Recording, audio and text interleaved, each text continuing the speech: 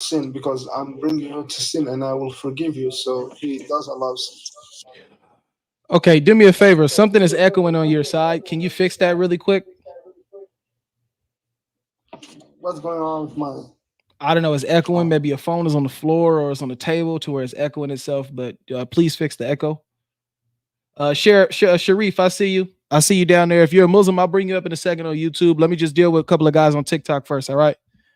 Um. So viral videos. So hello? yeah, I can hear you now. I don't think it's echoing anymore.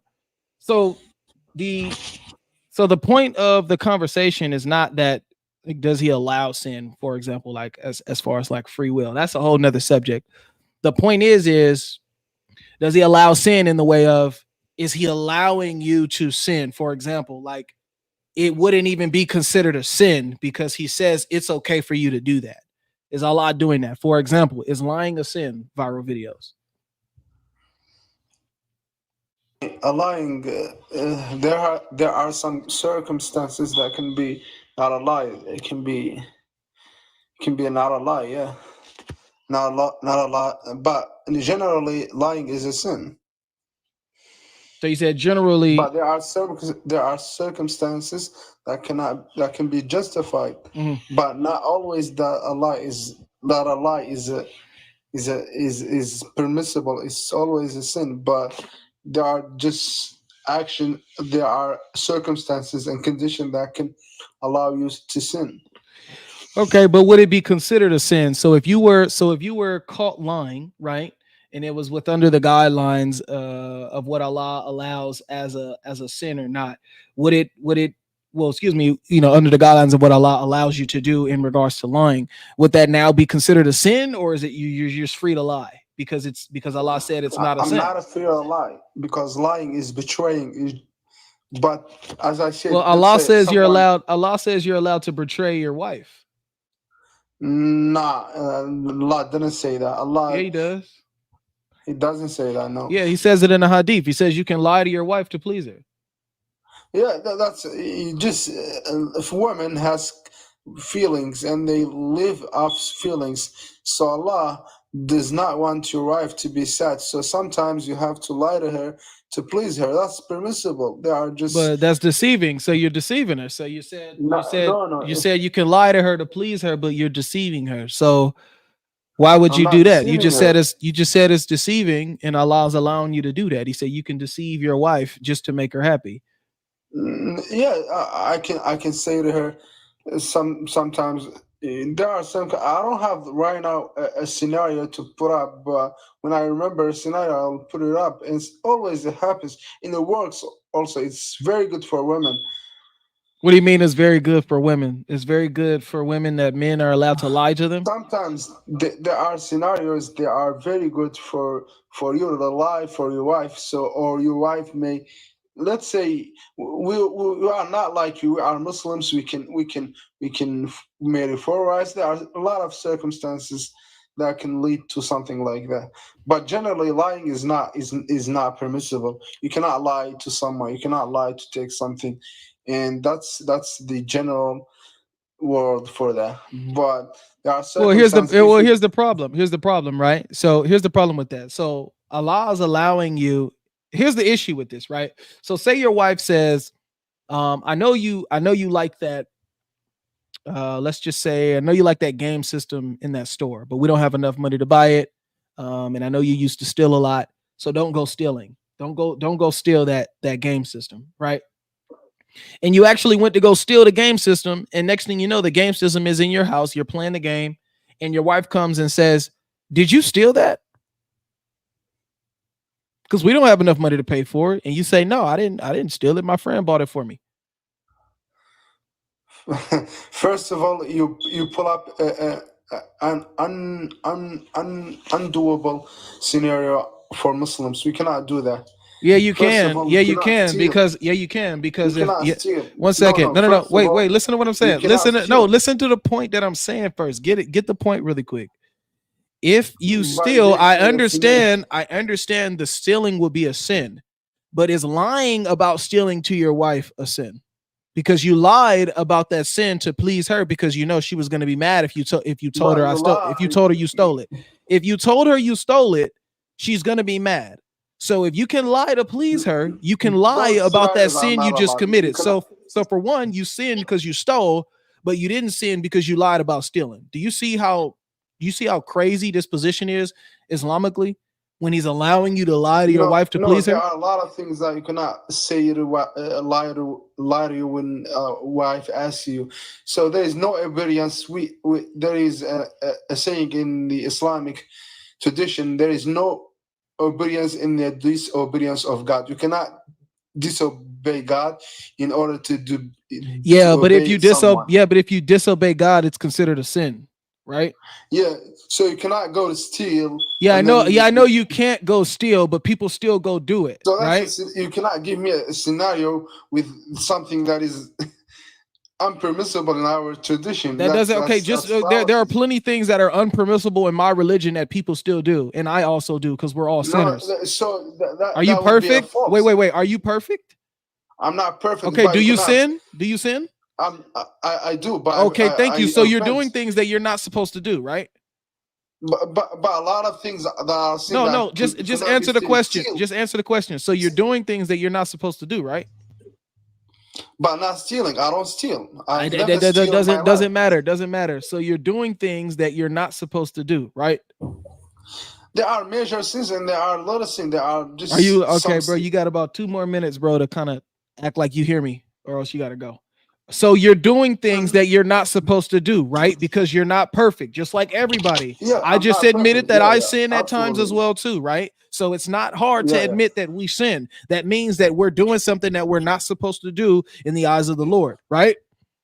yeah, that's right. Okay, thank you. But So we I'm repent. able, 1 second. So I'm able to use an example where you would do something that's considered a sin, but all of a sudden that sin, lying about that sin to your wife is not a sin. So what you did was a sin, but lying about that sin to your wife is not a sin. Do you see how problematic this hadith is for your religion?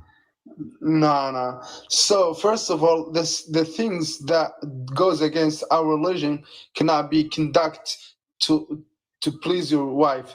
If your wife asks you to that you do pray, and then you said I prayed, and you did not pray, that's not permissible. There are a lot of things that you should not do. Brother, answer the direct statement that I made, please. I made the statement where I'm showing you now in your hadith. Allah's allowing you to lie. You can lie, okay? But he has 3 cases where you can lie, okay? Yeah, of Can we course. can we agree? Yeah, yeah, All right, thank you. So in this case, you are telling a lie to please your wife. Your wife doesn't yeah. want you to steal something because So please, she knows that that's wait one don't second. She use that, knows that brother. That's wait, no, fallacy. you can't That's tell not. me don't use that because it works. These are things that people do. It doesn't work What do you because we don't mean? Men steal. have went out, Usually we don't steal. men have went out and did plenty of crimes and came back to their wives and told their wives That's that they didn't do Americans. anything. That's not us. That's What do not you mean Muslims. that's We don't Americans? steal. What do you mean? So Muslims don't go out and commit crimes? That's the world. That's the atheists and a lot of people. But we usually don't steal. We Man, don't steal bro. because it's not I permissible hope to you don't us. think Muslims are perfect, bro, cuz I could present you some Muslims, bro, that are far from it. So I don't know what you're arguing. I don't know why you're trying to act like Muslims is perfect. You said that's Americans. I'm What are not you talking perfect. about? Muslims are not perfect, but there are Okay, major so sins now that you let's so cannot. okay, so let's have a conversation on the basis of not being perfect. The point is that I can use a situation where there is a sin taking place, and then you go and you Mhm. tell your wife a lie about it. You lied about what it No, is you that you cannot just do that. it says it right here. Is it not lawful to No, lie? that's not Listen, what he said. Viral, that That's is what it says. Is it not lawful to lie except in 3 cases? Something the man tells his wife to please her. What does that mean?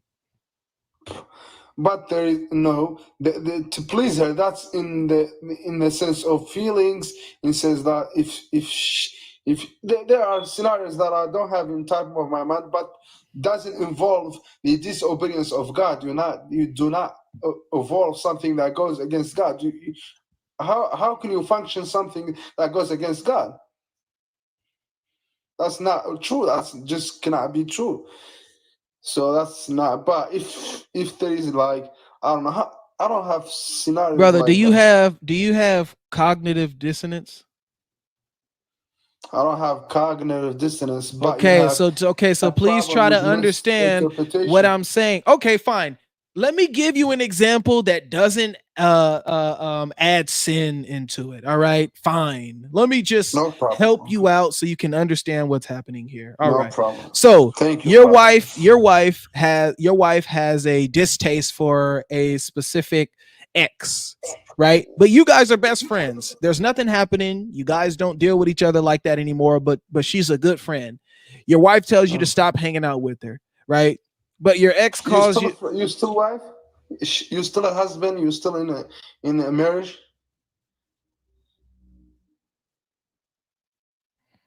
Are you still in a marriage? Brother, are you listening or no? I'm listening, but I'm just trying to know the situation for them. I don't hear clearly, but I wanted to know the situation. Yes, bro. This is your wife. Okay. This is your wife. You have an Mm-hmm. ex. You have an ex Okay. girlfriend or whatever, right? But you guys are friends. You guys are good friends, bro. You guys Okay. don't do anything. You guys hang out. You guys chill. You guys have a nice set of rapport. So that's the reason why you guys, hang out from time to time. It's nothing, and it's harmless, right? You guys hang out, chill, just like friends. But your wife doesn't Okay. like it. Your wife is like, nah, I'm not with that. Don't go hanging out with her, right? Okay. So now go. So now you went and hung out with her, and you Mm-hmm. come back home, and your wife says, "Where were you?" And you say, "Oh, I was just hanging out with my boys. I was at so and so house." And you lied to her about where you was just at.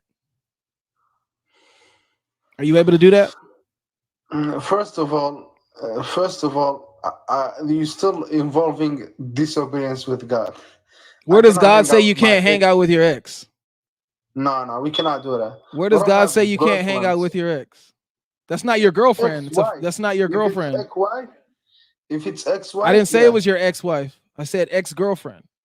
No, we don't have ex-girlfriend. We don't go girlfriend. We don't have dates. We are Muslims. You keep into marriage. So you just go straight into marriage, huh? No Yeah. girlfriend stage. No, no. There is like Okay, so you no don't you limit don't want to stage. answer. Okay, so you You don't want to get to. answer. Goodbye. You don't want to answer questions, bro. You just want to invalidate everything. It's Us okay. Muslims are perfect.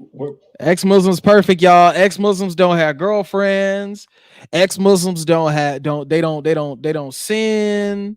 Ex-Muslims don't, that's the US, bro. Everything I presented to him was, US, bro. The United States people, man. Man, those people in the US, man. Sheesh, they got problems. Muslims don't though. No, we don't do that. We don't hang out. We don't hang out with our ex-girlfriends. I mean, we don't have Oh, ex we don't we girlfriends. don't we don't have ex-girlfriends. We don't. Brother, I It's know haram. I know so many Muslims that got ex-girlfriend. What do you mean it's haram to have an ex-girlfriend? That means that's a person that Excuse means me. that's a person you're not dealing with. Do you know what a Excuse me. girlfriend is? Excuse me. So That is Muslims strictly don't have in the girlfriends. authority. Excuse me, sir. Sir, This is we're crazy. having a conversation, bro. You don't have to interrupt me. It's all right. Brother, don't come up here with That is an that. Don't issue. come up here with that weird energy, bro. Just That's talk. it's not. It's not weird. I'm just trying to answer your question. Go ahead. We are not allowed, according to the Quran or the Sunnah, to have a girlfriend at all. We're not even allowed to talk to a woman that's not of our blood. So our sister, our mom, our aunt, female cousins is the line. So how do you okay, so how do you okay, so what is she called then? It just goes straight to marriage. Hey, I like you. Now we're married. She goes from a non-mahram to a mahram. Okay, so So what a is it woman, considered in between that time? brother, there is no in between. You're either mahram or you're not. It's one or two, A and B. Brother, listen to what I'm saying. I'm asking you, what is it in between? Do you just see a woman and just marry her? Do you guys not get to know the girl? So here's what it would be. It would be that you approach her male protector. So her father, her brother, if she doesn't have a father, her uncle, if her father and her brother aren't in the picture or something like that, or they're not Muslim, something along those lines.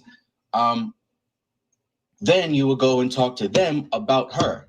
And you would talk to her in their presence. So in front of them at a sit down, maybe at a diner or table. But that does not make her mahram now. What makes her mahram is when you pay her dowry and she accepts it and you sign the marriage contract. Then she becomes I'm mahram. not, you skipped what I'm asking you about. I'm asking you, and this is cool. You can teach me about this. This is crazy. I didn't know Muslims couldn't have girlfriends, but I'm pretty sure it is a girlfriend. You guys just rename it. So what I'm saying is what happens. Listen, bro, listen to what I'm saying. I want to know, because yes, there are some cases where there's arranged marriages, right? That's a little different, but okay. So if this isn't an arranged marriage, how in that process where you're getting to know that woman, what is she? She's still a non-mahram. She's not related to you. You can't. Okay, give me the English word for mahram. What is that? What? What is that? Not of your blood or family. Okay, great. Now, but what is she so in that time when you're getting to know her? I'm not asking you what she's not. I'm asking you what is she in between that time of when you're getting to know her. What is she? Right. So the word mahram means permissible. So she's an impermissible woman at that time. I'm not asking you what she's not. I'm asking you what is she to you? Is she just a friend to you? She is a girl. That's it. So she's just a girl. She's just a girl you're trying to get to know. So she's not your friend? She is just a girl. So she's just a girl that you're trying to get to know. She's not your friend. She's not your. So how long will she be considered to be a girl with you until you decide to marry her? So she's just a girl. That's between y'all two, really. But and you guys aren't you guys aren't friends? I don't know. So you're getting to know someone who's not your friend? Yeah. That's how it works. You're not friends with strangers, are you? Wait, how do you decide to marry someone who's not your friend? You get to know them. Okay, so when you get to know them, is she your friend now? Once you get to know her and you decide, man, I've been dealing with her for so long that she's a friend. You know what I'm saying? Excuse me, you're saying I've been dealing with her. Wait, hold on 1 second. So when you get to that point where you're saying, man, I've been dealing with her so long that I want to marry her. Like, say you've been dealing with her, knowing her for 2 years. Within that whole 2-year period, she's not a friend? No. What if she's just a girl that you know? Brother, let me explain. You asking questions, you gotta let me explain too. So that situation is incredibly haram to do. You can't. Well, how do you get to know women? I'm confused, brother. You can't know her for 2 years and be in the talking stage, as people call it nowadays, for 2 years and then not make a move. Muslim marriages happen very fast, maybe within a month, maybe 2. So in that time. Okay, so within that 2-month period, what is she? Is she considered a friend? I'll give it to you. It could be 2 years, but every time you talk to that girl. No. Let's just go with what you say, because you keep like throwing away everything that I say. So let's go with what you say. Within that 2-month period, is she a friend or is she just someone you're talking to? You're just someone you're talking to. You can marry somebody else completely. Strangers. Not ever bring her up ever. Wow, that's crazy. Okay, anyway, I gotta do some research on that, bro. That just sound dumb. It just sounds like a play on words, bro. But that's cool. It's cool. It's dumb to not engage in out of marriage sex. Wait, when did I mention anything about sex? Because when you're knowing someone for 2+ years and you're going out on dates, that means that you and her are together. I literally know someone who's doing that. We can sing together. We can't talk together. I literally know someone who's doing that. I literally know someone. Okay. It's not the religion. All right, robot, slow down. I literally know someone who's doing that right now and has not had intercourse with his counterpart. That is between him and Allah. That is not the religion. Okay, so what I'm saying is you're saying this on the basis. Are you saying this on the basis of it being haram because they're having intercourse, or you can't just deal and get to know with a female? So Muslims can't get to know females because they want to marry them. So you gotta just marry them. You gotta marry them within 2 months. intimately alone. I'm not on a talking date, about at the movies, intimately. in the I'm not bar, talking about. I'm you not can't talking know about them intimately. outside of brother. You gotta let me finish. I'm not You talking can't about know because them outside you're of misunderstanding the point. I'm not talking about intimately. Let's all throw right. that out. So I'll ask you. I'll give you a situation. You talking to a girl, right? Let's say you go to the mall, you see a girl, you get her Instagram, you DM her, right? Already haram. Really? Already. That's You can't do haram? that. You have to ask for her father's number or her brother's number To get to know her. That is haram. Yes, you have to get to know her in front of the wali. So wow, that's the scenario we're talking about here. Interesting. So anything outside of that, you're knocking on the door of committing sin. Okay. In which case, it would be having sex outside of marriage, maybe get a little hand. Hold on. These things are all not allowed. Hey, I gotta do some research on this, bro. This don't make no sense because y'all is allowed. I guess that don't work for. Never mind. I ain't even gonna go there. Bro. Don't but the thing is, he's acting like no Muslim does this. Yeah. Like no Muslims have girlfriends on the side. I never said that. You're saying that. I said it's haram to do. I mean, you got to get to know the girl somehow, bro. I know y'all ain't just married. I know y'all ain't just marrying strangers. I mean, some of y'all is though. I ain't gonna lie. Some of y'all just meet them and marry them for sure. That happens though. I mean, that happens with regular people that's not even religious too. They get married real quick. But if you're saying it's haram to do it, like so, it's haram to basically get to know a female for a couple of months, like. That's crazy. Like y'all don't have to be having intercourse or nothing, bro. Y'all just getting to know each other. Without the presence of said, like he was saying, like no Muslims don't do this. Like he was putting every Muslim in that same category. Yeah, that's insane.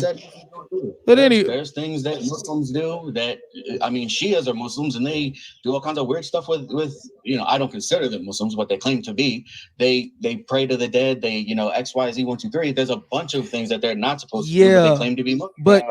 But I see what you see. One thing that you said was a little confusing to me, and then we'll go back to the topic, bro. You said if you meet her in the mall or something like that, right, and you get her DM and you start talking to her, you said that's haram. Okay, then you said you got to get her father's number. So what would you ask her father? So you would approach her father. You would say, "Excuse me, sir, I'm interested in your daughter. I'm this." You would introduce yourself to him, and then you would ask him to have a sit down. In which case, you, the girl, and him would all sit down in a public setting. It could be a McDonald's, could be you could go to a dinner, you could go to the movies and whatever, but he'd have to sit with you because that's kind of free mixing. Getting in getting too close to that. But like, there's no like going over to her house and spending the night. There's no like drinking and smoking and yeah, but I'm saying you're going to the extreme. I'm not even talking about that, bro. I literally just said I know, but you're denouncing the extremes. I'm saying just simply getting to know the girl, bro. How do you get to know the girl? That is how you get to know the girl. You would sit down with her and That's her it? wali, and you would So every time you sit down and talk to her, her daddy got to be there. Yeah. Or brother. Oh my gosh. All right, bro. All right. Anyway, let's. I got to do my research on that. That sounds insane, but whatever. Because I know plenty of Muslims, bro, that literally don't do that. But whatever, bro. That's y'all. That's your religion, man. Y'all, you do what you do, man. All right. So are you allowed to lie, bro, to your wife? Can you bring an actual argument that disproves Islam? Like, why y'all spend your time? Why y'all doing this? Why y'all doing this? I'm about to show you how I disprove Islam. Mute up. Go ahead. I'm here. Mute up, Logic. No, I'm talking about Logic. Sick of this dude. Can you lie to your wife, brother? Can you lie to your wife? Yes, but it is still a sin, and you still should not lie to your wife. However, there are circumstances where lying about a lesser thing is the more acceptable option. So, for instance, if your wife puts this on and says, "Baby, how do I look at this?" and she looks like a cow, if you tell her, "Well, babe, you fat as shit," you gotta watch your language. You gotta watch your language on the panel. Okay. Well, you look like a cow. You look like a pop tire. Like, you look horrible. If you say that, now she's, he doesn't love me. He doesn't this. This is how he felt the whole time. And oh my gosh. And now she's thinking about divorce because you're being, quote unquote, to her, not because you're actually being abusive, but to her, you're being abusive. Now you're on the borderline of divorce because you were honest. Okay. One thing that you said that was a little, like, for instance, hold on, brother. We gotta go like a minute for a minute, man. We gotta go. Okay, let me respond. So I'll just give me 10 more seconds. Okay. My woman got mad at me because she said, you know, that whole list thing that rate my body parts 1 through 10 and all that thing going on TikTok. She wanted me to put everything 1 through 3. I'm like, baby, that's impossible. I'm not going to put your neck at number 1. She was like, why wouldn't you put my neck at 1? Because it's a neck. But there's no, like, it's just a neck. Nobody compliments a woman's neck. It's just not a thing. But I also turn that to make her beautiful and accentuate her other points. We're like, no, but your face is like 1, and then you're this or that is 2, and this blah blah blah. Were you lying when you said that? No. They're lying. No. He lying, man. Quit lying, man. All right, so look. So let me respond to the first thing that you said. So did you disregard the hadith because it says it's lawful? No, I agree. It is lawful. But you said it was a sin. It is still a sin. No, it's not. It's a lesser sin, but it is the more acceptable option. No, it's not a lesser sin because he says it's lawful. If it's lawful, then it's not a sin. It's not a lesser. It doesn't say. Where does it say it's a lesser sin? Nah, it's just a lawful sin, bro. Yeah, it's a lawful sin. It's a sin. It's a sin to lie, but it is lawful because of the situation. You know, Islam gives context to things. So, for instance, if you steal, it says, haram, it right? says, is it not lawful to lie except in? Let me just read this real quick. Let me just read this real quick. Bro, this is an example. Is of it lawful? Well, we gotta build on the point first because it says it is not lawful to lie except in 3 cases. So that means that it is lawful to lie in these 3 cases. Man tells his wife to please her, to lie during war, and to lie in order to bring peace between the people. So it's lawful. So can you give me a source that says that it's a lesser sin before we try to establish what it is that you just said?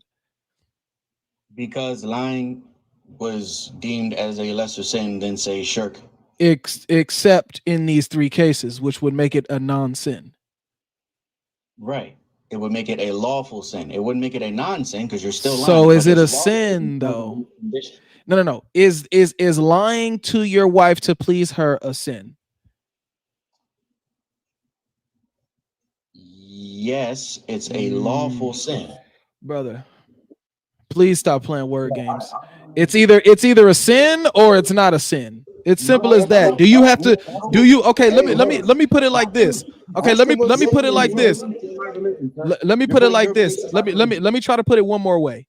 Do you have to repent for lying to your wife to please her? Yes, because you still sinned. It's lawful. Don't repent for it because it is a sin. Okay, show me a source that says that. So you want me to just pull up? What are you talking about, bro? What's a sin? What's a sin, Pop? What's a sin? A sin is something that is when you disobey a law in some way. When you disobey God in a way. So, for instance, in this example, God commands us to be truthful. Now always, we at lawful sin, y'all. If we lie to our wife, we're not being truthful. However, now we at lawful to this hadith. It is lawful to do so. It is a lawful Muslims so don't saying that cease to amaze me, man. Allah allows you in a particular situation to disobey him in regards to his wife, lying to your wife. There are situations where this one simply. Allah's allowing you to disobey him. Yes. In certain situations. Excuse me. Let me finish. I got you. Why would you have to repent if Allah allows you to do this? Because it was still wrong to do it. So, but for he instance, allows you to. if you steal, it's wrong to do something Allah allow you to do. If you're stealing is wrong. Theft is wrong. Allah commands us not to steal. Don't be thieves. However, if you're stealing because you have no food, this is now lawful and acceptable because otherwise you'll die. Does the hadith say that? Now you will die. Yes. Okay. So this is actually a part of Sharia law. Okay, so the hadith tells you that you can steal in a certain situation, you can lie in a certain situation. So when you do these things, when you steal, I can even give you an example. I don't need an example. I heard that has done this. Pop, you gotta chill, man. You don't want people to cut you off, but you also don't like to stop talking. Like, I'm not being disrespectful, but you don't know how to like stop, you know? Let's have some dialogue. Yeah, so you're saying that Allah doesn't want you to lie or steal. However, there's particular situations where he allows you to lie and steal. So when you lie and steal in these particular situations, is it held against you? Is it held against you if you don't repent and steal knowingly and put in a law? If you steal in a situation where Allah said it's lawful to steal, and if you lie in a situation where Allah says it's lawful to lie, are these actions held against you when you do these actions in those contexts? No, they're not held against you. However, it is still recommended so it's not a sin, and you don't have to repent. It is a sin because you're still committing a sin. No, bro, come on, stop twisting words, man. If Allah is not gonna hold that against you, it's not a sin. What are you repenting for? If he allowed you to do it, why would he punish you for doing it? So there's a story of a companion that answers this question completely. Story of a companion. What about the words of Muhammad himself? Ahmed bin Hanbal. He was captured and tortured by a king. He was commanded to say, Ahmed bin Hanbal. He's a real person. Was he like, did he win the gold? Did he win the gold medal in handball? You're very funny. Sorry. He was captured by a king and tortured and commanded to say, by the king, obviously, say Allah's not real, say Allah's not real. Now, it would be acceptable to say that Allah is not real, even though you are Muslim, because you're under duress, you're being tortured. It's never okay to say Allah is not real as a Muslim. However, under this context, now it's okay to say it because your life is in danger. However, Ahmed bin Hanbal didn't do this, in which case Allah performed a miracle, but y'all won't believe it anyway, so I'm not going to continue the story. I proved my point. I don't think you proved anything. This is interesting because Jesus says something similar. He says that his companions will be under duress, that they will be persecuted for his name's sake. They will be brought before people, and thrown to be unalived. What's going on, buddy?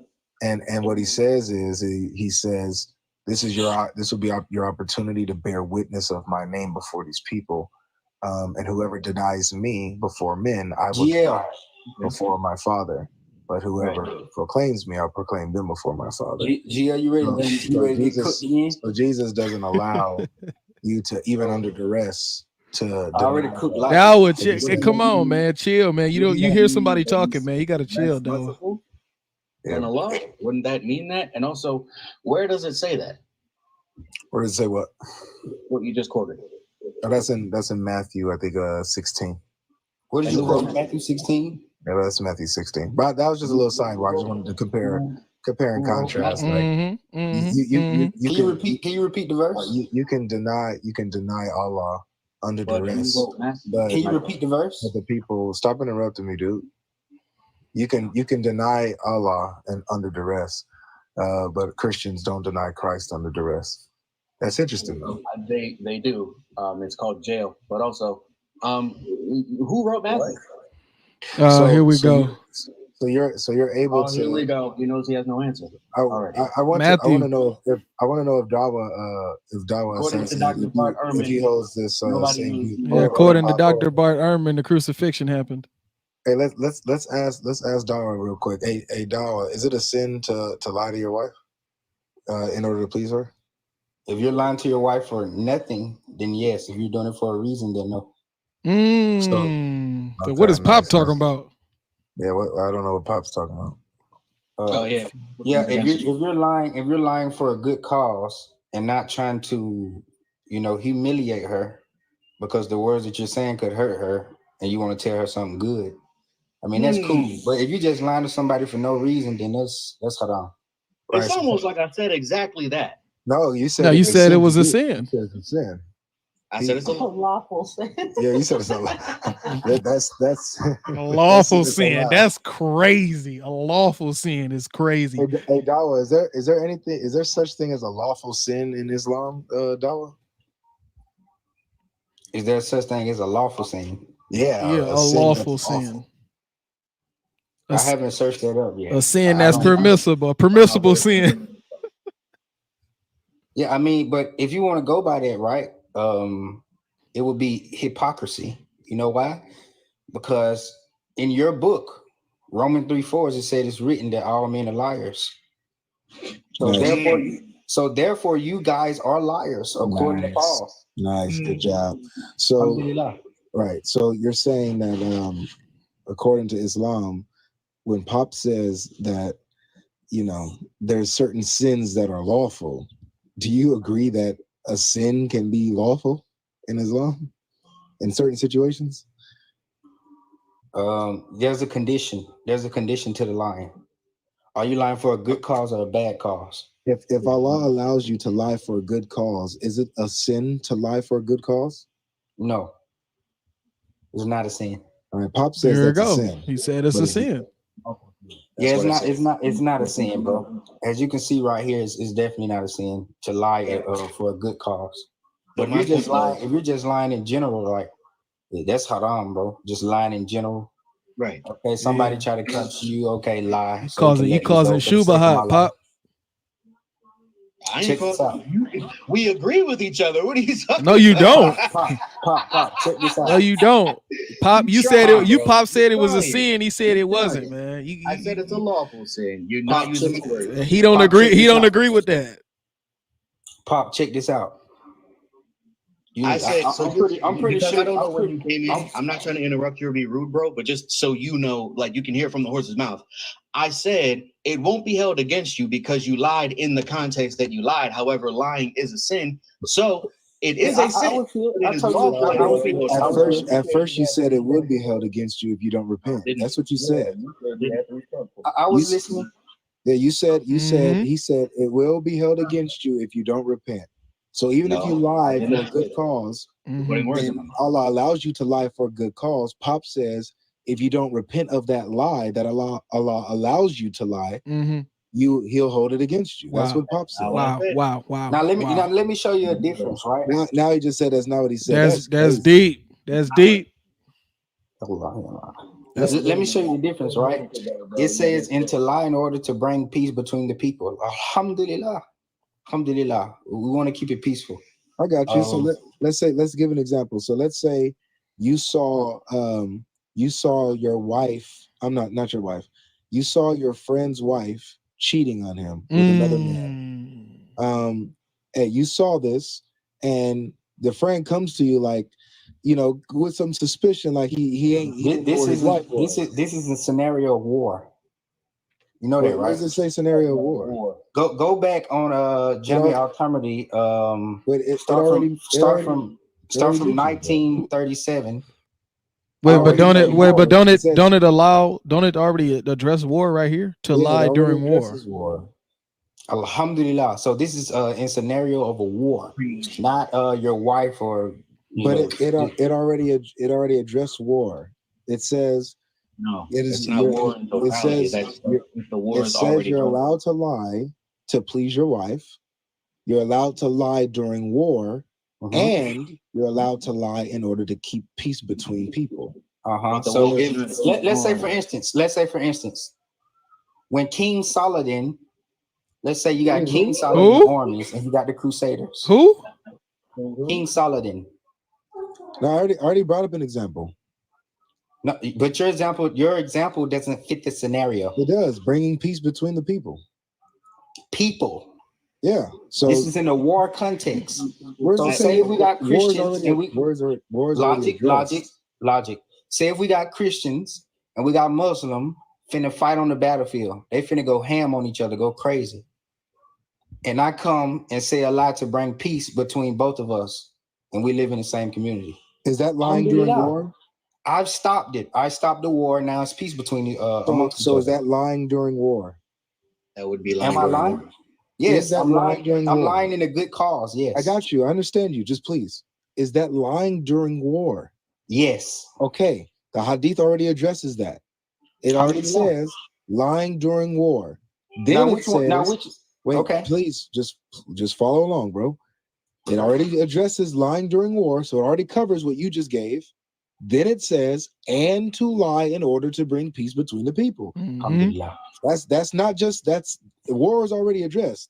This is just now, lying. I like what Leo said. He said only Jesus Christ brings peace. So if you go to Matthew 24, brother, don't get stay focused. Hold up. Dawah. I'm comparing and contrasting. Dawah, stay focused, bro. Come on, I'm comparing and contrasting. Man, what does the last exception? It says 3. It says 3 cases, bro. The last two can't be the same case. What does the third case say? It's not about whether you agree with all 3. We're trying to figure out what does the third one mean, because you just threw out the example. The third one means it's in a war context. That's like for people. The second one is in a war context. What do you mean? In a war context. The second one is in a war. It's not lawful to lie except in these 3 causes. Something the man tells his wife to please her. Okay. That's one. Yeah. To lie during a war and to lie in order to bring peace between the people. Okay. So what does it mean by the people? All right. What does it mean by the people? You said what? Okay. So address the third one. What does it mean? What does that mean by the people? It's in a war context. People who's having war. Do you want me to bring a Hadith scholar and tell you? Do they need to tell you also? So that's what he was trying to address, bro. Because the second one already says it's already addressing war. So he's just saying there's 3 exceptions and these are the same? Or is he saying, okay, the second one to lie during, okay, for the second one says to lie during war, and then you're saying, and the third one is to lie in order to bring peace between the people in a war context. So for example, like what you just said, to stop a war, you're gonna go in and tell a lie. Yes, that's what you're saying. Well, then that means it's not 3 cases. That's only 2 cases. Unlike look at the no, because there's also a scenario where you can lie during the war. Okay, pop. Look what the Hadith say, Dawah.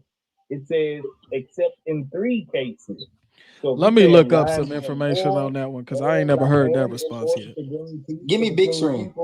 That's one. Just give me big screen. This is listen to what I'm saying, bro. Listen. Give me big screen. Listen to what I'm saying, bro. To lie during war, that's one case. To lie in order to get peace between the people, that's a different case. What you're not understanding is one is preemptive and one is while the war is going on. Also, what's the name of this chapter? It says during. What's the name of this chapter? I don't know. It's a screenshot. Wow. Doesn't seem very. How else am I gonna put the Hadith up? Can I put the whole website up and scroll through it? That just tell me that you guys don't read the chapter and just go straight for the verse. No, I just don't remember the name of the chapter. That's what it is. The title of the chapter is Rectifying Matters Between People. Rectifying matters between people. And what did that do to the conversation, Dawah? Nothing. You got the name and it did nothing. So all of that wow is literally irrelevant. He's looking it up. He's getting evidence. What are you talking about, dude? I just gave him the title. No, he said, what's the title? And I said, I don't know that. And I said, I don't remember the name of the title. And you guys said, wow. But then you got the name of the title and you were completely silent. He needs to look it up and do his own research. This is a part of regular citation. This is a part of. I don't know what's so outlandish about this. Yeah, I don't think you follow. I don't think you're following what's happening here. It's all good. We could just move on. I don't think that you understand how any argumentative essay works, sir. No, he was asking for the title. He was asking for the title. Listen. He was asking for the title. If he was asking for the title to look it up, that's great. That's fine. But when I said I don't know the title, you said wow. Why did you say wow? Because I don't know the title. That's what I'm asking. Because this shows that you went to www.imright.com, found the first thing you saw, clicked it, and how can I destroy this? www.suna.com. That's crazy. That's crazy. Yeah. So because I don't look at this is Muslim Now I'm logic. being Look, see, this is Muslim I'm logic. being interrupted. No, this is I'm Muslim being interrupted. logic. This is Muslim. This No, is you what- already said what you had to say, bro. Well, It was you ain't saying ignorant. nothing, It was that's why. ignorant, bro. This is Muslim logic, y'all. Let me ask you the chapter. Let me ask you the name of the chapter. Let me ask you the name of the chapter. And if you don't know the chapter, that means that you went to www.imright.com. And then when he gives you the chapter, and then when he gives you the chapter name, you're completely silent. So you tried to throw a shot. You tried to throw a shot because someone didn't remember the name of the Hadith chapter. That's the point. It has nothing to do with. I'm all fine with him getting the chapter name to go try to find the Hadith. I don't have a problem with that, bro. But don't try to insult my intelligence because I don't remember the chapter name of the. I never called you. Bro, that's exactly what you just did, bro. That's literally what you just did. Wait, but hold on, though. Notice how notice how he asked you the chapter name, life, but he has to go research the chapter name himself. Because he's doing research. It's called because he's doing research. So why don't you have that same courtesy if he doesn't remember the chapter name? Why don't you say that? And I brought it. Now you're misconstruing things because that's not the sequence of events. He said the sequence of events. He said, I don't know the name. He gave him the name. Now he's going to look it up. I gave him the name. And I gave him the name. So you gave him the name, and now he is looking it up because he now has to search for it to comb through. Yeah, but you opened your mouth. Yeah, but you opened your mouth like that was all of a sudden like like that destroys our point because we don't. I didn't know the chapter heading. Bro, get out of here. Let's get back to the meat of the crux. Yeah. So number 3, right? So number 3. So this is what I'm getting from. Okay. So look, according to. Just like to finish my point because you keep trying to extrapolate my point and you don't understand. All right, go ahead, make your point, bro. You got 30 seconds. After 30 seconds, I'm gonna mute you. Go ahead. 30 seconds. Okay. This shows that you actually didn't look into the topic. You just looked at one thing and you tried to find ways to debunk Islam. Excuse me, sir. It hasn't been 30 seconds. Anyways, this shows that you didn't actually read anything. This shows that you actually aren't trying to have a good faith argument and just want to try to debunk things you don't understand. Nice. All right, cool. All right, let us move on because that was the dumbest response so much ever. Substance. Right. So much literally substance. Dumb because I don't remember the chapter heading. That means I didn't read the actual hadith when I literally read it in front of your face. All right, bro. All right, so look. So according to Arshad Ali, student, Darul Iftar, Trinidad, and checked and approved by I don't know, bro. You got to look it up.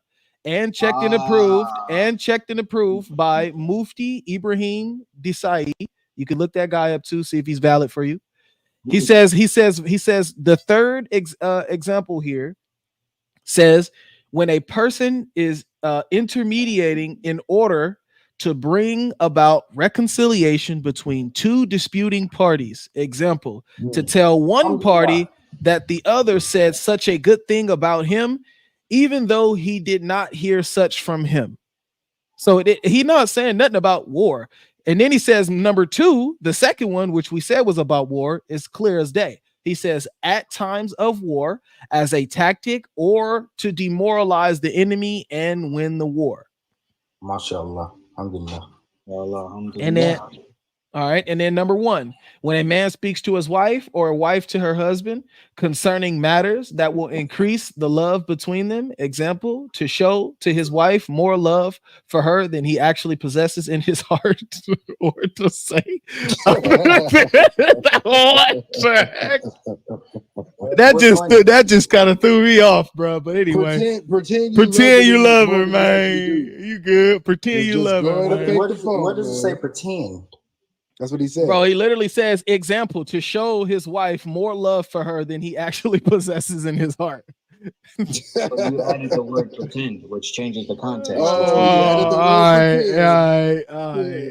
But you did. Like, I thought you you did. What is showing more love than you actually have for someone? No need to rest on this. Yeah, bro. We can. Yeah, it's too much. Hey, Hey, it's too early for this, man. Y'all got me hanging on wordplay and all that, man. No, it's too early for that, man. That's what you Look, then it says, or to say other than the reality concerning the food. See, I always say that the food and etc. to please her. So if she making you terrible food, just tell her it's good so she can keep making you terrible food. Yep. Look at him. Yep, he won't be. Right, nice. So I have a question making this now. an exclusively Muslim issue? Like, like there's like every Christian woman. The problem is you're allowed. The problem is you're allowed to do it. Allah's allowing you to sin. So if you when we get a chance to actually establish something, we can conclude how immoral Islam is. That's what I'm trying to do here. So let me get this right. You think it's wrong to tell your wife? Or are you just gonna be like, man, that is disgusting. You gross. You cannot cook it all. And then y'all just go. You ain't gotta say it like that, but you don't gotta tell her, yeah, you did your thing on this. You ain't gotta. The truth. Wait, it's gonna cause animosity. No. What I'm saying is look, there's a difference with telling somebody the truth and disrespecting them while you're telling them the truth, right? So telling them, this is disgusting. Get out of here. You know what I'm saying? All that, like that's you ain't gotta do all that. You got to tell her, hey man, look, I appreciate this meal, but you know what I'm saying, I was a little too salty. Could you hold the salt next time? It was just too salty. I tell my wife that all the time. I mean, not all the time because she can cook, but it's sometimes when she might go a little overboard. Life's wife exposed. Nah, man. Hey. I gotta delete this live stream, bro. Better delete it, man. They gonna clip it. Hey, hold on. Look, you got me looking back at my door, man. Hold on. Nah, my wife could cook though, but I ain't gonna lie. It's look. Look. You don't want me to get in the kitchen, bro. She'll be telling me that every time I bring the plate. So you feel me? Look, there's a difference between me, but sometimes sometimes I ain't gonna lie. I rather just lie to her. Sometimes it'd have been a little. Sometimes it'd have been a little salt. My wife.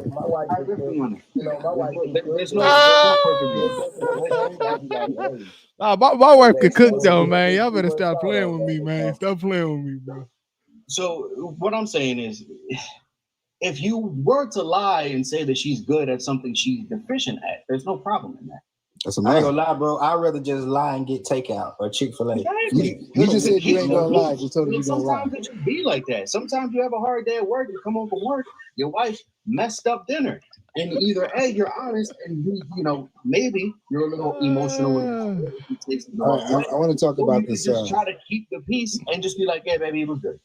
Yeah. So keep wait. So your wife gonna get mad if you tell her, "Hey, man, it was a little this was a little too salty." Of course, they're gonna feel some type of way for sure. So what? And I mean, I rather tell her the truth than keep getting salty food, man. So let's bring another a little bit more of a controversial example. Hey, can y'all hear me? Yeah, that mic, man. So going back to the example I was bringing up and keeping peace between two. I got that broadcast mic. You got your you see your friend's wife cheating on him with another man. He's suspecting. He's like, man, I haven't heard from my wife like in between this hours. Have you like seen her? Have you talked to her? What you gonna say? This is the third point, right? Boom. Yeah, this is the third one. So give me big screen. That's what I was just searching for. That's why I told you give me big screen, bro. Hey, do you know who Mufti Ibrahim Desai is? No, I never heard him. I know big Hadith scholars though. Give me big screen. Let me go ahead. I mean, do your thing. I just want to, because I just read what this Mufti guy. I mean, y'all, I know y'all don't accept everybody. Oh, you talking about Mufti Meat? Nah, that's another Mufti. I don't think okay. Nah, Mufti. His name Mufti Ibrahim Desai. I'm really striving to be a Mufti myself. I got another year left. I doubt it. Okay, I'm a sheikh right now. Ibrahim Desai. So he said Ibrahim Desai was a South African. Ibrahim Desai was a South African Muslim scholar and jurist who established the rule. What the hell? What? Why my screen? Why my screen not showing this? Oh, maybe I gotta allow you. Well, he has enough. You have enough followers, so you should be able to do it. Yeah, I'm saying like I got my green stuff on, but it's not letting me put the picture up. You should probably reload and. Did you click save? I'm finna leave and come back out. Somebody said, "Ain't God good?"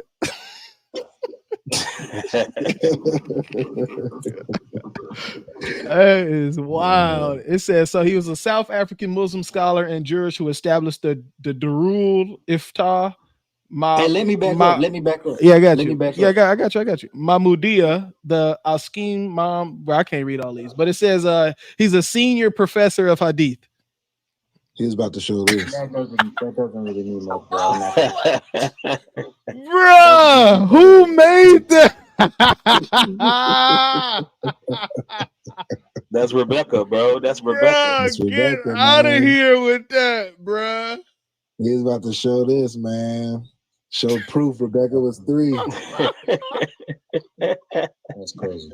He was about to show proof Rebecca was 3, man. Ain't no Watering them way camels, you man. just did that, bruh. I got a question.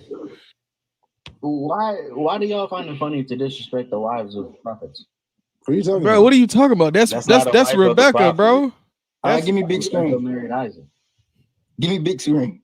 No, we're making fun of the arguments Muslims bring. Yeah. So y'all would just like I guess Muslims try to say Rebecca was 3, and so Somebody said Rebecca Lee's. Are you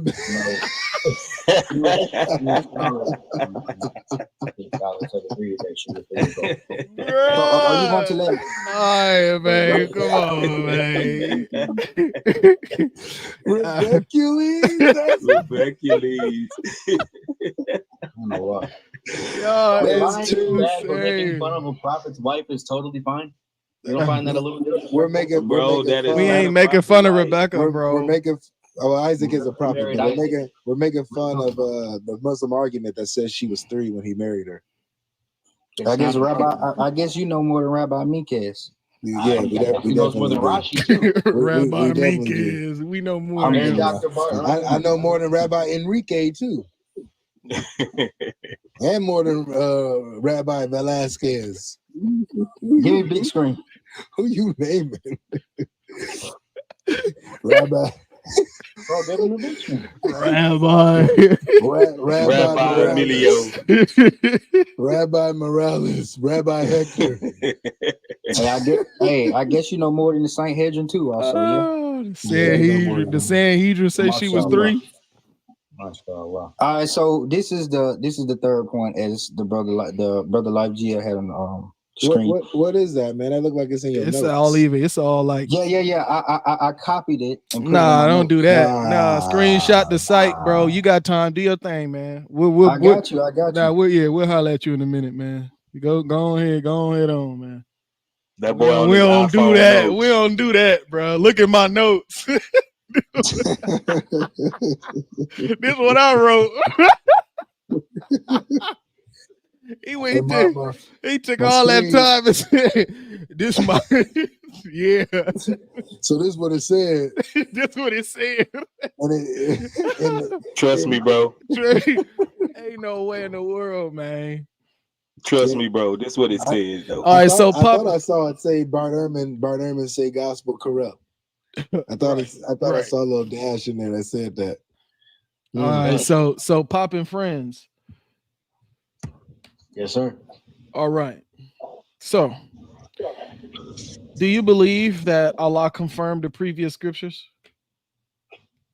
No, he absolutely did not. He did not confirm the previous scriptures. He said he sent the Torah and the Injil. However, he also says in the Quran that these were changed by the hands of men and were thus not the word that he sent. I'm confused. Didn't he literally say it's a confirmation of previous scriptures? No, it literally does not. It does. Yeah, I have a Quran right in front of me. It does not say that. 3:3. Go to 3:3. What is 3:3? What surah is that, by the way? I don't remember it by name. I do numbers. You see, nobody remembers. It's Ali Imran, bro. It's Ali Imran. I don't remember the Quran by chapter names, bro. All right, so look, if I ever talk to you about the Bible, I'm gonna ask you for the chapter head, and if you don't know it, I'm gonna say Pop. I just want to let you know that I've cooked every single one. Man, go get the source, man. Bro, man, go get the source, man. I just come on here to give him a little time. Man, you came on here, you came up here with notes, man. Go get the source, man. I'll be happy to. I gotta visit my sons, man. Surah Al-Imran, correct? Yeah.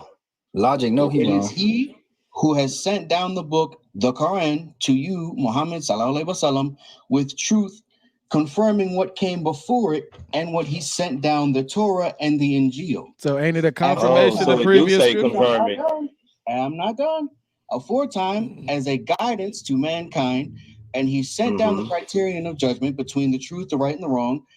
This Quran, truly, those who disbelieve in the ayat, proofs, evidences, verses, lessons, signs, revelations of Allah, for them there is a severe torment, and Allah is almighty, all able of retribution.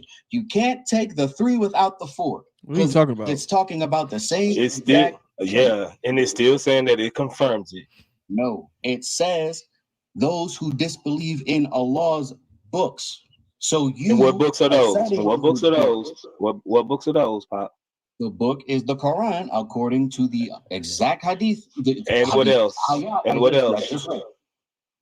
I just read you the whole ayat. That's all it says. So when the previous, scriptures, wait. So when the previous scriptures, he sent down the criterion of judgment between right and wrong. This Quran, truly, those who disbelieve in the ayat, the proofs, evidences, verses, lessons, signs, revelations of Allah, for them there's a severe torment, and Allah is almighty and all able of retribution. So if you don't believe the Quran, according to the thing that you just brought up, what did I bring up? Hold on, that doesn't mean, but that doesn't mean I didn't even make the argument. It's still confirming. It's still confirming the Torah and the Gospel. I don't know what his whole name is, respectfully, but he cited Al-Imran. So this is the context of Al-Imran. Yeah, and it's saying that it confirmed what came before it. And those who as he revealed the Torah and the Gospel. It doesn't matter. Hold on, Pop. You misconstrued it. Look, hold on. Listen.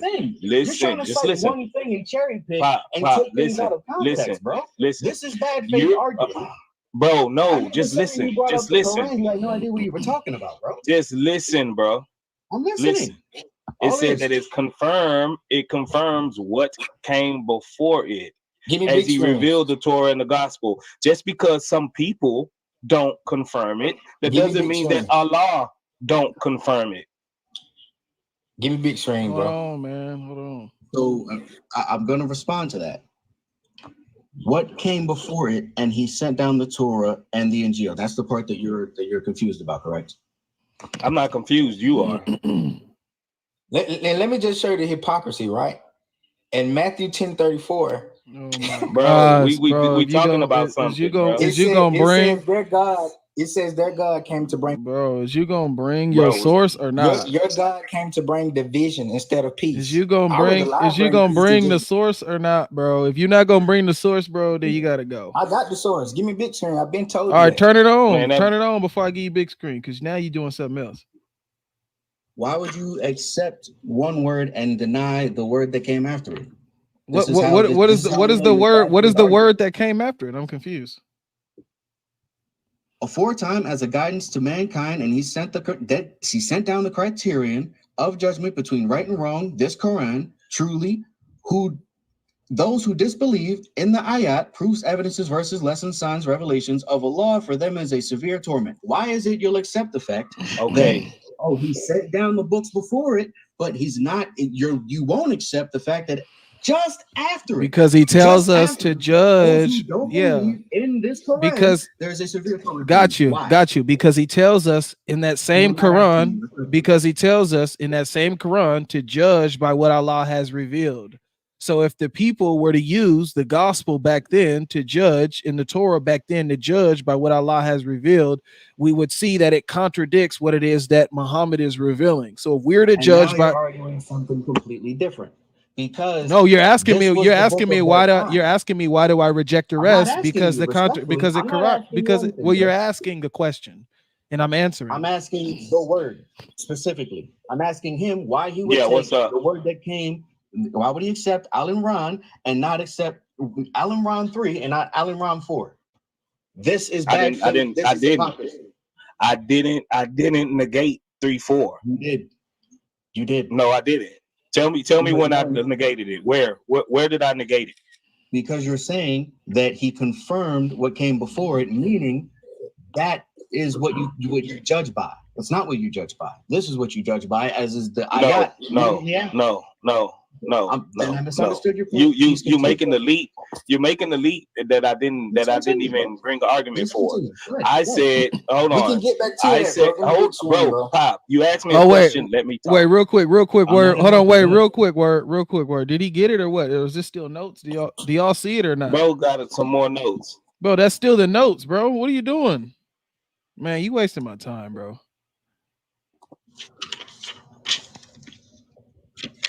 Go ahead, Word. All right, Pop. Back to you. It says we was talking about confirming it, whether it's confirmed or not whether if the Quran is the criterion of the Muhammad or anything of that sort. We was talking about, did Allah confirm the previous scriptures? This is what we was talking about. You're taking it somewhere else. I'm saying in 3:3, it tells you that Allah confirmed the previous scriptures, the Torah and the gospel. Whether or not the Quran is the criterion over both of them, he still confirmed the previous two. Could you explain what that means? Come on, bro. My nose give you the source. So you do I need to bring up the word confirmation so you can see exactly what do it mean? My notes got the source on it, bro. This is bad faith arguing. I'm not intellectually. Man, stop with the bad faith argument thing. That's lame, bro. Just have a conversation. Pop. Hold on, Dawah. Hold on, man. Just let me finish this. So when you say confirming what came before it, he's saying that yes, these were the messages from me through these people, through Moses, through Isa alayhi salam, to both of them. This was the word at their time. However, in the following ayat, it immediately says this is the criterion. And the book was okay. That doesn't negate that he confirmed the previous scriptures, bro. That's a different argument, brother. In this book, it rectifies the last two. It confirms. It doesn't say nothing about rectifying. Stop adding to your scripture. It doesn't say anything about rectifying or correcting or anything like that, bro. It doesn't say that. It does. It does. No, it don't. In different parts, it does. No, it don't. It absolutely does. Respectfully, bro. So all right. Regardless of that, he's never going to concede to that point, bro. He's just but anyway, let's get the definition of confirmation: the action of confirming something or the state of being confirmed. Corroboration, verification, proof, and that's where you're having testimony. So the Quran corroborates or verifies or is proof. Bro, that's what confirmation means, bro. This is what confirmation means. That is a definition of confirmation. That is not the definition that is used for the Quran. Oh, see, we always got to redefine terms when it comes to the Quran and Islam. Yeah, that's what he want to do. Yeah, he just gonna redefine the terms, man. Four different. No. You just said four different words before you got to corroborating. What about these other four words? Are they also? I didn't. Bro, corroboration was the first similar word that I read, bro. We can't talk together. We can sing together. We can't talk together. Well, you just be quiet. Can't sing together either, man. You singing a whole different song, bro. Respectfully, I was talking first. You interrupted me.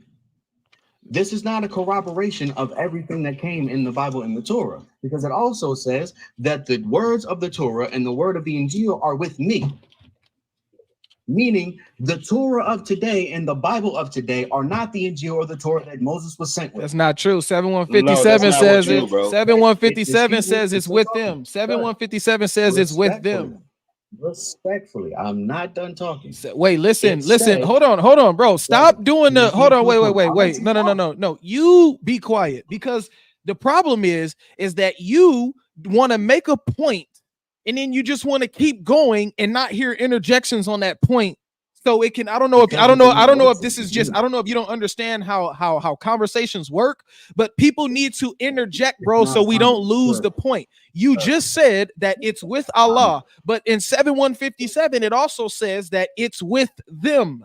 So who is it with? Could you repeat that? Chapter 7 verse 157. What story is that? Bro, if you ask me that one more time, bro, you're out of here, bro. Because you don't dumb. research. No, bro, the chapter number is chapter 7. Looking it up on the computer right now. Who? It's Surah Al-Araf. Who's looking it up on the computer? 157. Who's looking it up on the computer, bro? My hands are right here. You don't even know the name of the surah, sir. Until I know the number of the surah. Bro, just go to the surah, bro. Yeah, this dude is insane, bro. Mental, bro. Yeah, read it. You go on. Read it. Yeah, read it. No. You have the point. I don't want to misconstrue your read it. Surah, read it. 157. It says you can find a description of Muhammad written in the Torah and the Injil, and it's with them. Read it. Notice how I didn't have to read nothing off of the internet to paraphrase the verse right? So now what? Does that have anything to do with it? How do you think I know what the verse means? You want me to read it or not? I just did. So read it. Yes. I could have swore we asked you to do that before you cried about me reading it. You said read it. Now you're trying. Now you're gonna read it. So I have the Quran right in front of me. I can read it right now. You should have been did it when we asked you to. Should have been did it. You're still talking. Bro, hurry up so I can get another Muslim here, bro. Because you about as dumb as a box of rocks. Hurry up, bro. Dumb as a box of rocks. So when have I insulted you? Why? You're insulting my intelligence. That's insulting me. Hurry up. Hurry up and read it, bro. Hurry up and read it, bro. Hurry up. Hurry up and read it. Those who follow the messenger, sallallahu alaihi wasallam, who can neither read nor write, i.e. Muhammad, sallallahu alaihi wasallam, whom they find written with them in the Torah. Is it with them? Excuse me, I'm still. Bro, this dude is a clown, bro. Get out of here, bro. You're a crybaby. That's not. Shut up. First, he didn't confirm it. Confirms don't say it, and then it's not with him. He act like he don't know. He act like he don't know what a bit of interjection is, bro. Dude is weird, bro. The point is that you can find it with them, so we can interject when it says with them. That's the point. You keep crying about somebody saying something, bro. Get out of here. You don't need to read the whole ayat, bro. The whole ayat doesn't cut us. Simple. Luther, how's it going? Are you a Muslim? Yeah, I mean, it's a bit complicated, brother. But I'm glad. It's either you're a Muslim. It's either you're a Muslim or you're not, brother. Are you a Muslim? Bro, I used to be a Muslim. I used to be a really strong Muslim. I wake up in the morning, pray the Fajr, with cold ass water, bro. So I can, bro. Muslims, hit the guest box, please. Dang, who dropped him? I think he was ready to convert or something. Right? It sounded like a troll, bro. Lim, what's going on, Lim? It's good, bro. Man, not lean, man. He does the same thing as the dude we just dropped. Damn, bro, this sounds like a fan. I'm just being real. He said it sounded like a fan, bro. Damn, I got a little fan club. What's up? As soon as he said cold ass water, I dropped him. That's why I dropped him, because it sounded like he was on the way to troll. So that's why I dropped him, guys. So Lim, does Allah allow you to lie? It's lean. Lean. Does Allah allow you to lie? Yep. I mean, I was watching earlier when you had the hadith up. I mean, yeah, in those instances, are permissible, but you're not allowed to lie if it's anything malicious that you're doing. You're not allowed to lie in a malicious way.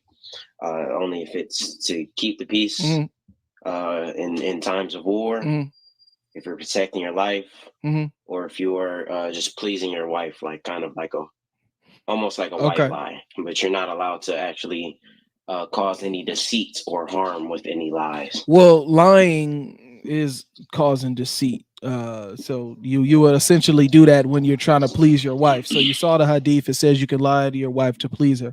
That would be causing deceit because you don't want her to really know what it is that she should know in that moment. Now what I want to ask you is in response to that is does your Quran confirm the previous scriptures, i.e. the Torah? So we're leaving that subject. No, we're not. We're not. So yes, it does confirm the previous scriptures. Okay, so it confirms the previous scriptures. Everybody jam the like button. Let's get the likes up to 40K. Somebody just violated the live. Go ahead and throw the likes up, everybody, so we can get 40K so we can bypass that violation. Somebody's a little too soft in the comment section. Lean. So you said yes, it does, right? Correct. Okay, so it confirms the previous scriptures. Does it confirm the 10 Commandments?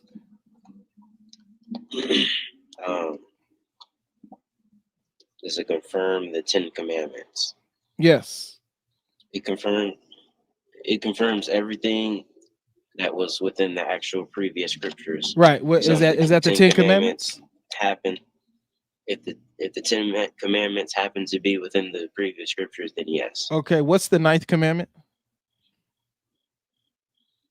I don't know them. I don't know them in order. I mean, you're asking from a biblical standpoint. Well, no, I'm asking. No, I'm asking from Torah standpoint because Allah says He revealed the Torah. The Torah is His, right? Yep. All right. So the 9th commandment is "Thou shalt not lie." So why in Islam is He allowing you to lie? So there's a difference between lying, like outright lying as a malicious way, or to cause harm or deceit, and a white lie that is used for the greater good. A lie is a lie. I understand the difference between a white lie and an actual lie when you're trying to deceive somebody, but a lie is a lie, yeah, bro. So that's the reason why. Yeah, that's the reason why we're sinners, and sometimes we sin when we don't even know it. Yeah, I get what you're saying, but in the same sense, it almost somewhat kind of shoots you in the foot. No, it doesn't. Well, I'm sure you've heard that this argument been brought up before, but for example, like we as Muslims wouldn't consider it a sin or something like that. But for example, when Jesus was, according to the Bible, where Jesus was saying, he was basically saying that he would not go to the Passover fest or the festival or whatever. Yeah, but what does that have to? Yeah, but what does that? What does that have? What does that have to do? Lim. What does that have to do with the 10 Commandments being "Thou shalt not lie"? And Jesus did not lie in that passage. But I'm not gonna go. I'm not gonna go off track. I don't consider it a lie. I'm not gonna go off track with you even about if it's a white lie. So hold on, listen. I'm not gonna go off track with you. Don't run from the position. We just showed you that in the 10 Commandments, the ones that was given to Moses, the 9th commandment is "Thou shalt not lie." We're not gonna go and talk about a misconception about the Bible to divert from what it is that just happened here. You just said that your Quran confirms the previous scriptures. For example, the Torah. The 10 Commandments are in the Torah. And one of the commandments is "Thou shalt not bear false witness," aka "Thou shalt not lie."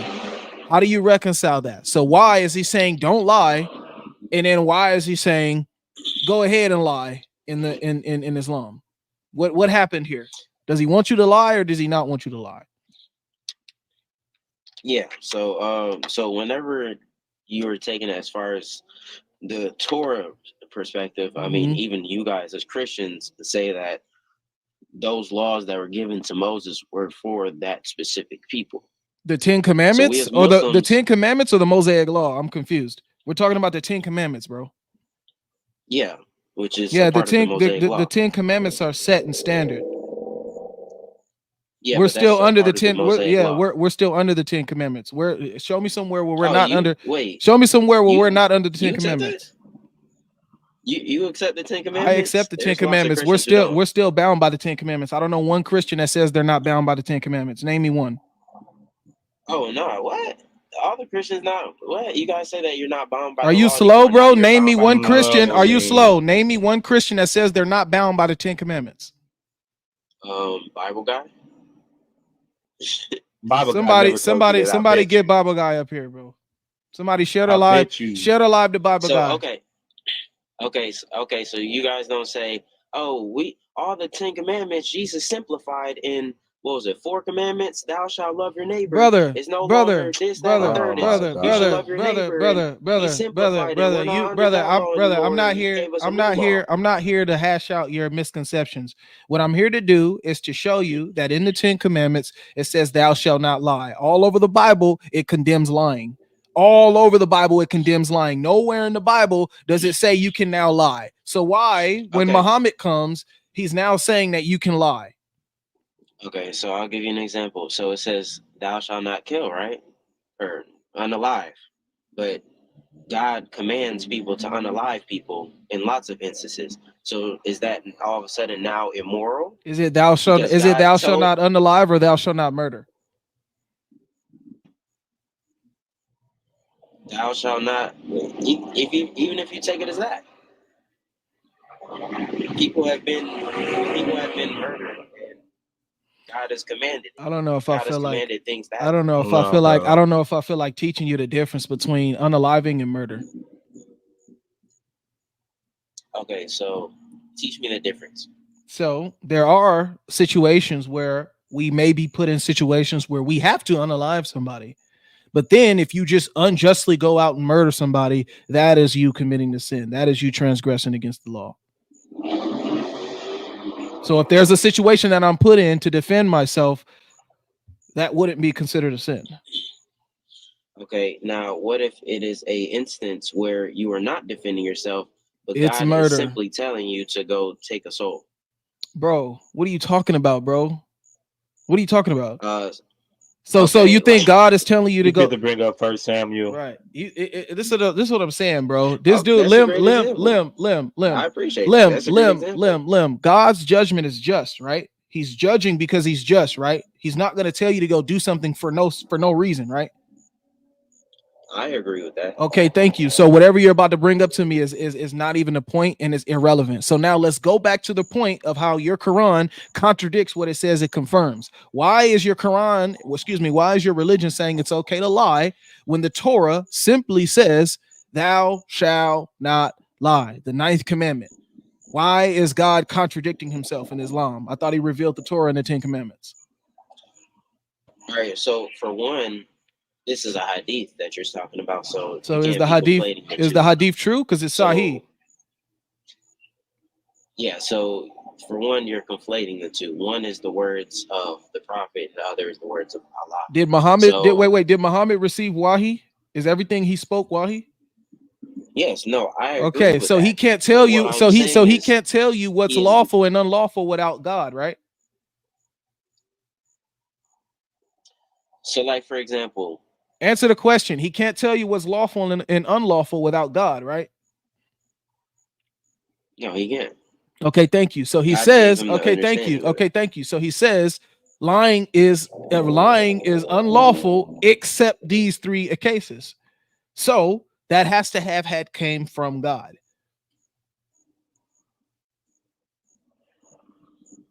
So why is Muhammad going against the same scriptures he said his God confirms? Yeah, so I mean, for one, we believe that the Quran. Bro, you under a bridge or what? Something. I'm off of a popular road right now. I mean, it's the first road in the whole country. They get active out here on the weekends.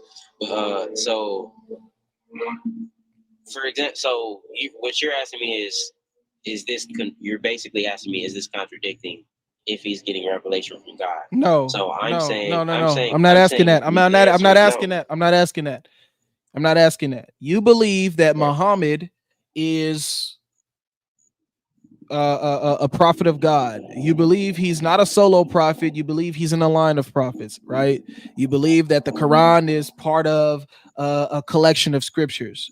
So what I'm saying is that if Allah revealed the Torah and if Allah revealed the 10 commandments to Moses, and we see in the 10 commandments that the 9th commandment is thou shalt not lie, why is he now giving you exceptions to lie? Yeah. So why is he going against his word? Yeah, so we believe that God can abrogate things and progressively reveal things to prophets. So one thing can be revealed to a prophet, and he can abrogate a thing and change it for something better. So you believe he abrogated? So you believe he abrogated the 10 commandments? No, I believe that he. So why are you bringing up abrogation? He expounded on them. No. I believe he expounded on them. No, okay. So he brings up thou shalt not lie. Lets it be thou shalt not lie, despises lying all through the Torah for those thousands of years. And then now all of a sudden when Muhammad comes in the 7th century, all of a sudden now he's expounding on it. So everybody understood lying is bad. And then Muhammad comes and says, yeah, lying is bad, except for these 3 cases. Okay, so are you saying that everything within the Torah, are you saying that just because I'm a Muslim and I accept that the Torah was from God, are you saying that everything within the Torah I as a Muslim have to accept? Prove to me what it is. Okay, what are you trying not to accept? So I only accept what is in line with the Quran because that is the criterion. So if that doesn't prove that the 9th commandment was never thou shalt not lie. Prove to me the 9th commandment was never thou shalt not lie. I'm not saying it was never that. I'm saying, so why are you denying it? When the prophet got revelation, that is when things are abrogated. When God is giving revelation. Prove the 9th commandment. Okay, prove the 9th commandment was abrogated. What source do you have that says that? That hadith. The hadith doesn't say it's abrogating anything.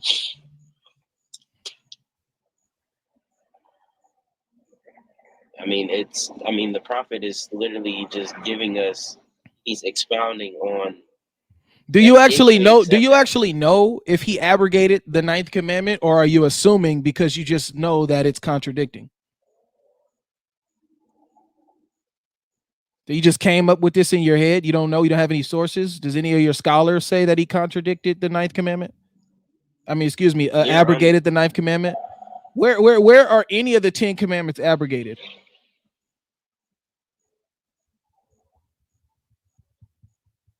Where the previous scriptures have been abrogated according to the Quran. What? The Quran claims that the previous scriptures has been abrogated. Bro, that is the literal claim of the Quran. Where does anywhere in your religion claim that the 9th commandment was abrogated? You're not giving me anything.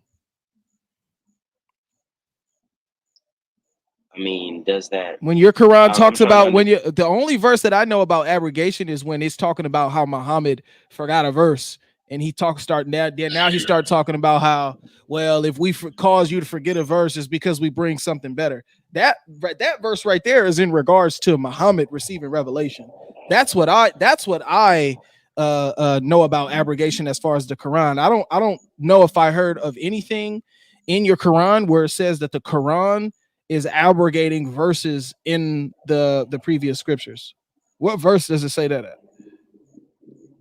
So the Quran itself, whenever God gives revelation, if it is opposing anything that was so you just assume. I see what you're saying. So you just assume, right? Okay, so you just assume that it's abrogated. So basically, the Quran can't be falsified because anything that proves the Quran wrong, you're just gonna make an excuse for it. All right, goodbye, Lim. Thank you. Hey, hold on. Let me read him. What's the name? Let me read this thing real quick. Let me read this. He was exactly what you said he was gonna be. A waste of time. I told you, bro. Can I read this hadith real quick? Yeah, go ahead. If you don't mind, because this hadith showed you that Allah don't even really care about, unalivers. He just let them in. This is narrated by Abu Sa'id al-Khudri. says the prophet said, amongst the men of Bani Israel, there was a man who had unalive 99 persons. Then he set out asking whether his repentance could be accepted or not. He came upon a monk and asked him if his repentance could be accepted. The monk replied in the negative, and so the man unalived him. He kept on asking till a man advised him to go to such and such village. So he left it, but death overtook him on the way. While dying, he turned his chest towards the village, while he had hoped his repentance would be accepted. So the angels of mercy and the angels of punishment quarreled amongst themselves regarding him. Allah ordered the village towards which he was going. So Allah cheated. Allah moved the whole village towards this guy and to come closer to him, and ordered the village whence he had come to go far away. And then he ordered the angels to measure the distances between his body and the two villages. So he was found to be one span closer to the village he was going to. So he was forgiven. Wow. All right, yo, bruv, I don't know your name, so can you just give me a name so I can address you? Me? Yeah, you. Life. I'll call you Life. All right. So Life, I just want to go back to what you're asking Liam, it was, I believe, about how you brought evidence, how you said that the Quran contradicts the 9th commandment of the Old Testament, if I'm not wrong. No, I didn't say that. I said the Hadith does. The Hadith does. If you don't mind, just give like maybe a 5-second synopsis or like a 10-second synopsis of what the Hadith was.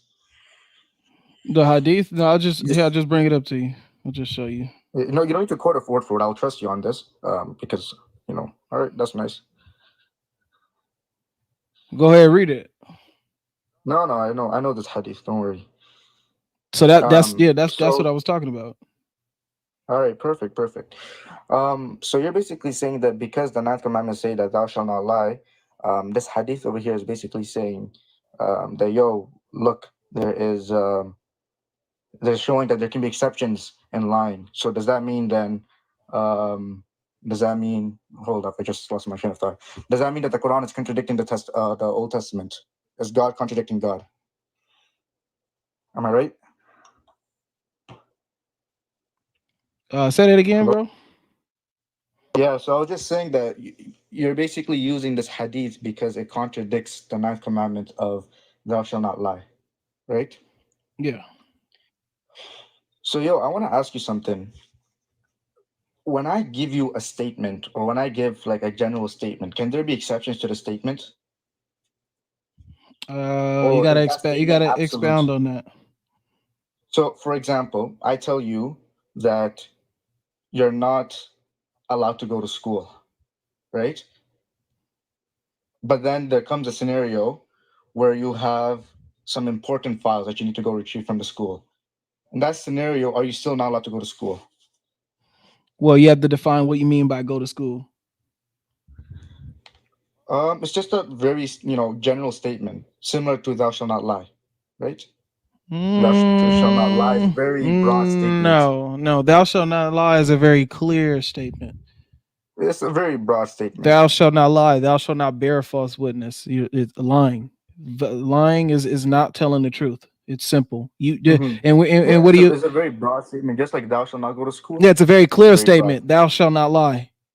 Similar to how, and I'm just gonna give you the context of it. I don't have it on the top of my head. And so when it says you shouldn't, when it says you shouldn't sleep with another man's wife, is that not clear? Or is that broad too? That is clear. That is clear. Okay, so that's clear, but thou shalt not lie. That's not clear. No, I'm saying all of this is clear. But then why did you say it's a very broad statement? It's a very broad statement. A broad statement can be clear. But let me get but you're trying to make it unclear. You're trying to make it unclear by muddying the waters. Is it clear or is it broad? That doesn't necessarily contradict itself, bro. Something broad can be clear. No, I understand, but you're trying to muddy the waters to try to attach the hadith here. I know what you're doing.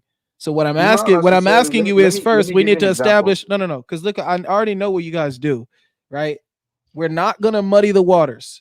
We're gonna establish and consolidate what it means biblically when it comes down to this verse here.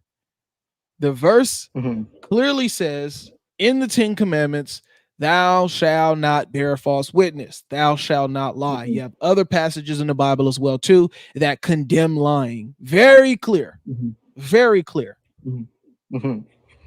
Okay, so don't I'm not say, arguing that so it's not don't, true. okay, so Yeah. don't come try to argue with me and say it's a very broad statement. It's a It is very, broad it's a statement, though, isn't it? What is it's a very Can I ask you clear, it's a something? very clear and literal statement. Thou shalt not lie. No. I let you speak, and it is your live, you're hosting it, so I'm gonna try to be respectful as I can, as much as I can. But I want to ask you a question. What does it mean to have a broad statement, from your understanding? I don't know. You tell me, bro. You kind of confusing me now. No, not to be honest, because I have an understanding, but to be honest, your understanding of broad statement is not clear to me. That's why I want to know what you mean. Okay. What is your understanding of broad statement? Basically, very simply, that it's a statement which encompasses a meaning that can apply to almost anything. Okay, great, cool. Now, we're on the same page? Okay, great, cool. Now, does the 10 Commandments in the 9th commandment, does it say thou shalt not lie? I agree. Okay, great. So now why is okay, great. So now why is the so now why is the God? So now why is the God? This in the Quran. So now why is the God? So now why is the God? Hold on, mute up. So now why is the God that you follow, that you believe revealed these 10 commandments, is now going against his 9th commandment by now allowing you to lie when we haven't seen him allow anyone ever to do this in any of his previous scriptures? Let me tell you this, all right? Clearly, I've not been able to really get an answer from you. So I'm going to answer you head on, then I'm going to ask you a question, right? I will say, so first thing is that the 10 commandments, for Muslims, it's not obligatory upon us. It's not mandatory upon us to believe in all these 10 commandments, because from a historical So you don't believe he revealed them? I'm not sure if he revealed them. I'll say that. You're not sure if he revealed the 10 commandments. Where do you find it? Where do you find the 10 commandments? The Old Testament. The Torah? Yeah. Okay. It's not the same Torah. Didn't he reveal the Torah? Okay, show me. Okay, show, if it's not the same Torah, show me another set of 10 commandments. That's a very, that question doesn't connect to our statement being made. The Torah that we believe that's mentioned in the Quran that you're trying to, kind of connect to, is a Torah, is the revelation that was revealed upon Moses. Now today we are not. Yeah, sure no, that's what we're talking about. That's what we're talking about. No, you're not. You're not Can sure. You give me 100% guarantee. No, you're not sure that Torah is preserved. The fact that we actually have the writings and can read the 10 commandments proves that it's preserved. Now show me how it's not the 10 commandments. Again, I don't think you understand what preserved means, bro. I do understand what preserved means. Okay, so the fact that we have it means it's preserved. So now, not necessarily. Go. What do you? Yeah, I know. So now, go and tell me how it's not the 10 commandments.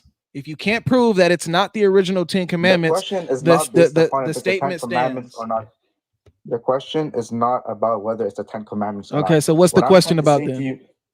What I'm trying to say to you is that as Muslims, we're very logical, we're very rational. Okay. We live based upon proof, right? We choose a religion based upon proof. Yeah, the proof is being presented to you. Do you want me to read the 10 commandments to you? What I'm trying to say to you is that we don't have any evidence that those 10 commandments are the same as they were back to Moses.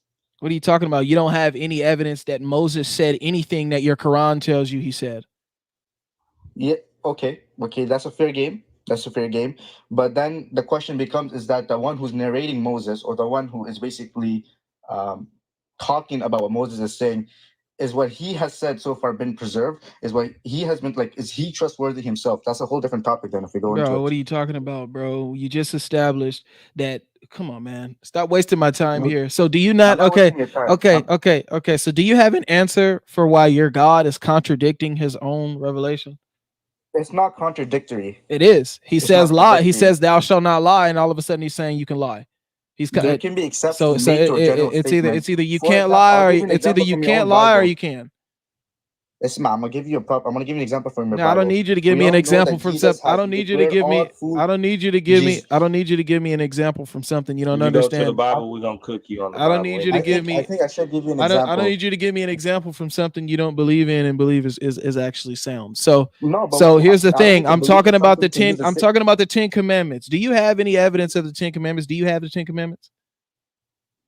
What? Do you have any evidence of the 10 commandments? Do you have them? What do you mean? Any evidence of the Ten Do Commandments? you have any evidence of the 10 commandments? Like, do you have it? Can you point me to where the 10 commandments is? Or like, are you talking about citation, specific citation? Just period. Can you go to the 10 commandments and read them to me? How would you be able to do that? I believe you that it says that in the 10 Commandments. I'm not arguing that. The reason I'm bringing up the Bible So example. now answer the question. So now answer the question. So now answer the question. Why? So now answer the question, because you're trying to run away. Answer the question now. If you believe that it says this, I don't need your example because I don't need your example because the Bible doesn't allow lying. Stay on topic. The Bible does not allow lying. All over the Bible, all over the Bible, it condemns lying. So now what I'm saying is can you give me a reason to why you believe that your God is now contradicting his commandment?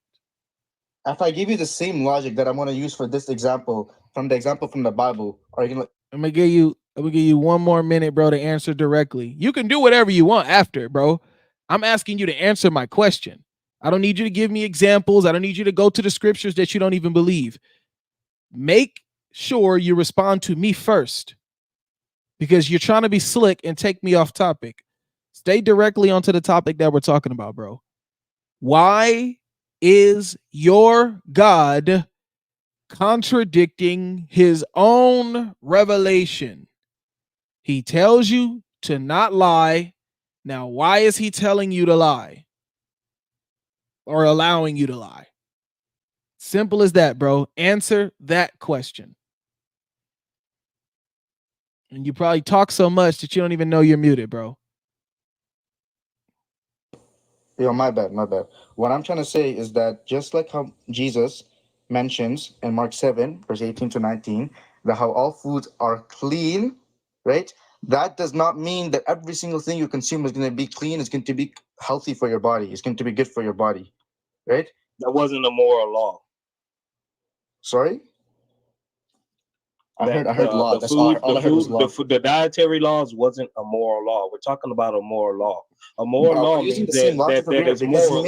Hold on, real quick. Being made. Real There was quick, a statement being made. Bro, what I'm trying to say from a general statement, bro. Let me finish. Bro, the whole time you guys have been talking. Bro, I was talking and you cut me off, bro. I was talking, you cut me off.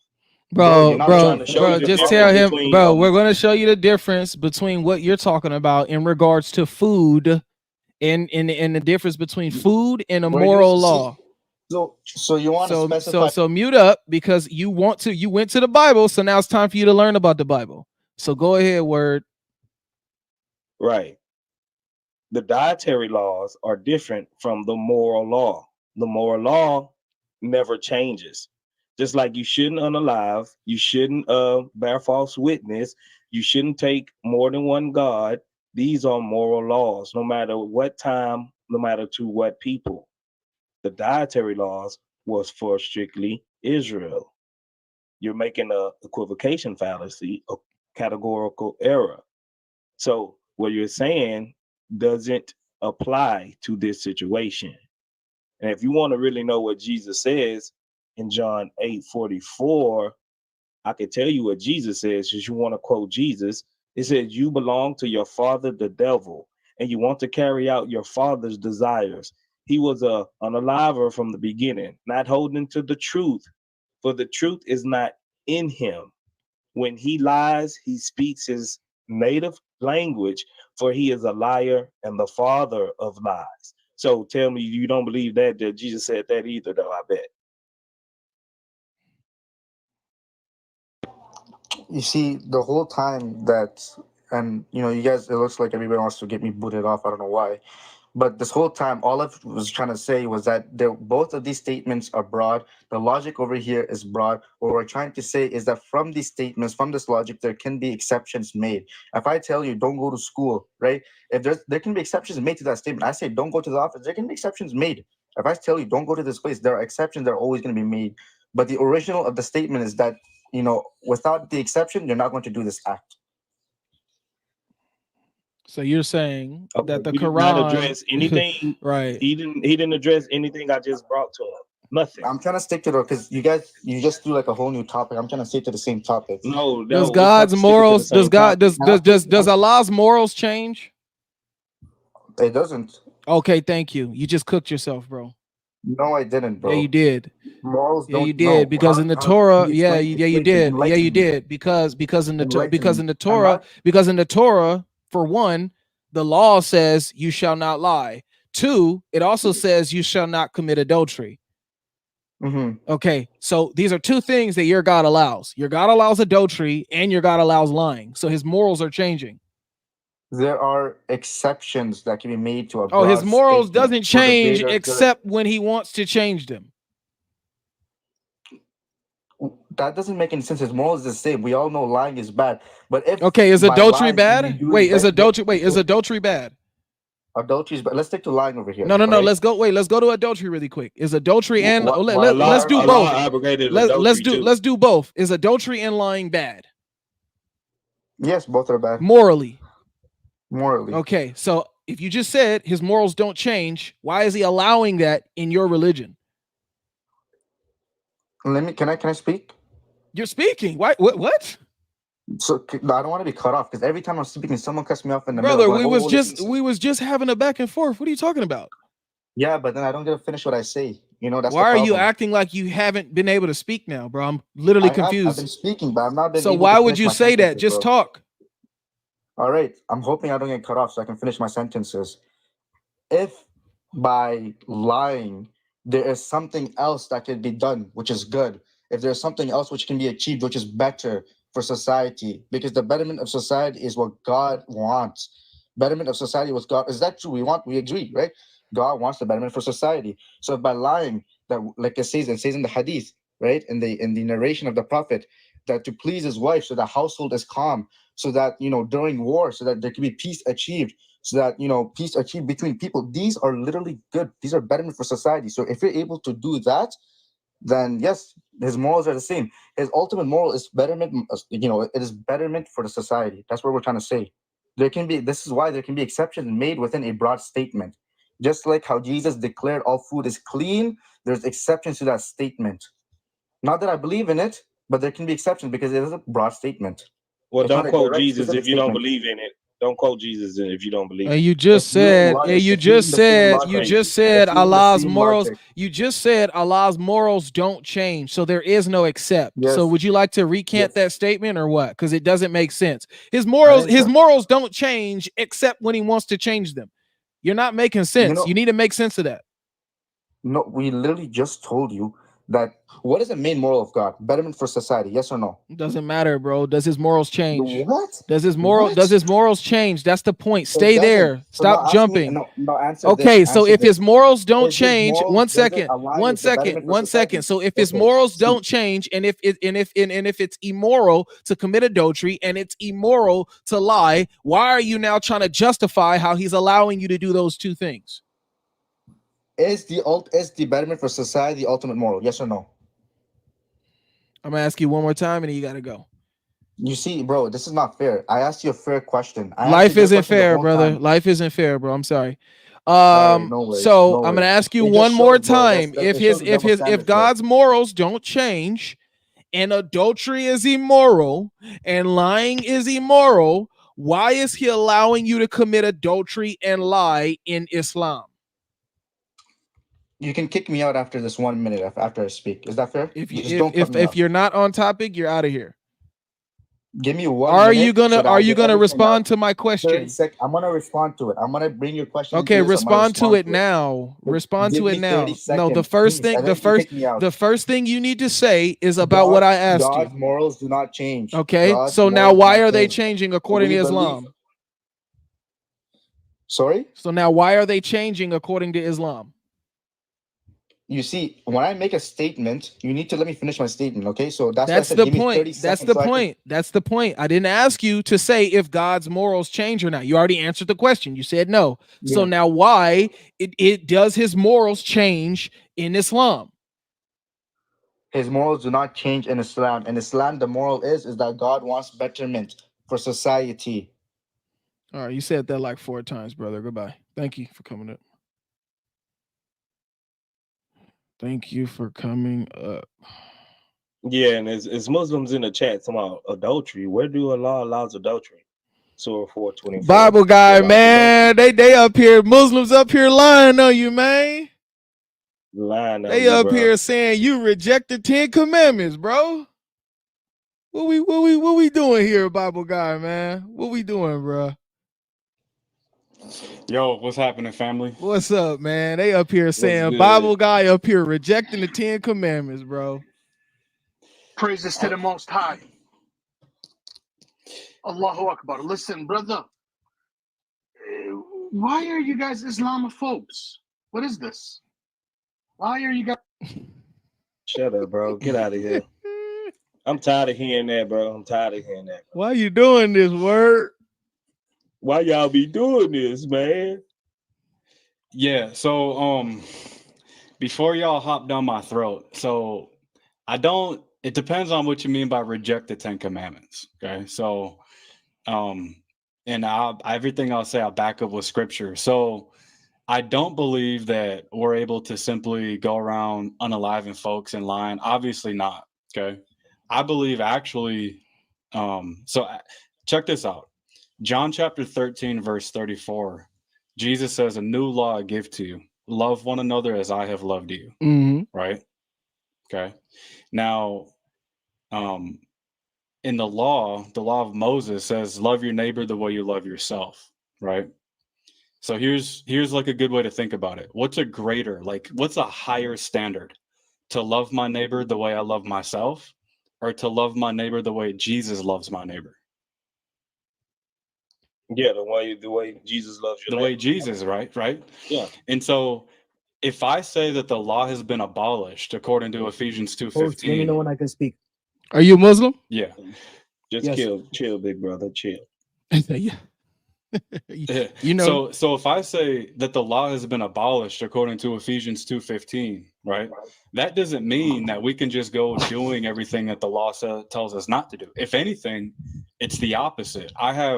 I believe we have a higher calling than even the 10 commandments, right? So, for example, the 10 commandments, one of them says don't commit adultery, right? And that's true. We should not commit adultery, right? But here's the thing. What's a higher law? What's a greater standard, right?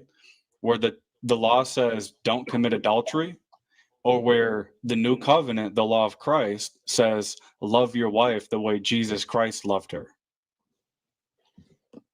Yeah. Bible guy, we know, because like in Matthew 22:40, it tells us that all of the commandments hinges upon these 2 commandments. So by abiding those 2 commandments, you're abiding by the commandments, the 10 commandments. This is what Jesus left us with, right? No, so, I'm saying like the 10 commandments says, like, for example, I'm a husband, right? The 10 commandments tells me don't cheat on your wife. Okay. I'm saying that's not enough. Not only are you not allowed to cheat on your wife and commit adultery, but you're supposed to love her the way Jesus Christ loved her. So there's a lot of Christian men who go home every day and say, well, I didn't cheat on my wife, I'm good to go. And I say, no, you're not. Because unless you love her the way Jesus loved her, you are not fulfilling your responsibility as a Christian husband. So the 10 commandments, I'm not saying that we can simply disobey what they say. I'm saying you're called to something even greater than the 10 commandments, the life of Christ. Yeah, and I mean, if you're a Christian, you don't disagree with that, because we know that Jesus came and he elevated the laws, Amen. right? Amen. So all he did was elevate the laws, but still, if you abide by those 2 principles, then you're not going to want to, you know, unalive your neighbor, or, you know, do anything or steal because you love them the way that Christ loved you. Exactly. You know what I'm saying? 100%. So, yeah. And so and almost everything, like the law is a shadow of Christ, right? It's supposed to point us to him, because what do we see, right? The Ten Commandments says, do not lie, right? Well, guess what? Not only are Christians told to not lie, we're commanded to tell the truth. Just because you're not lying doesn't mean you're telling the truth. Okay. There's a lot of people who are silent about things, but Jesus spoke truth to every situation. He never bit his lip. Okay. So we're called to actively tell the truth, because he is the truth. Right. Right. Yeah. But in so some cases, what I believe is that we have a higher calling than simply the 10 Commandments. You can obey the 10 Commandments, but not obey the law of Christ. And that's a problem. You need to obey the law of Christ, which fulfills the 10 Commandments in far more. Yeah, the Muslim, I don't think we disagree. Yeah, the Muslim, they just misunderstood what you were saying when you say that. That's why he came up here. He said you reject. So yeah, as long as you're not rejecting the 10 Commandments, bro, we good. We're good to go. That's why I told him, Bible guy, I'm pretty sure Bible guy did not say that he rejected the 10 Commandments, bro. You know, it depends on what you mean by reject it. Well, no, like, I mean your explanation was clear, bro. I understand where you're coming from and what you mean by what you're saying. If they're up here saying that I believe that, you know, we're not under the 10 Commandments, so that means I can go around lying and committing adultery. Yeah, that's not what I'm saying at all. Yeah, that's basically what he's saying, because that was the point. Yeah, that's basically what he's saying, because that was the point. Liam knows better. I've talked to him about this. He knows better. Nah, it wasn't Liam. It was Dawah Assassin. But all right, cool. Appreciate it, Baba God. Thank you for coming up. We're gonna get back to cooking these Muslims, man. Right, I just didn't want to leave that on the air. One thing real quick. Yeah, go ahead. For Baba got go. I'm gonna just say because like when we even Jesus said you don't gotta tell someone everything, you know, but you're not lying about it. You know what I'm saying? If you just leave out some part of something, that's not a lie, because he told you if someone asks, you don't have to tell them. You know what I mean? So it's I guess you got to get the context, and it's nuances that you have to actually be able to understand when everything is going on in certain contexts. But yeah, but I mean, I don't disagree with what you were saying at all, bro. Right on. Yeah, and like I said, to be clear, I do think the law has been abolished, Ephesians 2:15, but that doesn't mean that a lot of those laws don't pass into the new law in Christ. But I'm just saying they pass in a greater way, a much higher way. So basically what I believe, simply put, is that there's a lot of people who think that they obey the 10 Commandments and that means they're good to go as a Christian. And I'm saying, no, you need to obey a greater law. That's the law of Christ, the new law that Jesus gave in John 13:34. Okay, so do you reject it or no? Man, you're beating behind the bushes. You heard what man, shut up, boy. Don't call me a boy. Yeah, you just. Let's get back to it. How you gonna let him call me a boy, bro? Let's get back to it. All right, y'all. God bless you guys. All right, God bless. Tell him to retract his statement. Huh? Wife, come on, you can't let these people get away with their racist BS. Bro, nobody said nothing racist. Especially him bro. and them Assyrians, man. You guys letting them Assyrian Christians get away with a lot of shit. Man, first of all, don't cuss on the panel. Don't count. You just did. But look, let's get to it, man. Let's get to it, man. You're on stage, man. What's the deal? Oh, I've noticed that you guys let them. I don't know. You and Logic. I think you guys let them get away with a lot of stuff, man. I don't get why. What do Logic got to do with anything, bro? He ain't said a word in like an hour. No, I'm talking about the. Did he come up here to cry or to have a conversation? No. I'm not here to cry. Look. One thing, life, you don't cook nothing. You just mute and drop. Nah. Anytime you get cornered. Not really. That's all you do, my guy. I'm not getting cornered. I'm not getting cornered. How am I getting cornered? No, look, I've been watching you for a minute. You and Logic. So appreciate it. Appreciate the viewership, bro. Thank you. Because look, anytime you guys bring some view, I go research it, and alhamdulillah, I think my iman gets stronger, you know. But one thing I've noticed is that you guys mute and drop. anytime. So he you see did come brother, up here to cry. Yeah, basically. No, I ain't crying, bro. I'm not the type to cry. So Especially, okay. So I let's wouldn't talk let them about it. I wouldn't let them Assyrian suckers and this clown that was up here talk crap about me, or call me a boy. All right, so let's talk about religion. Can we do that? I feel like you're not a fair host. You're aggressive. So you came up here to say I'm not a fair host. I'll give you a fair. Yeah, I'll give you a fair shot. Would you like to do a timer? Would you like to do a timer with me without any interruptions? No. One thing you'll do is Would you like to do a timer with me without any interruptions? You're crying, and I'm giving you a timer with no interruptions. Did you hear me? Would you like to go back and forth with me without any interruptions? You'll probably mute me when I corner you. Would you like to go back and forth with me without any interruptions? Yes or no, bro? You're wasting my time. You came up here to cry. I'm giving you what you want. You're still crying. What do you want? I'm not crying. So do you want to go back and forth with me on the timer? Look, I'm telling you what you do. Yeah, you're weird, bro. You mute. Drop him, bro. You're weird, bro. You're weird. I'm literally giving this crybaby what he wants, and he's still crying. And y'all are coots, man. Y'all let them freaking people disrespect you. Yeah. Why? What are you talking about, bro? What's going on, bro? You don't treat what the baby's gonna do? You don't treat people fair. Okay, cool. You want to have a back and forth on the timer?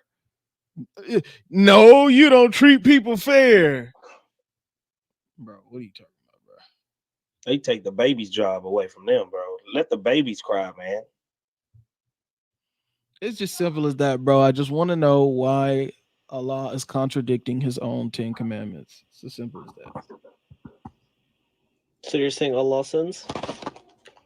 He allows sin. Yeah, he allows sin. Okay, he allows sins, but he doesn't sin himself. So what do you mean? He deceives people. He doesn't deceive. Yeah, he do. No. He did. Yeah. Okay, so you 4157. And 4157, did he deceive or not? Do you believe Jesus is God, right? 4157, did your Allah deceive or not? What does that got to do with Allah allowing sin, bro?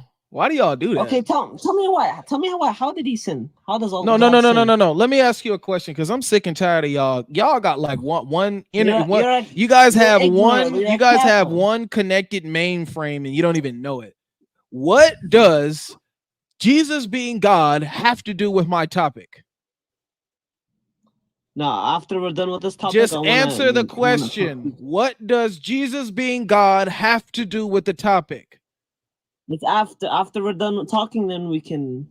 Because I don't want to switch. Do you hear anything that I'm saying?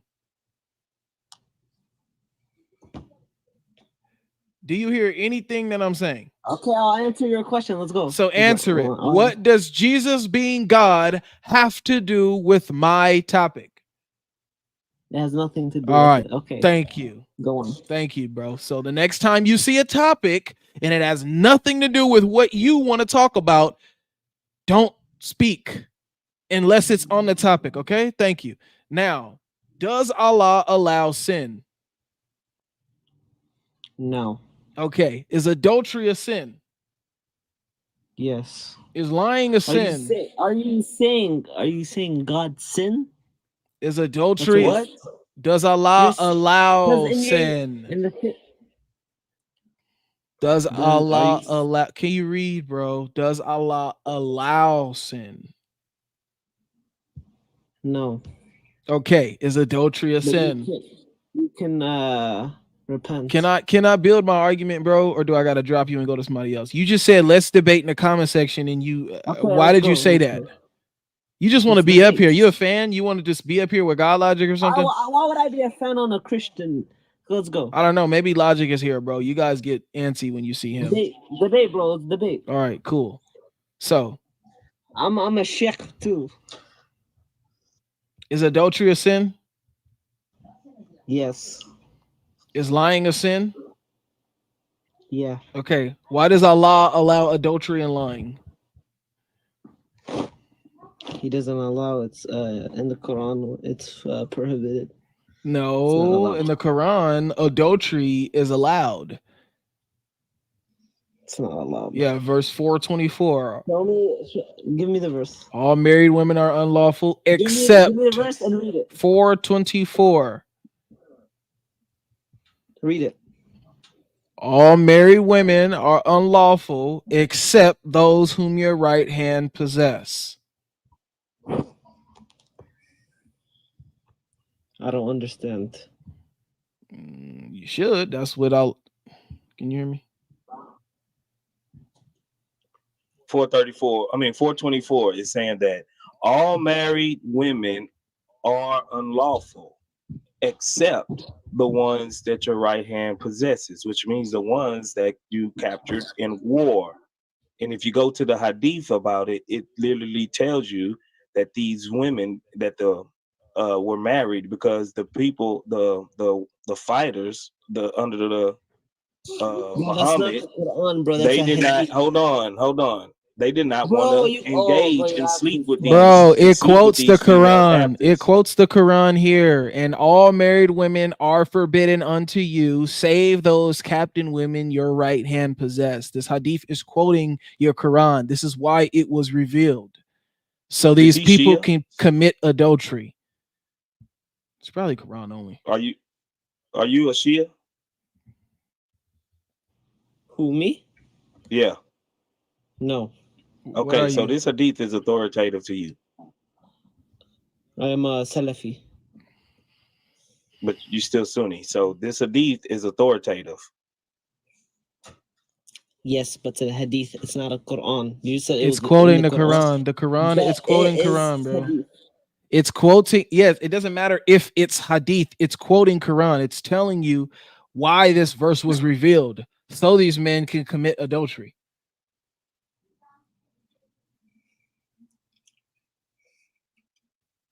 Okay, read the full verse. The full verse is irrelevant. It says all married women, all married, bro, what do you get by this? All married women are forbidden unto you except read those. The full verse. Exactly. He can't read the I'll read it. I'll read it for him, bro. He's about to. I'm about to drop him. It says, also forbidden are married women. Listen, I'm reading it for you, bro. I'm reading it for you. Calm down. It says, also forbidden are married women except female captives in your possession. This is Allah's commandment to you. Lawful to you are all beyond these, as long as you seek them with your wealth in legal marriage, not in fornication. Give those you have consummated marriage with their due dowries. It is permissible to be mutually gracious regarding the set dowry. Surely Allah is all-knowing and all-wise. The part that's in contention is that married women are forbidden to you except the married women that are female captives. Okay. So these women are still married, but since you captured their city and now they're captives of yours or slave of yours, now it's permissible to have sexual relations with them. Yeah, it's okay. That's okay, even though these women are still married. Yeah. Okay. So you just said Allah doesn't allow adultery. Right. He doesn't. That, bro. No. He's a troll, bro. He's a troll. Bro. I'm not a troll. No, I think he's being serious, bro. I really think he's being serious. I doubt it. Truthfully.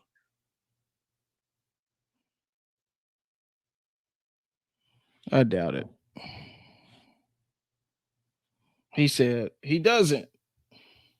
But earlier you just said he does. I give you one more time, bro, because they saying they think you are. So go ahead, bro. We'll see. I'm not a troll, first of all. Why did you just say he does? Why did you just say he doesn't allow adultery? Whatever in the hadith says. Why? Wait. But why did you just say Allah doesn't allow adultery, and then you see adultery here, and you say, okay, whatever? He doesn't. Because these are not the words of Allah. These are the hadith. You don't know between Quran and hadith. I just read you the words of Allah. That is in the hadith. The one you're showing in the screen. No, what I just read you in 424, I read you the Quran. It wasn't this hadith. This hadith is explaining what happened. in 424. Tell me why. Tell me why you believe Jesus is God. Man, tell me why your God If allows Jesus is adultery. God, why did we? I told you, bro. Yeah. Spot him from a mile Bye. away. Dang All old right. bot. So the people that are in the guest request, you do not look like Muslims. One of them, you looks like a troll. Muslims only. If you're not a Muslim, please recant your request.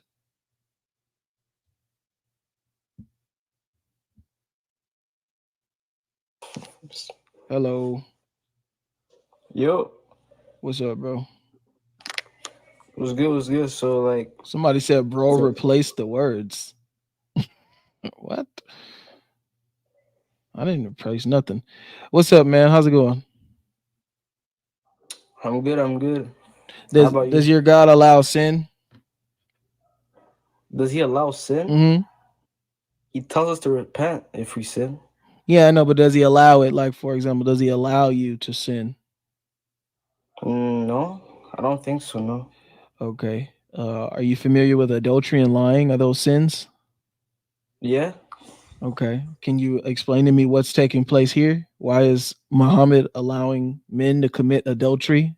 Simply because they suffer from the absence of their wives and they want to sell the slave women? Okay, so if I look at this hadith, what's it called? Yeah, I don't get it myself, to be honest. Like, I was reading it earlier, like, I don't get it, to be honest. What don't you get about it? I mean, it's telling you to ransom. It's telling you to.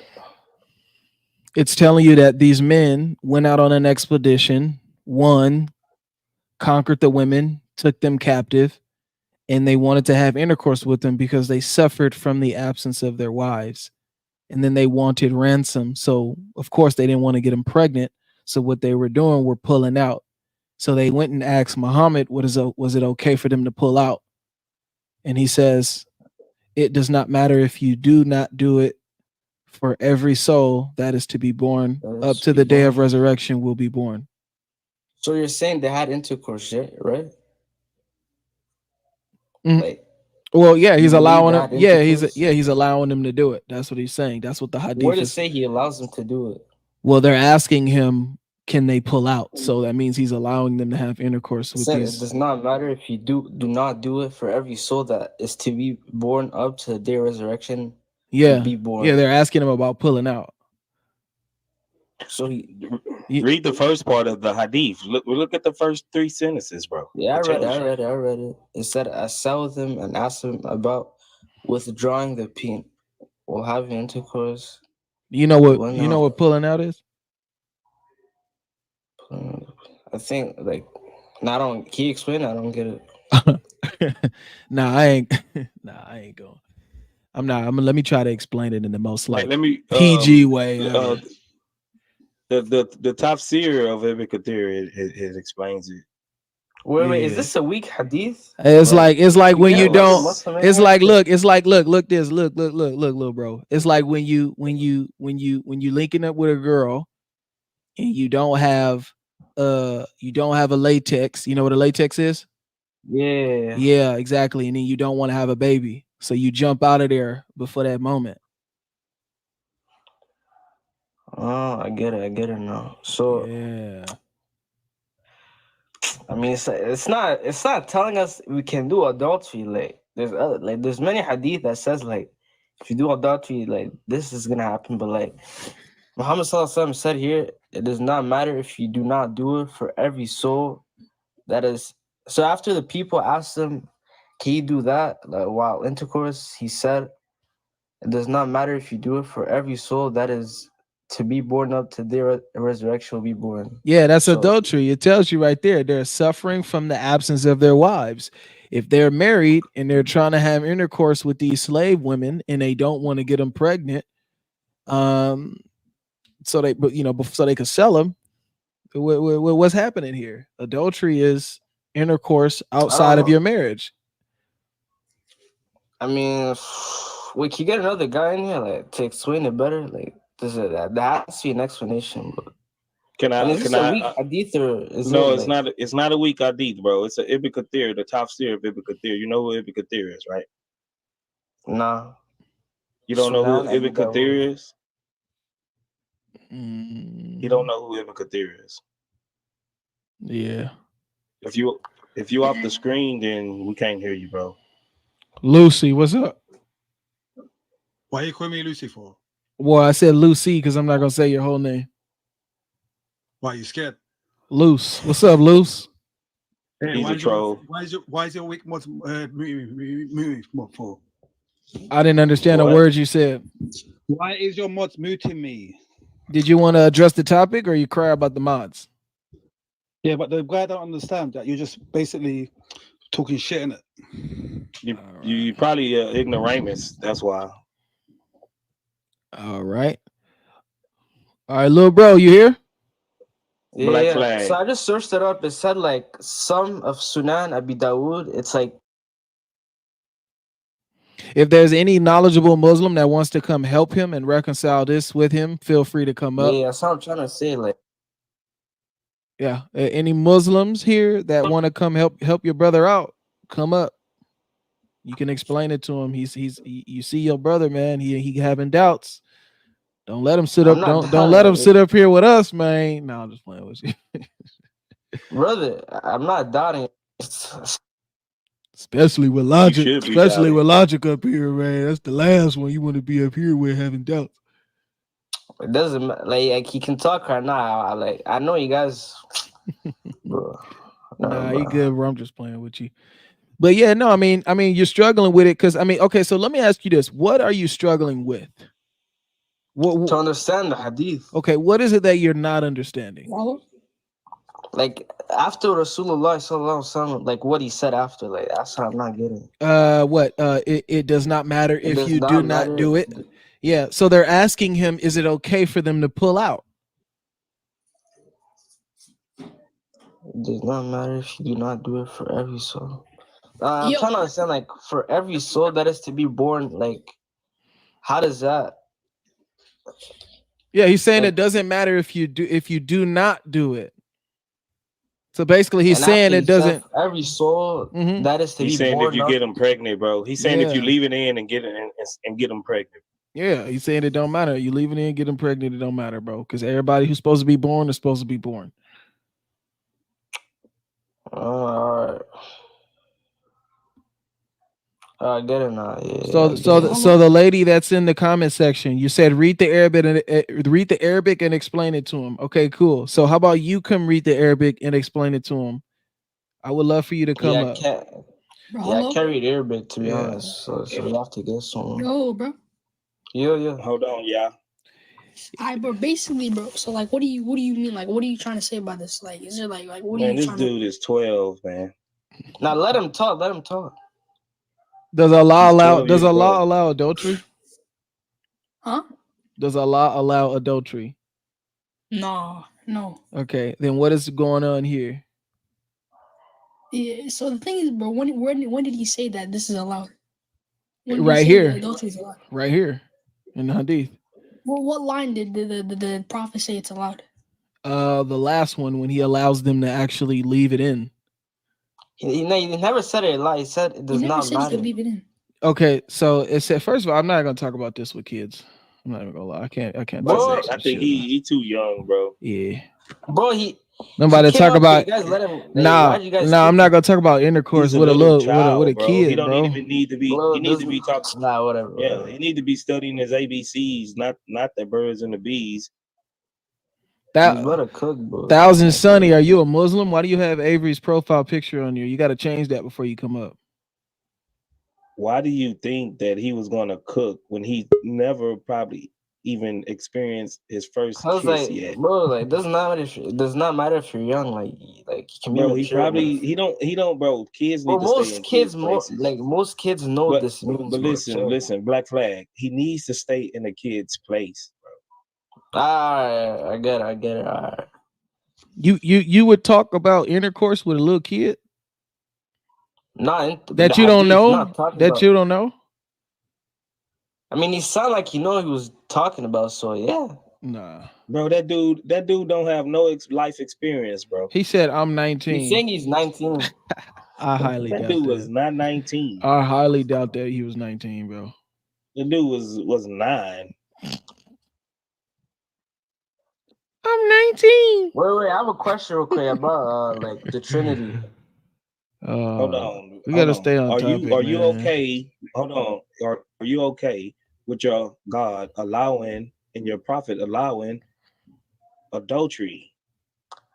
Well, I'm saying that like there's a if someone can come up here to like the Arabic version, if you can read it, like it'll be better because like I don't know, bro.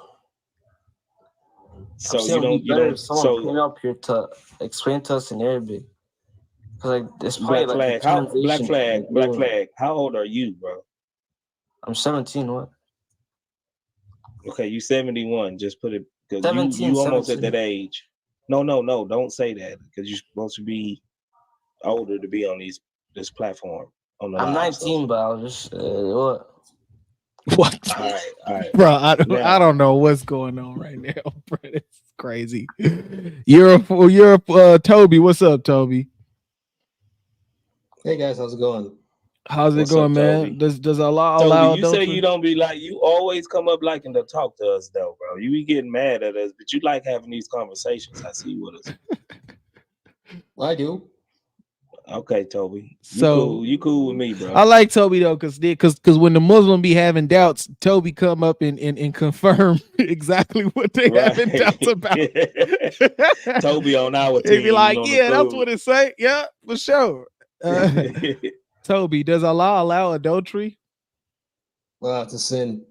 Adultery is a sin.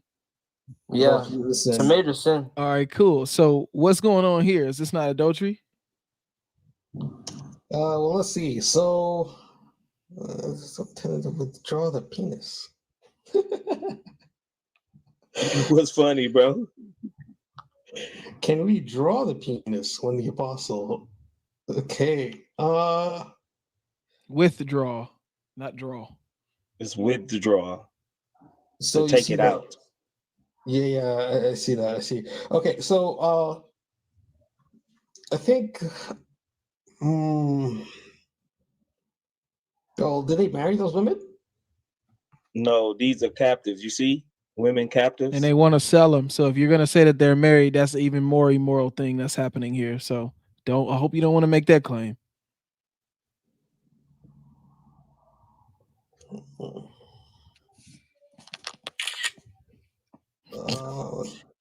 Yeah, take your screenshot, bro. I heard that. Take it to your. I'm just trying to show my friend I'm in the life real quick. Take it to your Bro, I had shape. to take that screenshot. Look, I'm up here with logic, bro.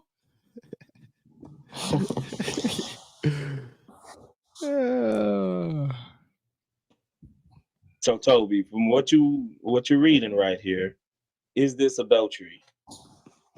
It sounds like adultery to me. I wonder the authenticity of this one though, because it seems counter to the notion that adultery is a sin. So, like, how do I square that circle? It's Sahih. It's authentic. It's Sahih? Yeah, it's Sahih. It's graded authentic. Plenty of these stories are told too. There's another one that's Sahih where they come to him because they were reluctant to having intercourse with the women because their husbands were also present. So there's adultery on both sides because these men are married, and also the women that they're capturing are also married. So how do you square the circle? This the question we asking you. This your religion, not ours. He said, "How do you square the circle?" Then I don't know. I say you can't. It's either he don't allow adultery or he do. Yeah, I think it's black and white. Okay. So in other places, like in the Quran, for example, say adultery is a sin and you're in trouble for doing it. And then here you've got this hadith that's saying adultery, I guess it does not matter if you do not do it, for a very soul that is to be born up to the day of resurrection will be born. I mean, so he's allowing them to do it. I don't get this one, to be honest. Bro, I just explained it to you, Black Flag. And hold on, Toby, my bad. You know, this is a hadith about 424. So your adultery is allowed in your Quran, because it says that only women that are married are unlawful to you, except for the captives, the ones that your right hand possess. So even if they're married, then you can still have relations with them. This is from the same thing in the Bible. That's not the same. Does it? Yeah, go ahead. Yeah, go ahead, Abu. Cook it. No, Toby, you ain't gonna slide by. I'm asking you. All right. So it says that so you're not so the married women are unlawful, okay? Except that which your right hand possesses. Now, what does that mean? Except for the ones that you capture female captives in war. And what is it lawful to do? Now they're your slave. What is it lawful to do with them? Have sex with them. No, okay. Does it say that, or does it say marry them? Bro, we're talking about the hadith. So we're talking about the hadith here. See, because they're gonna try to play semantics with 424. Let's not even waste time here. What is happening here? Are married men having intercourse with women that are not their wives? Yeah, but I wonder the soundness of this hadith then, because it's contradicting what's in the Quran. It's not contradicting what's in the Quran. It's not contradicting what's in the Quran, because I'm going to show you the hadith about why your Quran verse was even revealed. So how's adultery a sin then? Look, because where in the previous scriptures was adultery ever allowed? In the previous scriptures, I can pull some crazy things up from the previous scriptures, but that's like I don't know. Yeah, but you won't see no instance in the previous scriptures where adultery is actually allowed. Matter of fact, you'll see the direct opposite, because when some of the prophets you see, like David, he committed adultery, and he also had his friend, his adulterous woman, the one he was committing adultery with. He had her husband unalived. Oh, look. And he got punished for that, because him and the woman had a child, and God took their child away because it wasn't a sanctioned marriage. So if that's the case, and why do you think? Well, that's a different subject, because you just gonna waffle on that. But go ahead, Toby. If that's the case, then what makes you think that these guys won't be punished for what they're doing here? Because Muhammad is allowing them to do it. Muhammad is saying that it's okay. Yeah, he's not saying it's okay. He is. They're asking him, bro. They're literally getting pointers from him on how to do it, on how to commit adultery. Should we leave it in? Should we leave it in, or should we pull it out? Right. Should we leave it in? Should we pull it out? It doesn't matter if you do not do it, for every very soul that is to be born up to the day of resurrection will be born. Exactly. So you come to a prophet of God, and he's giving you pointers on how to sin.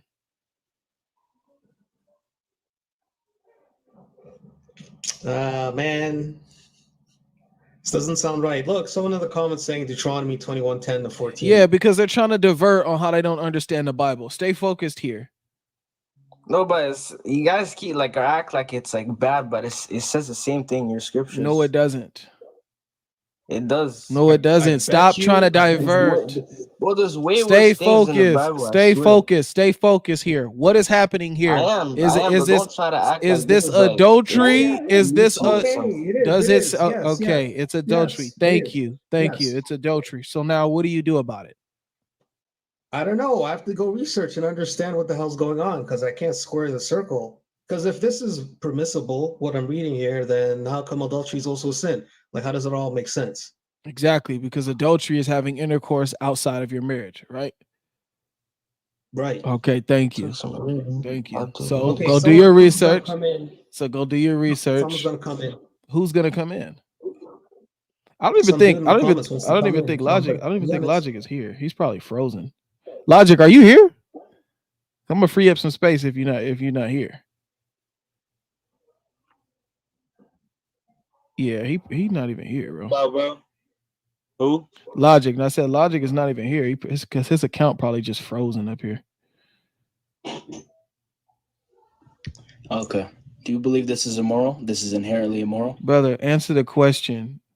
Is it a moral answer the issue? question No, first. it's not adultery. It's not adultery. Okay, Do so you now believe it's explain to me how. Don't be one of the Muslims that just come up here and talk fast, bro. Let's have a real conversation. that's fine. You said show me this in the Bible Is too, this? right? No one said show me this in the Bible. You did. You said there's nothing like this in the Bible, right? And then you That talk did, about is that David. me saying No, is that me no. saying is that me saying show me this in the Bible? Wait. Do you want to see it in the Bible? No, Wait, what if no, see I it in the don't. Bible? No, I don't, hold because on, it's not in the hold on. Bible. Because he addressing me. Wait. If it's in the Bible, then what? I If didn't it's in the say, Bible- hold on. I didn't say it wasn't in the Bible. I even gave an example of it was in the Bible. No, I said it talking about wasn't this specifically. allowed in the Bible. Oh That's yeah, the it was difference. allowed. Oh yeah, it was. No, it It was. wasn't. Okay, yeah, let's open Hey, up go ahead, Deuteronomy show 20. Ahmed, show him if it's in the Bible. Show him. Yep, Deuteronomy 21, chapter 10, or Deuteronomy chapter 21, verses 10 through 14. Let's go to it right now. If you a word, did you want to divert or what? Because he ain't even came up and justified his own Quran. No, I was just clearing up what I said. You said it's not allowed in the lying. Bible. He's trying to shuffle. All right. I'm not We've shuffling. already dealt with your guys' claims on trying to prove that this is in the Bible. So what you're doing is, and I love what you're saying, right? Because essentially what you're saying is this is adultery. You're trying to do whataboutism. So are you agreeing that this is adultery and you're trying to show me adultery in the Bible? Wait a minute, Ahmed. So are you Ahmed, hold on. Ahmed, 1 second. Are you saying that adultery is in the Bible? No, wait. Are you saying God commanded adultery? Are you saying adultery is in the Bible? I don't believe it's adultery. Okay, so you don't believe in Deuteronomy it's adultery. If you believe it's adultery, no. We can go to it right now. It's not. Let's go to it. Wait, because he already said he doesn't. Wait. Do you believe? Wait. Real quick. Listen to what he just said. He doesn't even believe it's adultery in Deuteronomy. So what is it? So what is adultery, Ahmed?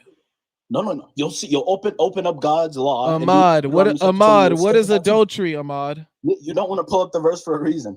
No. Word is gonna I swear, if we go to that verse, I'm gonna cook you on that verse. Word is going to talk to you about it, but what you're not gonna do is be scared of your Quran on this stage. You need to defend your Quran first.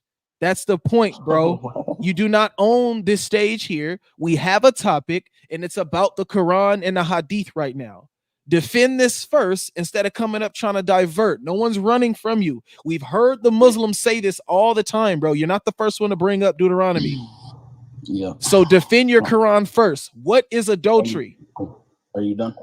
What is adultery? Look, let me know. Can I speak? You got 10 seconds or else you about to get off the stage. If you do not want to talk about, if you do not want to talk about, hold on, y'all. If you do not want to talk about Deuteronomy, 1 second. If you don't want to get your chance to talk about Deuteronomy, keep acting dumb. You're not even gonna put it up. We just agreed to talk to it about you, with you. Okay. We just agreed to talk with you. Yeah, are you not? If you shut up for a second and listen, maybe you would understand that you're gonna get what you want. But you're such a yapper. You come up here like you own 10 bags of coffee, and you're not listening. I'm getting muted. I'm not even saying because you really keep talking. Be quiet. Okay, so keep not okay. Okay, so keep not saying nothing. Mute up. I'm gonna define adultery. No, you're gonna mute up first and let me establish what's happening here because you act like you can only hear yourself. What we're gonna do is there we go. So you want to get kicked? You want to get kicked off the stage, bro? Just let him talk, bro. Bro, he's the one that's running from this. He's running. Let me define adultery. Just stop. We okay? I need you to shut up. Bro. Exactly. What a dummy, bro. And he was gonna get cooked on Deuteronomy 21 anyway. Bro, you come up to somebody else's panel, you gotta let them set the stage, bro. Simple as that. I was gonna let him talk. We agreed to go to Deuteronomy after he defended his Quran, and he kept yapping.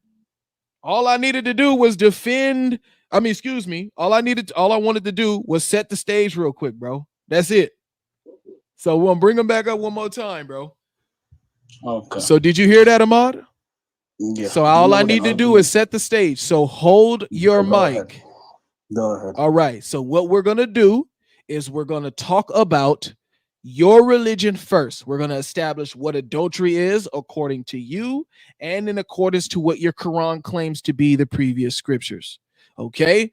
And then after we get done having a conversation with you about that, then we can pull up Deuteronomy and we can check the scriptures and see if your claims are true. Okay. Do you know what an argument of consistency is? Yes, I do. Okay, so if you're throwing rocks at me when you're in a literal glass house, you understand the argument doesn't Yes, follow, don't correct? throw rocks in a glass house. I agree. Cool. So Okay. what is adultery? Okay. We can come to, we can both agree on the definition. Adultery is unlawful fornication with somebody else while you're married. And keep in mind, I said unlawful. What do you mean by unlawful fornication? What is unlawful fornication? It's if you're married, it's adultery. It's zina. Well, if the wife permits it. No, with like, are you talking about concubinage? If your wife permits it. If you're talking about the slave woman, concubinage, no, this is not a problem. And Deuteronomy agrees. No, it's not the same context. Okay, well then, can you open it up and man, bro, stop trying to jump to Deuteronomy, bro. Bro, stop. Hold on 1 second, bro. 1 second. 1 second. That's what I'm saying. Word. Stop responding to him when he say that, bro. Because this dude, he keeps doing that on purpose, man. And I know we all get caught up when we do that, because I do the same thing, bro. But he's doing it on purpose. We ain't even dove into the Quran yet. You said the Bible doesn't agree. Didn't I just say defend your Quran first? We couldn't even get past what established. We can't even get past what you established as adultery yet. You're not even making an argument of consistency because you have. I haven't been able to make an argument yet. I haven't been able to make an argument yet. We need to establish what it is that you're even talking about first, and see everybody understand what just happened here. The Muslim man, he doesn't even want to establish what in the world adultery even is, so he can just have a conversation that's going to be inconsistent later on down the line. He doesn't want to establish what adultery is. He said adultery is what did he say? He said something about unlawful fornication. What are you talking about? So what is unlawful fornication? Your wife got to permit it. That's not what adultery is. God says to stand. And then he didn't want to define unlawful fornication. What is unlawful fornication? What is that? Brother, you weren't letting him speak. I was letting him speak. He kept trying to go to Deuteronomy. He kept trying to go to Deuteronomy, bro. Just bring him back. Just, let him talk for Ben. Like, do your argument after. Bro, you want your brother to keep embarrassing himself? Bro, you asked him. Hold on. At the very least, Ahmed, at the very least, you're arguing a two-co-cake fallacy. This is what you're doing. That's not a two-co-cake. At the very least, this is what it is. Even if it is not in the Bible. Wait, I'll tell you. Even if it still doesn't get you out of the hot water of the whole. Our claim is this is adultery. If you keep trying to say this is in the Bible, then you would agree that adultery is in the Bible. You already said that you don't believe adultery is in the Bible. Can I speak? Okay, you said, but when I joined in the live, you were telling them this is not in the Bible. This is the reason it's not a two-co-cake, right? Because you made this claim. You said the Bible doesn't agree with this. I'm here to show you that the Bible does agree with this, and this was permitted, and this was a law from God. So is it adultery in your Quran? Is this adultery? I just said no. That's not factual. Now, can we go to concubinage? So are these men in this hadith, are they married? Yes, they are. Okay, and are they having sexual relations with these captive women? Yeah, with concubines, yeah, which there's nothing wrong with. So then that is adultery. Then that is adultery. Okay. You're admitting that this is adultery. If you're saying that's adultery, can we open up, according to your standard and my standard, Deuteronomy 21, 10 through 14? Just pull it up.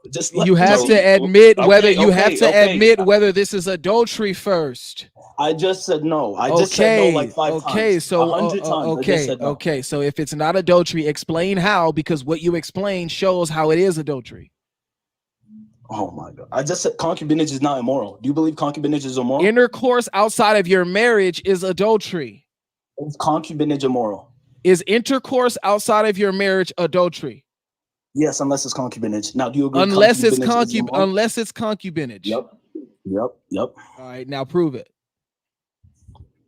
Dude, Okay. you just keep asking him questions. Yeah. Because it's in the Quran. It's lawful. Okay. Allah All says. right. Is it in the previous scriptures?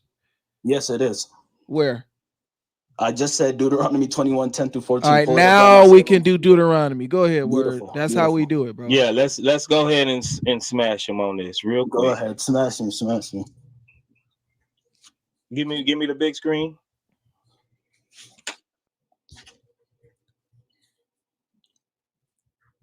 It might even go to verse 15 too, but till 14 is enough. All right. Let's see. Remember. Okay, read it out loud. Nice for us. Oh yeah, I'm about to. Yeah. When you go out to battle against your enemies, and the Lord your God hands them over to you, and you take them away captive, and you see among the captives a beautiful woman, and are strongly attracted to her, and would take her as your wife for yourself. It's not a concubine, it's a wife.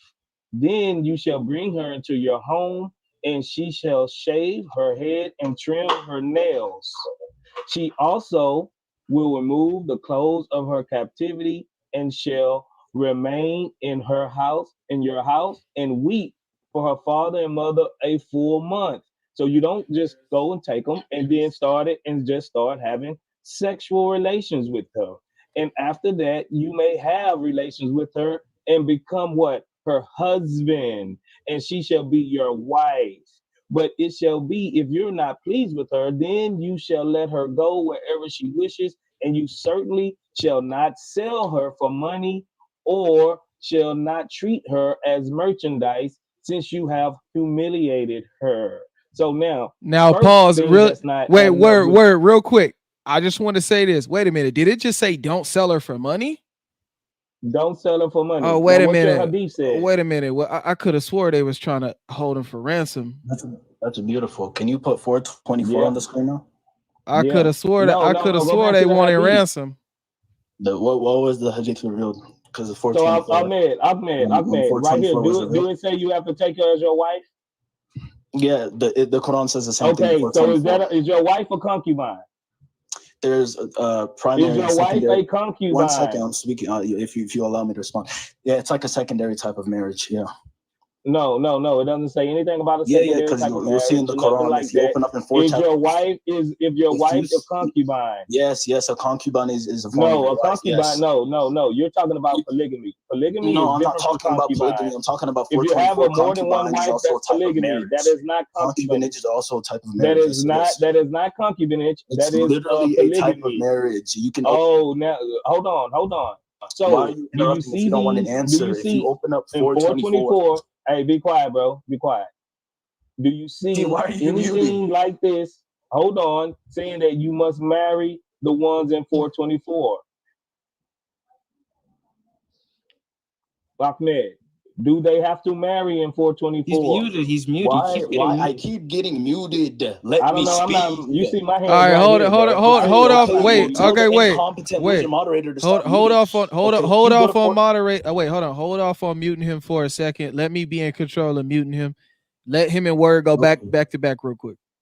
Yeah, that's fair. Yeah, I'm not muting him. Yeah, if you open up 424 as well, it's talking about you seek them in a marriage as well, right? No, it doesn't. No, it doesn't. But it's a second. Bro, open up 424 then. No, it doesn't. What the hell are you talking about? Wait, Ahmad, hold on. Wait, real quick. Word, don't do that yet. Don't give him that. Go back to the Bible verse. Address the Bible verse, bro. What is happening here in the Bible? Bro, it's concubinage. What is happening here in the Bible? Does it say take her as a wife, bro? Yeah. Okay, so it's not adultery, right? It's not adultery because you're taking her as a wife, right? It's literally I didn't, bro. Obviously, 424 says the exact same thing I just told you. You can pull it up. Bro, we're not talking about 424. We're talking about the hadith. We're talking about the hadith. say that's why it was revealed? We're talking about the hadith right now, bro. Stop jumping. Oh my God. You need to stay Oh my focused God. on the hadith. It's the same. You need to stay focused on what's happening in the hadith, bro. Look what he did. Oh my look what he Talk did, bro. about He just Deuteronomy got first. cooked. God, Hold bro. on. Let me He just speak. got cooked. He just got cooked on the Bible verse, but now you want to go back. I didn't even get cooked. Wait. First of all, I'm got not even cooked. addressing the actual Bible verse when it talks about like how you humiliated her. What does that entail? Right? Now you're playing Humiliation. leapfrog. Now he playing leapfrog. No. Because you'll see what it Now you this verse is worse than you address think. your Ahmad. Stop running away. Ahmad, stop running away from the passage that you brought up. The passage you brought up says take her as a wife. Is that adultery if she's your wife? Is she your wife? Oh my days, bro. Is it adultery if she's your wife? I just said no. Okay, it's not adultery. Thank you. I said when it's talking about when. Wait, 1 second. Let me finish. At the end, when it's talking about when you have humiliated her, what's it in reference to? Irrelevant right now. Wait, word. Hold on, because he's jumping. He's jumping. The initial conversation right now is whether adultery is happening. You'll see. Bro, no, you'll see. The initial conversation is whether adultery is taking place right now. Stay focused. Stay focused. I brought you up to stay focused. Stay focused if you can, bro, or else you're out of here. Now, where in this passage did these Muslim men who had wives are marrying them? Okay. Where did they marry them? In this hadith here, where did they marry them?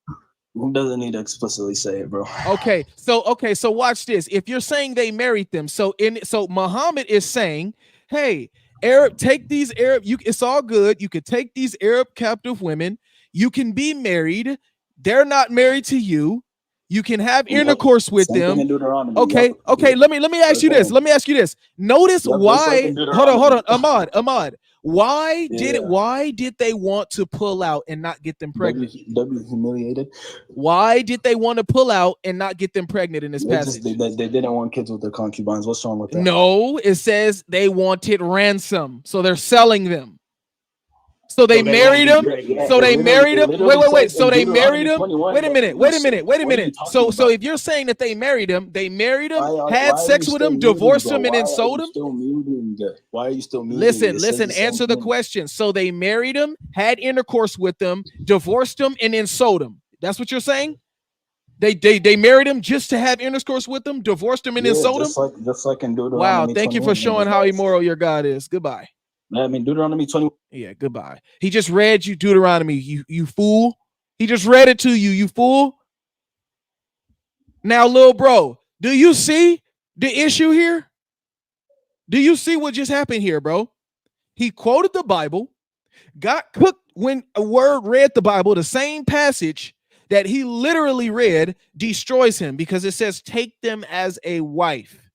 Now he wants to straw man, and now he wants to lie about what's happening here in this Quran, and even in this hadith. And even if you do say, oh, well, yeah, they married him. Well, that's even more immoral because it's basically prostitution. Because what he's saying is, oh yeah, they took them captive, married them so they can have intercourse with them, divorced them, and then sold them off. If that's the argument he wants to make, bro, then that's on him. All right. So but nowhere in 424 does it say you have to marry. And nowhere in this hadith does it say these men are marrying him either. Not one scholar, not one person ever says or commentated on this saying that you have to marry these concubines. Not one. Or they just having relations with them. That's it. That's all they doing. I love how quick they are to add into the verse and try to say stuff. Yeah, can I give you some sources, or it don't matter? He's cooked anyway.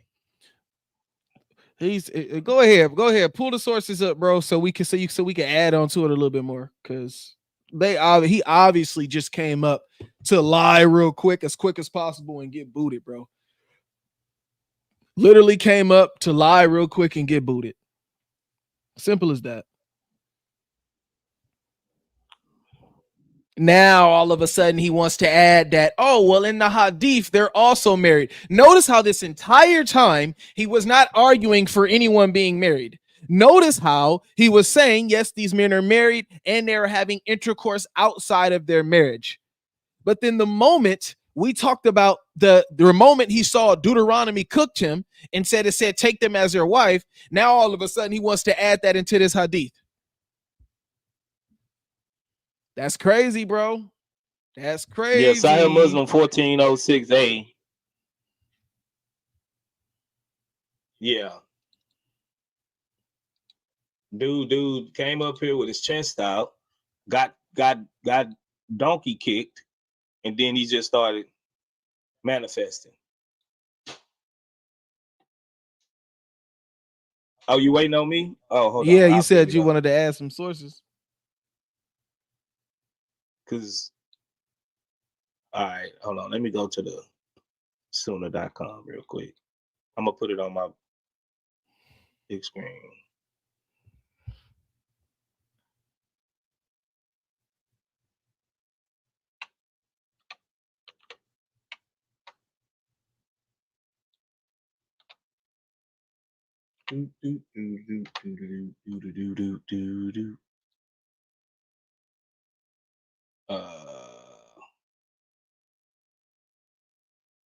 Sahih Muslim.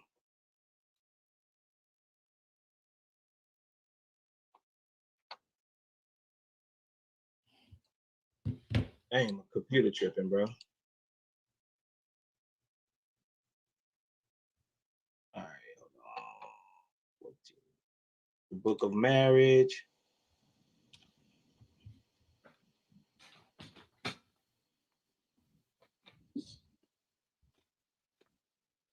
I just love how quick they are, bro, with innovating and lying on their own book, lying on the hadith.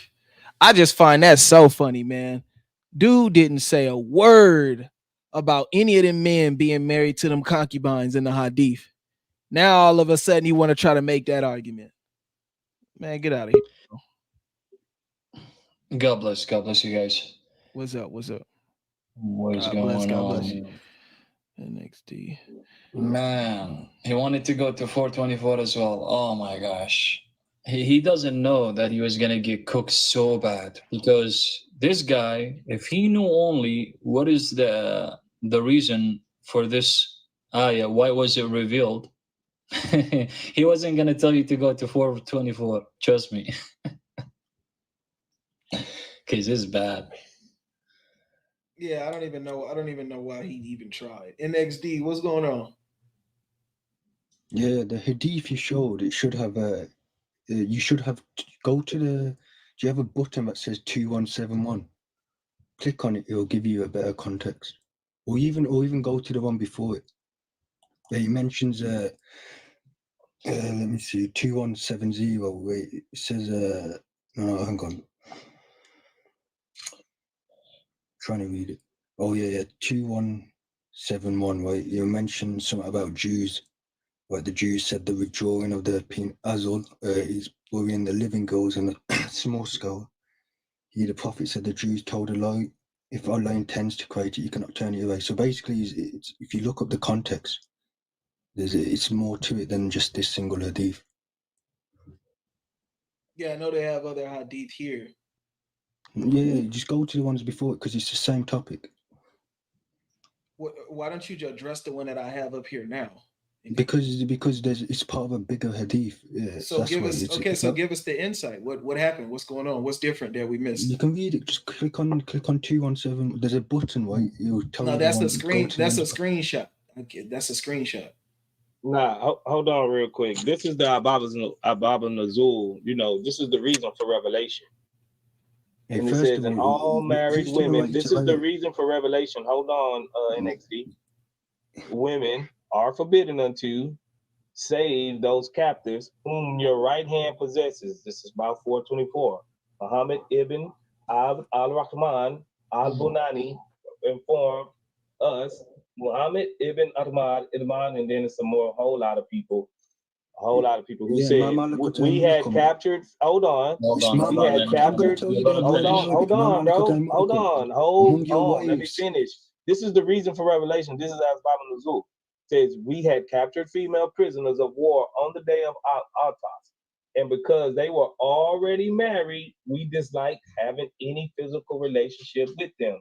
Then we asked the prophet, Allah bless him and give peace in the verse, and all married women are forbidden unto you, save the captives whom your right hand possesses, was then revealed, as a result of which we considered it lawful to have a physical relationship with them.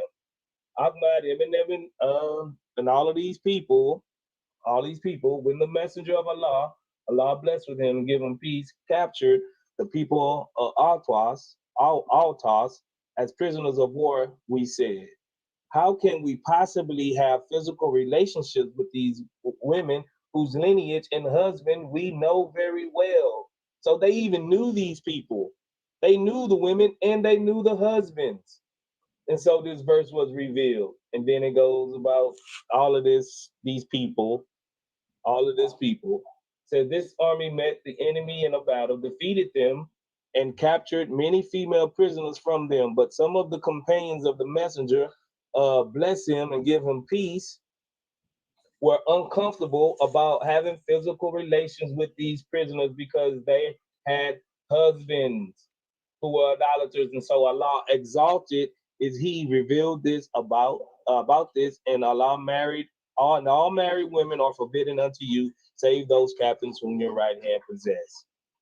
Beautiful. Can I please add up to what they the didn't word even was want showing? to. 10 seconds, I'm gonna finish. 10 seconds, I'm gonna finish. Go ahead. Even the companions did not even want to have relationships with these people, with these women, because they was married. They was married. So That's this is not true, 'cause adultery. Okay, if you go to Tafsir al-Razi, Hold on, NXT, just one second. Wait, he'll explain Ma Ma Malakat malakat imanakum, we'll get to that. Don't worry. You think you're smart, but you're gonna get busted. I'll cook you on this. Let me get the big screen. Let's see if you're gonna cook. Is it me or you? Okay. I cooked you before. That's fine. I got you. I don't even know you, first of all. And this is my first time speaking to you, Jahid. Well, I'll tell you who you are. Now let's get to the beautiful bit. It's good, yalla. Ashalek. So again, the brother, the word did an amazing job, obviously, by explaining to us and telling us what was the reason for this ayah. Why was it revealed? What is the asbab al-nuzul? You give us the exact reason why. Now, even if we go to tafsir, at-Tabari, mashallah, at-Tabari even tells us, and he says it again. By the way, even the sabaya, I don't know if this guy knows, okay, sabaya, the ones, okay, that are not married, which is the right hand possess. Okay, once their iddah is done, then you could go hit them up. You could do good. If we read hadith, which I could go ahead and let me go ahead and pull it up. Let's read 8967. Then we'll go all the way down. The Prophet says, God bless him, the day of Hunain sent an army to Autas, and they encountered an enemy. They captured female captives who had husbands from among polytheists. So this is regarding the polytheists, by the way. This is during the war. Okay, and the Muslims were guilty of having an intercourse with them, so they felt kind of guilty, guys. The reason why for this ayah was revealed because of that. So what did they do? The ayah was revealed for them to have an intercourse besides that, and the chaste women, except for those your right hand possesses, meaning they are lawful for you once their waiting period has expired. So you could do mut'ah, you could enter upon them, you could do whatever you want, as long as the waiting period has been expired. Okay, now let me take you to Imam al-Bas. Well, actually, should we go there or should we take another route? Hold on, don't run. Hold on, don't run. Baz is a mujassima. I don't follow these people. Imam Ibn Baz, he's a Salafi Sunni, so stop offering. I told you he's a mujassima. I don't care. He's a Sunni Salafi. That's like me being a Protestant. That's like me being a Protestant. Imam al-Bas, put yourself on mute. Put yourself on mute. They were asking him, ما نكح النكاح, ما حكم النكاح بنية الطلاق? What is the ruling regarding the divorcement, you know? جواب جائز حكاه الموفق عن الجمهور وحكي عنه الأوزاعي المنع. وسألته, I asked him, أليس في النكاح بنية الطلاق غش للأمرأة؟ الجواب لا. No, even if you're married, you course.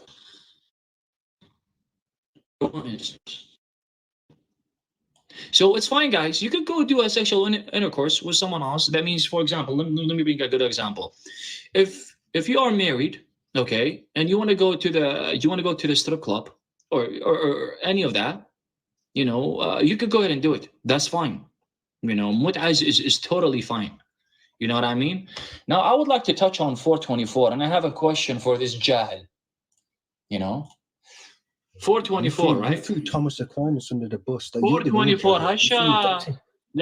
It's okay. It's okay. Okay, listen to it. والمحصنات من النساء إلا ما ملكت إيمانكم كتب الله عليكم وحل لكم ما وراء ذلكم أن تبتغوا بأموالكم. And regarding your money, if you guys give them money, محصنين غير مفسحين فما استمتعتم به. Now we're going to go to the good one. What does it mean فما استمتعتم به? What does it mean? Omit yourself, Habibi. Can you tell me what does it mean به? This word. What does this word refer to? Now we know istimta' comes as of mut'a. Okay, me pleasuring, enjoying, doing all of that. Now, can you tell us what's bihi? What is bihi referring to? It'll be referring to, well, in the Arabic linguistics, it means it's a verb. Right? It's who it's referring to. It's the person that's been referred to. So if you put it's referring to a person. Okay, beautiful. So he says it's referring to a person. Bihi, right? If it's of it, bihi. But Mama, yes. I want to talk about Mama Lakutai Monakum, what that word actually means. That's the most important part. The right hand possess. Now there is a difference between right hand possess and there is a mut'a. Now tell me what's bihi. Listen, don't waffle. Tell me what's bihi means. I don't care about your answer. What is bihi? Don't be ashamed. Translate it to an English. Be a man, bro. I don't care. Be a man. I don't need to because you're not doing what I'm asking. Go to tafsir. Be a man and answer the question. What is bihi? You put bin buzz to me. Okay, so he's not going to answer the question, which is okay. Let's go ahead and translate it to everybody. Since he doesn't want to answer the question, not a problem. Guys, when it says فَمَا اسْتَمْتَعْتُمْ بِهِ, okay, for you guys to pleasure and entering upon enjoyment of what? Her private part. There's a difference. This is why he was too scared to say what bihi refers to, because bihi refers to her private part. Now, if Ora says biha, then that would refer to herself, like as a female. Okay, there's a difference between biha and bihi. Bihi refers to her private part. Now, what do you think of these, brother? MashaAllah. Isn't this zina? Adultery? No, go to Tafsir Razi now. Yeah, tell us. Let's see how brave you are. Tell us, Habibi. Explain to us why is your Allah allowing adultery? That's Deuteronomy. That's not Go ahead. We already cooked you guys. The Lord already cooked you in Deuteronomy. He already cooked your boyfriend, Ahmed. Now deal with the passage and don't be the coward that you are. What does Isha mean in the Hebrew? Deal with the passage and don't run to the Bible. It doesn't mean wife. It could mean mistress. Why is your Allah allowing adultery? He doesn't know. Zina, that would be zina. Obviously, this is zina. Yes, zina is halal according to the Quran, brother, and according to the. See, if it's zina, it's prohibited. It's punishable. It's zina. Okay. Explain this to me, lad. This is tafsir al-Tabari. You want a tafsir, right, of 424? Yeah, go to Arazi. It's so I got you. This is tafsir al-Tabari 424. Yeah, go. Okay, let's read it. Okay, ساعدني read on the theory of Qatada, on the theory of Abu Khalil, that the Prophet may bless him in the day of Hunayn sent an army to Autas. They encountered an enemy. Do you agree with me that this is during the war? Well, the context behind it, yeah. This is during the war, correct? Yeah, during Beautiful. This is during the war. All right. Okay, enemy, and they captured a female. Captives who had husbands. No, I take it back. From jihad, you can only claim property, right? This is fiqh. This is a fiqh. Bro, this dude don't know nothing, only man. Only the imam, the leader of the war, can decide after. It can only decide after. So no, Okay, this so is a Jew. is this? Wait. So you don't consider this during the war, bro? No, you're being permissible because I can give you a book of fiqh that says no one can. Not a problem. Let's property continue. until Let's after the continue. war. Let's continue. Stop lying to yourself. Let's continue. Yeah, And I'll they show you a book and of they fiqh. Let me captured show a you that. female. Stop waffling, bro. Let me finish. Let me finish. Heck, you're manifesting already. And they captured the female captives who had husbands from among polities. The Muslims, oh my gosh, felt guilty about having intercourse. They felt kind of guilty because they did intercourse, or So where did we go? Hold on. Let me go ahead and bring you back. I don't know what happened. Hold on. Give me a second, man. Give me a second, man. Oh, there you go. There you go. I just gotta bring it back again. I clicked it by mistake. Exit. You can slow cook them anyway, so that's it. We slow cooking them. I know, man. I love it. Yeah, You didn't even acknowledge the point that I made when this can only happen after the Imam exiting. Divides the property of captured. All right, what is captured. Beautiful. Stop waffling, huh? Yalla. There you go.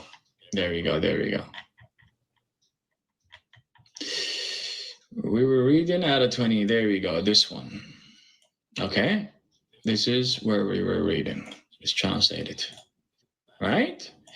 Who had husbands from among these polytheists, they felt guilty. We were here. Then this verse was revealed. And the chaste women, except those your right hands possess. Meaning, that can refer to a wife. Meaning, who are the right hand possess? Can you tell me who are the right hand possess? That's why I told you to go to Tafsir al-Razi. Who are the right hand possess? That could refer to wives. It could be Asir, which is what we call a wives of who? Wives of who? Do you know what an Asir is? Wives of who? Like حيوان. Wives of who? Look, you insult me. Wives of who? You're not even asking a question. Wives of who? I told you Asir. Do you know what that is? Who? It's basically a concubine. What is this guy waffling? Bro, speak. I could barely understand you. We already read him as Baba Nazul, the reason for revelation, bro. He don't know. He's just going to some other interpretation. But Baba Nazul clearly said what King Sil was bringing up, bro. Deal with it. No, you brought a completely different revelation. That's not the same. That was Baba Nazul, bro. Hold on. Tafsir al-Tabari. Hold on. Wait a minute. This guy is literally lying. Watch this. Yeah, you have to. No. Watch this. What does it say here, coward? I'm talking about the one the road brought earlier. I'm not talking. Are we talking about 424 or what? Yeah, but this road. Is this the right ayah? Is this the right surah and ayah, yes or no? Bro, I know we're talking about 424. Why are you saying it's a different ayah? Because this road was talking about different asbab and nuzul by Wahidi. No. This is This is giving us the asbab and nuzul. Why was the ayah revealed? Like, Surah Nisa 24. Yeah, I know. And by the way, listen. Let me teach you something since you don't know. Do you know that the real quick? Hey, life. Yeah. They saying it's echoing on your YouTube.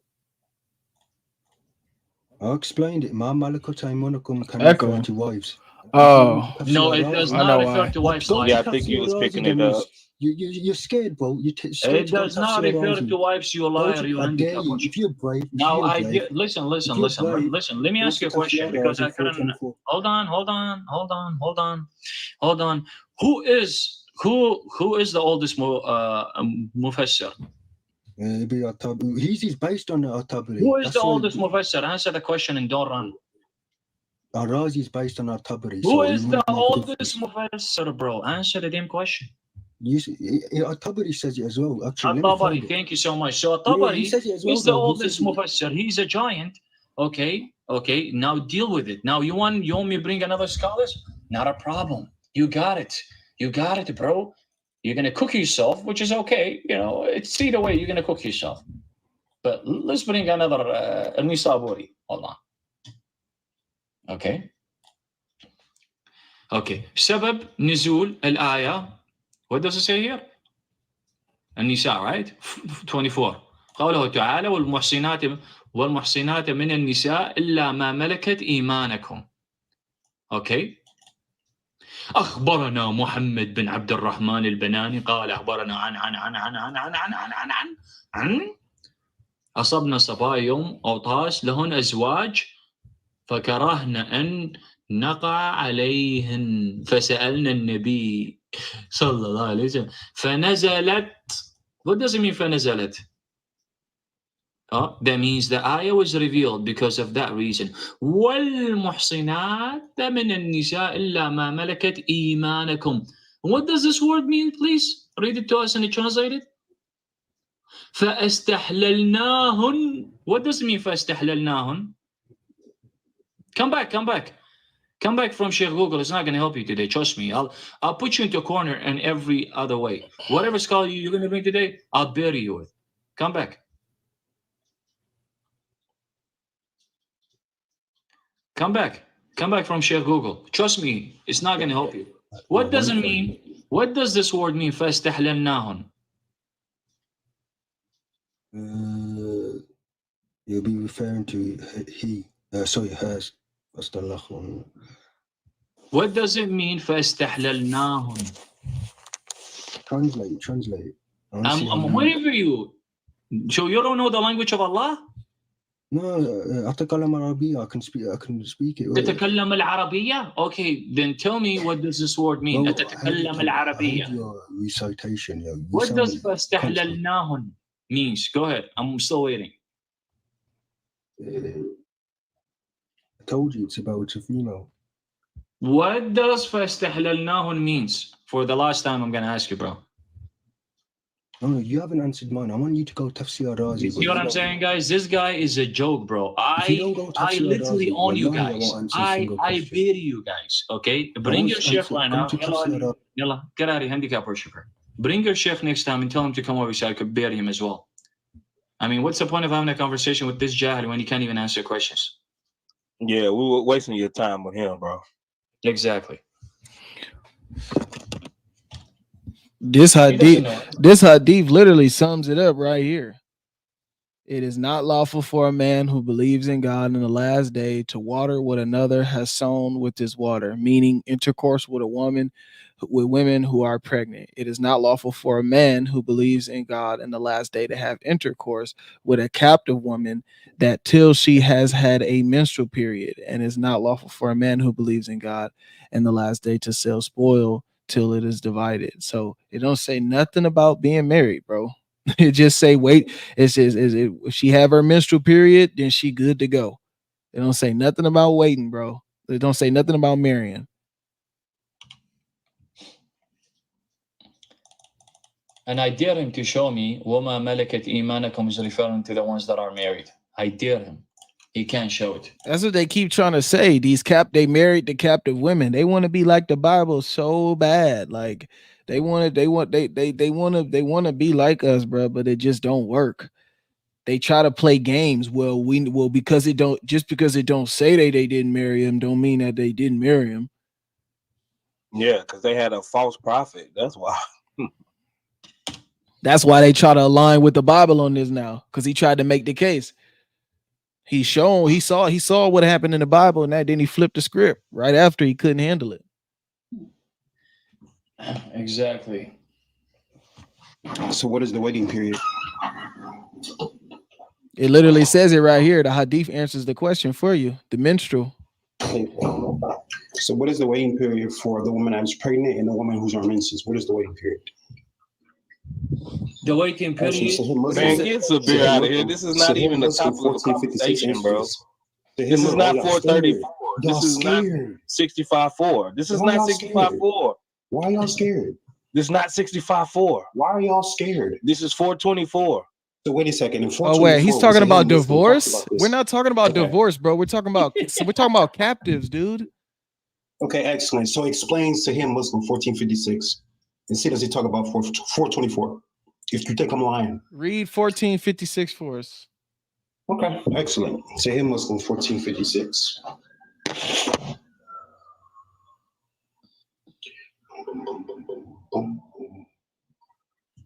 Do your homework before you even bringing this stuff up against a Muslim.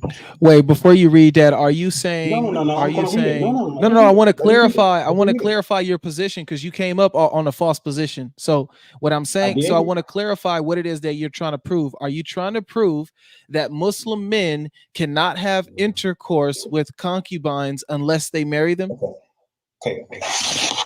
Let me finish.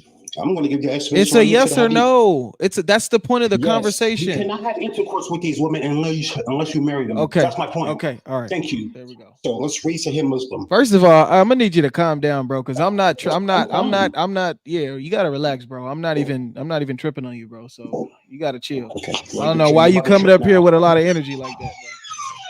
Okay, yeah. You're gonna end up just dropping him, bro. He's just I know you're gonna end up getting embarrassed. No, it's okay. You can leave him.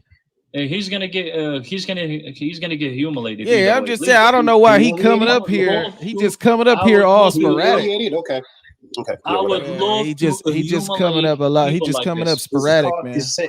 The word is humiliate. So take off those I would veneers. love to humiliate you in front of everybody over here. Yalla, coward. Yalla. Engage with the topic and don't run. Okay. Yeah. Whatever. Read the hadith, please. So it says, "Are you done?" What's the number of the hadith? What is it? Sahih Muslim 1456. Would you like the book and page number as well? Where can I find it? Are you on sunnah.com or you got a book? No, I'm not on sunnah.com. Okay. Is there any way that I can find it on the website? You can find it on sunnah.com, but you can go to sunnah.com. I don't have to go to sunnah.com. I know. I'm asking you because I'm going. I happen to have a lot of money, more money than you when it comes to books. Hold on. I can actually afford books. Hold on. I'm asking you because you can literally go to Amazon.com. Sabir.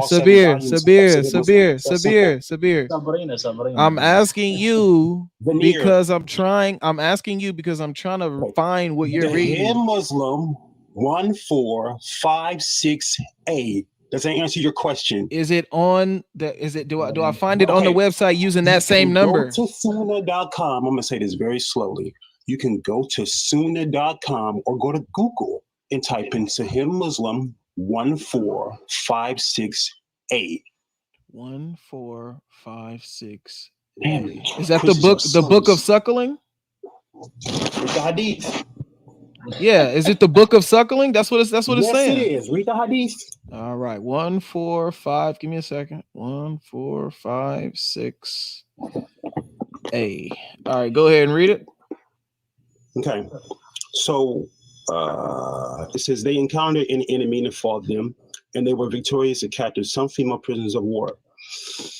Then it was as if some companions of the Messenger of Allah avoided having sex with them out of fear of sin. Oh, wait a second. So they avoided having sex. They didn't have sex with these captives. Am I reading them so far so good, host? No, I'm actually not following the one that you have. I'm actually not following what you have. Sahih 1456A. So him was one. Okay. Yeah, I have 1456A up, and it says something different. Okay. So what is it on the website? It says they avoided having sex with them out of fear of sin because the women were married to polytheists. Because of that, Allah sent down also forbidden are women already married except those captives whom your right hands. Meaning what? This is what the hadith says. He said Muslim. Meaning what? They are permissible for you after the waiting period has expired. So again, my question was this: what is the waiting period for a pregnant woman and a woman that was on her menses? So Muslim actually explains this, and I want King Self to answer my question.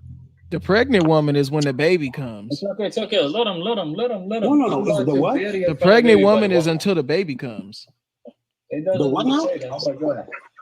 Go ahead, bro. Go ahead. You heard me, right? Go ahead. What? From what I understand, from what I've been reading, it says the waiting period. Read the hadith. I said, bro, can you relax, bro? What are you? Did you relax. On drugs or something? What is the waiting period? I said, from what I understand, from what I've been reading, it says the pregnant woman, their waiting period is until the baby comes. Okay, and what else? And the other one is until they have their menstruation, until they menstruate. Menstrual. Who mentions this as well? I know we right? Huh? I didn't hear what you said. Does Imam Nawawi also mention this as well? I have no idea. You tell me. You have no idea what you're talking about, huh? No, I have no idea what Imam. I have no idea what Imam. I have no idea what Imam Nawawi says. That's it. Okay. The waiting period for a pregnant captive woman is until she gives birth, and the waiting period for a non-pregnant captive woman unless she is the waiting period of a non-pregnant captive woman is one menstrual cycle, as explained by Imam Nawawi. Isn't that what I just said? Wait, no, you didn't say that. That's literally what I said. So why does Ibn Abbas say these women after the waiting period they have to be married? Is he slow? Are you slow? Bro, don't know, bro. Listen, look at the hadith, bro. Bro, he's pulling out something. That's literally what I said, bro. It doesn't. That's literally what I said. For the pregnant woman, it's until the baby comes. The non-pregnant is until they have their menstrual, till they menstruate. What else did I say? What does Ibn Abbas I don't know. say? You said the two things that I said. You haven't proven anything about having to marry him now. Okay, I just did. What did I just say? Ibn Abbas say? Oh, read that. I didn't hear you. Does Ibn Abbas, since you studied this and you like to bring up 424, does Ibn Abbas say you have to marry these women after the waiting period? Yes or no? I don't know that. I don't know that information. Al-Tabari doesn't say that. Hold on. Al-Tabari doesn't say that. And Nisaburi does not say that. We could bring all volumes of the Torah on your screen. Listen. Bring all volumes of the Torah. Wait a second. Wait. I got you, Sabrina. Okay. Real quick. Wait, hold on, real quick. Let me say this. Hold on, real quick. Let me say this real quick. Let me say this real quick. You can bring up Ibn Abbas. That's great, bro. Give me a second. Stop reading my mic, boy. No, because no, it's too much commotion. I was about to mute both of y'all, you and him. Sylv just understands that exactly. That's why you get muted, because they understand that I'm the host, and when I'm trying to clarify the stage, that people need to stop talking. Hold on. Okay. Hold on. You want to get docs next. You can bring up. Nobody care about getting docs, bro. Oh my gosh, bro. You think somebody care about getting docs, bro? You gonna dox him, what you gonna do? Nothing. You gonna release information and just shut up. What are you gonna do about it? Shut up. What are you gonna do about it? You ain't gonna do nothing. Shut up, boy. All you do is cry and block. You little pump, bitch ass Christian on TikTok. You a pump. You a literal pump, Christian on TikTok. Oh, I'm gonna release your information and do nothing with it. So what? Shut up. Goodness, bro. I'm going to release your information and call you and hang up like I'm a 12-year-old. So what? Shut up. Dumb. Nobody care about getting doxxed. Show my face on every live stream. I don't care. Exactly. We all do. Yeah, what is wrong with that dude? Anyway, go ahead, bro. What you wanted to say about that Ibn Abbas claim, bro? So it's not about Ibn Abbas. This guy tried to play the gymnastic and lie about it. Now, if we go to Tafsir al-Tabari, matter of fact, give me a big screen real quick. Let me just go ahead and I wish he was here, but it's okay. It's fine. I would have left him up, but he started doing too much, bro. No, he started doing right. No, he started. Bro, you can't have a real conversation with that dude. Never, ever. I agree with you, brother. 100%. This is a hadith, right? Watch this. Narrated by Abu Sa'ad, okay, Al-Khudri, narrated by Ahmed Shakir. There's two narrators within this, okay? وَإِسْنَادَهُ الصحيح, authentic. It is authentic. We captured some of the captives of Autas, and they had husbands. We were reluctant to have intercourse with them while they had husbands. So we asked the Prophet, mashallah. And this ayah was revealed. And they chase women, except those your right hand possesses. So we made their what? What did they make what? Can any one of you guys read it? The word private parts lawful for them. Yeah. You made their private parts lawful. We made private parts lawful for them. Where does it say marriage? Cowards! You guys think, you're gonna come here and try to play the game of married? They say, nah, mine. It's not gonna work. I don't know. You have all of these. It's crazy though, because you got all of these hadith. You got all of these sources that say that you know, they're not saying anything about having to marry these concubines, bro, these captives. Why are they trying to say that you have to marry the captives? Is because they don't want to follow any moral God. But the problem is that it's very clear that you do not have to marry these captives. And the point is that you own them. This is what they all say. But now all of a sudden, when you pose an issue because they're not married, now all of a sudden, well, you want to try to add in or try to sneak your way into saying that they need to be married. I don't know, man. It just makes no sense, bro. Exactly. Hey, I got a violation, bro. You good? They just got to give you light. No, but I'm gonna just drop and come back up. Just bring me back up. Open the door. Watch this, the word. Their prophet, right? Him being the example of all mankind. Watch this. This is regarding Sahih al-Bukhari, his book, his own book. Al-Rawi Anas bin Malik, al-Muhaddith al-Bukhari. المصدر صحيح البخاري. خلاص حكم المحدث. خلاص حكم المحدث صحيح. And the hadith number is 2893. The prophet may, I don't want to, you know, I am looking for one of your servants to serve me until I go to Khaybar. MashaAllah. This is what who? Abu Talha is saying to the prophet. Until I go to the Khaybar. So Abu Talha Murdavi took me out, and I was a boy who was tired of dreaming. I used to serve the Messenger of Allah, MashaAllah. When he came down, I would often hear him saying, "Oh God, I seek refuge in you from worry and sadness, helplessness and laziness, miserableness and cowardice, the rib of death, and what is this word?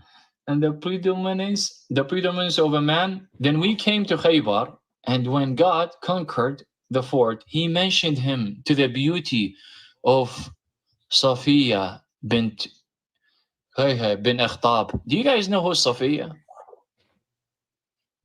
Man. Safiya bint Hay. It's the wife, okay, of Muhammad. What happened?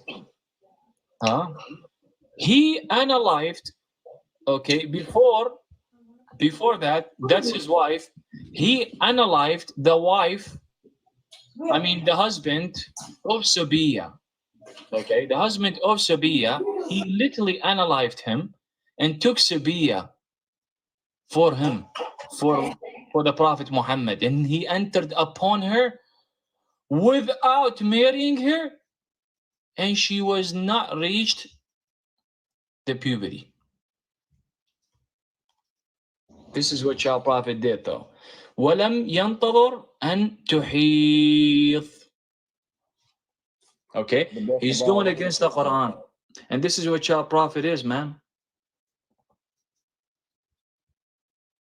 That was a regarding Sahih al-Bukhari. Whoever needs it is Sahih al-Bukhari 2893.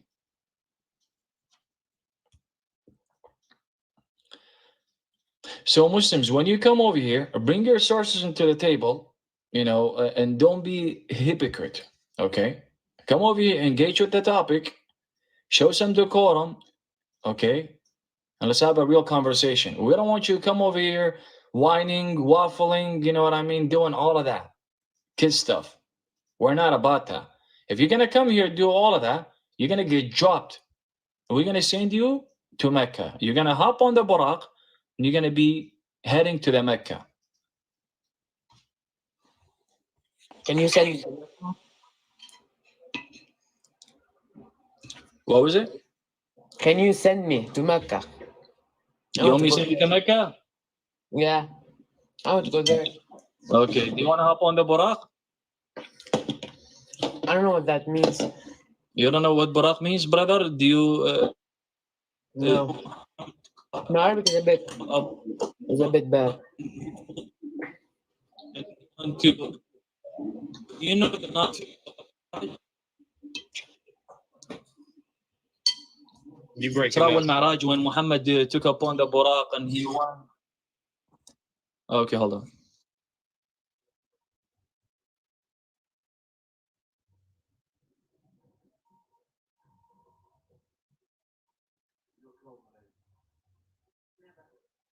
Okay, can you guys hear me? Yeah, you do it now, bro. All right, beautiful. I was telling you, I was telling him, do you know the night of Isra wal Mi'raj when your prophet took up on the Buraq and he flew? He flew on the donkey? Yeah, yeah. Okay, what did your prophet do when he took up on the Buraq? I don't know. I don't remember. Tell me. He went and saw Allah as a young man wearing a curly hair and beardless. Do you know how Allah has hijab, right? Hijab. He does have a hijab. This is what your source says. It says he has a hijab, so that way he doesn't show himself. Nobody could see him. But he took his hijab down for Muhammad himself. So Muhammad saw your Allah as an eye vision. Allah was he was a young man. Allah is not a human. Yeah, but according to Ibn Taymiyyah, he was a young man with the curly hair, and he was a beardless. Dude, what this are is you when saying? Muhammad took up on the Where are you Buraq. going So, by this? Where are you going by this? You want me to show you?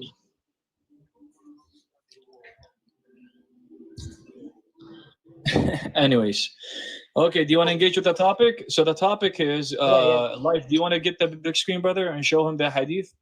Yes, please. Talking about the captive women's and the right hand possesses. You know where they, you know what I mean, enter upon them without marrying them. Do you consider that as an adultery?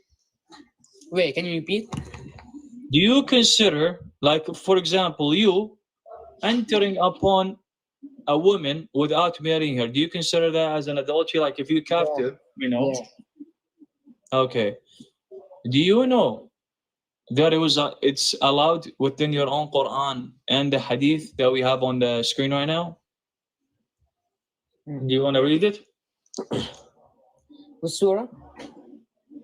This is hadith, Sunnah Nabi Dawood 2172. Do you want to read it? Yeah, read it. It's an authentic hadith, Habibi. Yeah, I mean, you guys don't follow only the Quran. You guys follow, Quran and the Sunnah. The Sunnah, which is considered to be the hadith. That's how you guys get to know, get to know about the Prophet or learn about the Prophet. What's up, buddy?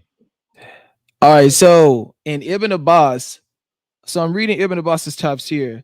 Now, tell me what is this saying here? Because now I'm like, because I see what that other guy was saying, but then there's another one where it's like something different. So there's some that say you don't have to, and then this one doesn't really seem like it is, but it's kind of worded different.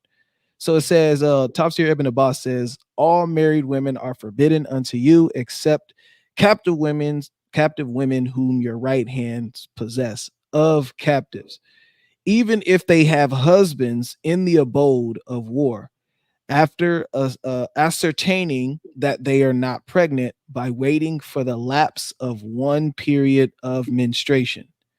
Then it says in brackets, it is a decree of Allah for you. That which I have mentioned to you is unlawful in Allah's book. So right, and then there's a period. So before I read the rest, what is he saying there? So what he's trying to say, that they had the iddah up to 3 months. Once their iddah is done, then you could go and enter upon them. Okay. Okay. What is the iddah? The iddah is to wait and check and see if she's pregnant. Yeah. And now he says, yeah, okay, that is right. So that's what I'm getting. Now, after the period, it says, lawful unto you are all beyond those mentioned as unlawful, so that ye seek them, marry with your wealth up unto 4 wives.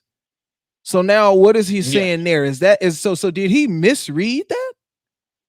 No. Here's the thing, live. So he literally cooked himself, by the way, within the tafsir of Ibn Abbas. Why do I say that? The reason why they're gonna have to check for 3 months just to check and see if she's pregnant. Why do I say that? Now, if the guy took her as a captive and he slept with her, and if she's pregnant with someone else, then guess what? That one is gonna be under his name. He's gonna be the responsible for that. You know what I mean, kid. That's why he has to wait, 3 months for her to finish her iddah or whatever. Right. After that, he could do the pleasure to enjoy her and everything. That's the reason. But now when I'm showing Tafsir al-Tabari, nowhere it says to wait 3 months iddah, by the way. When we go to Asbab al-Nuzul of the ayah, which is 424, nowhere it says you have to wait 3 months. What does it say? It says that you could take them as a captive. النساء إلا ما ملكت إيمانكم فاستحللناهن. We made it lawful for them to enter upon them. Nowhere it says 3 months. And then here too, so like Jalalain, so the tafsir right under it, Jalalain says, and forbidden to you are wedded women, those with spouses, that you should marry them before they have their spouses, be thy Muslim free or not, except what your right hands own of captured slave girls, whom you may have intercourse with, even if they should have spouses among the enemy camp, but only after they have been absolved of the possibility of pregnancy after completion of one menstrual cycle. This is what God has prescribed for you. Kitaba is in the accusative because it is the verbal noun. And then it says period. So yeah, they're doing what they used to do on Clubhouse a while ago, which is they would read it all together and then they would apply the captive women into the lawful, the believing women, basically. Because remember, then also it says here now, then it says lawful for you beyond all that is except what he has forbidden you of women, is that you seek women using your wealth by way of dowry or price in wedlock and not fornicating in illicitly. So yeah, I mean that's crazy how they just mash it all together and try to make it seem like what they're claiming that you can do for the captives is what he's claiming that you can do for what he's already deemed lawful, because he already says, it says, and beyond that, and lawful for you beyond that. So yeah, that's a man, that's a tough little twist of words, bro. I'm about to screenshot these because I knew 424 said this in the Quran, because even if you read the verse 424, it says this, and they used to try to do that a lot. But the fact that he went to the tafsir and he's also distorting the tafsir and saying that this applies to the captives, this actually doesn't apply to the captives at all. You don't have to marry the captives. You just got to wait, or at least what we're seeing here. You may have something different saying that you don't even have to wait. But if you have them, then they're saying if she's pregnant, wait till the baby comes, and if she's not pregnant, just wait till she menstruates. It doesn't say anything about marrying, bro. So I don't know, man. That's crazy. Let me show you this. Let me touch on this real quick, then we can move on. Ahmed himself, Ahmed is given us. Ahmed told us. He said Sufyan told us on the theory of Khalid. Anyways, this is the number of the hadith, by the way, 89. The theory of Abu Qalaba on the theory of. Anyways, what does it say? If a female slave is sold and she has a husband, then her what? Then her master has what? More right to her what? To her private parts. Right. But then here's the thing though. Here's the thing too, right? Because when you read this hadith, right? Say we grant them the marriage part, right? Like whatever, go, okay, fine, you marry them. Okay, well then what's taking place here when it says, and took some Arab captive women, and we desired the women, for we were suffering from the absence of our wives and wanted ransom. So if they're trying to make an argument that these men married these women before they jumped inside of them, well then how do they justify this? So they married their captives, slept with them, refrained from leaving it in them simply so they can sell them. So you marry her so you can have intercourse with her, and you don't want to actually do anything with her because you want to sell her. Exactly. Well, either way, he's selling her. Yeah, either it's way. a big it becomes a big problem. Exactly. She's getting sold to another person. Then that person will buy her, will pay anything to her, by the way. He doesn't have to, he could literally give her an apple. You know what I mean? Apple, whatever, to buy her off. Then he'll do a sexual intercourse with that female. Then after he's done, what does he do? He sells her to someone else. And she gets passed around. Yeah, exactly. Because the claim would have to be, well, yeah, if they can't do anything to them unless they get married. Okay, so you married him just so you can have intercourse with her and then turn around, divorce her, and sell her. So you're saying this is what your God is allowing here in this hadith? Exactly. But that's the thing. Yeah, it's a lose-lose situation. You're granting them something life. You're literally granting them something, that is not even within their own book. Oh no, for sure. Yeah, what I've read, I know for sure it's not. Yeah, it's not there. I just like to say, because to keep from going, Right. for example, right? If we go back to back 20 minutes and they keep acting dumb, then it's like, all right, fine. I'll grant to you that they're getting married. Then boom, throw this on them. Okay, cool. So they married him just so they can have intercourse with them, divorce them, and sell them. Is that what you're saying here? And then I'm telling you, they're gonna be stuck because if they try to pull Deuteronomy literally just said, "Don't sell them. Exactly. Take them as a wife." So they can divorce them, but they can't sell them. They gotta be let free.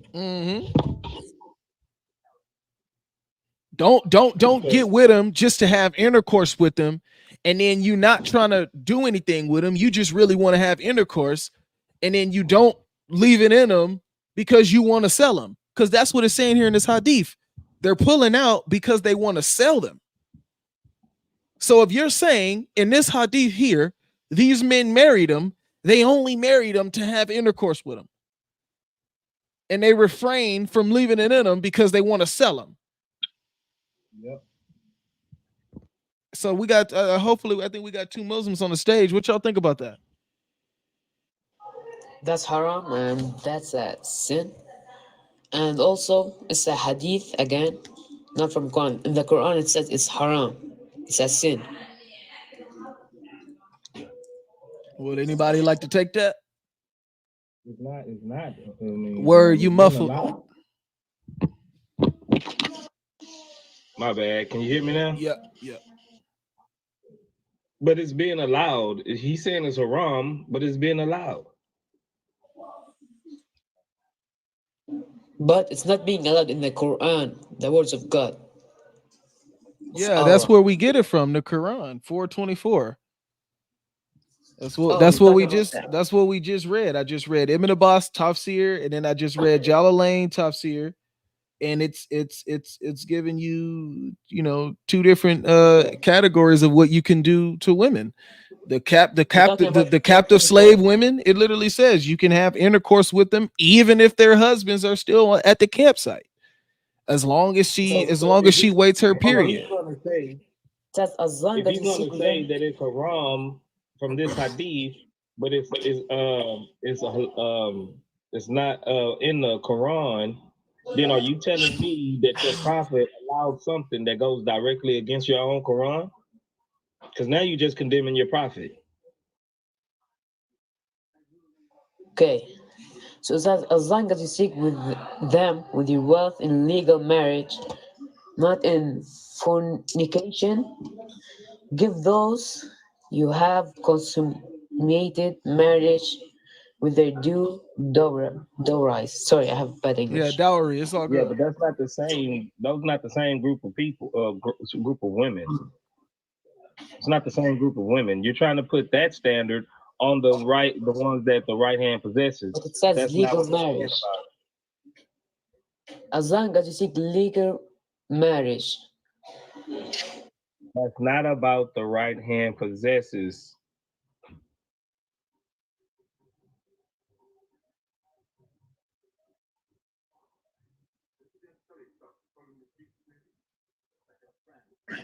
Read it again, slow in context. It's not about the right hand possessed. Wait, 1 second. My English is not so that good. I have to translate a couple of words. 1 second.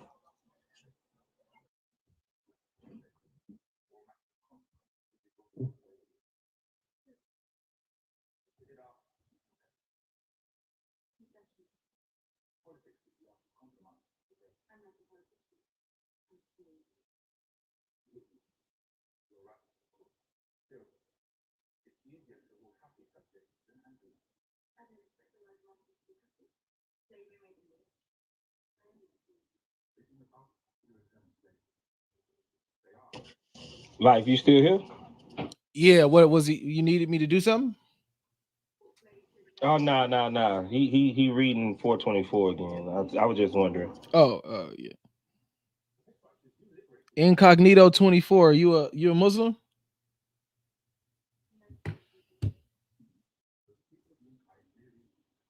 Yo, can you bring another guy to help me here? Because, I'm not an expert or anything. Okay, I'm gonna read it. I'm gonna read it with you, bro. I'm gonna read it with you. It says, Yes. also forbidden are married women. So the married women are forbidden, except female captives in your possession.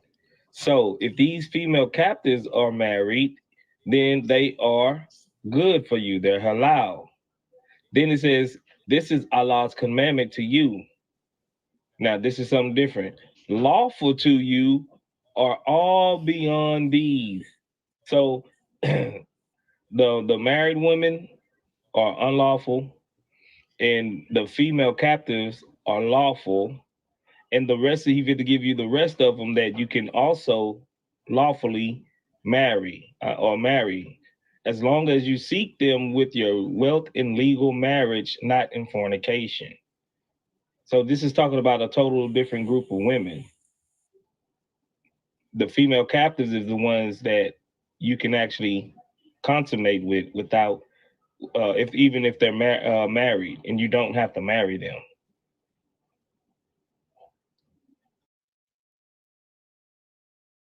Yeah, but it says like legal marriage. Yes, but it's not talking about the female captive. Can you repeat? It's not talking about the female captive. It's not talking about the female captive. Yeah, hold on. The female captives is just for that first sentence.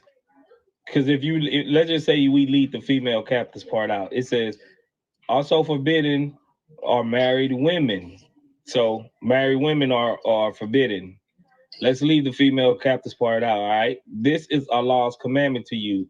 Lawful to you are all beyond these, as long as you seek them with your wealth in legal marriage, not in fornication. Give those you have consummated marriage with their due dowries. It is permissible to be mutually gracious regarding to said dowry.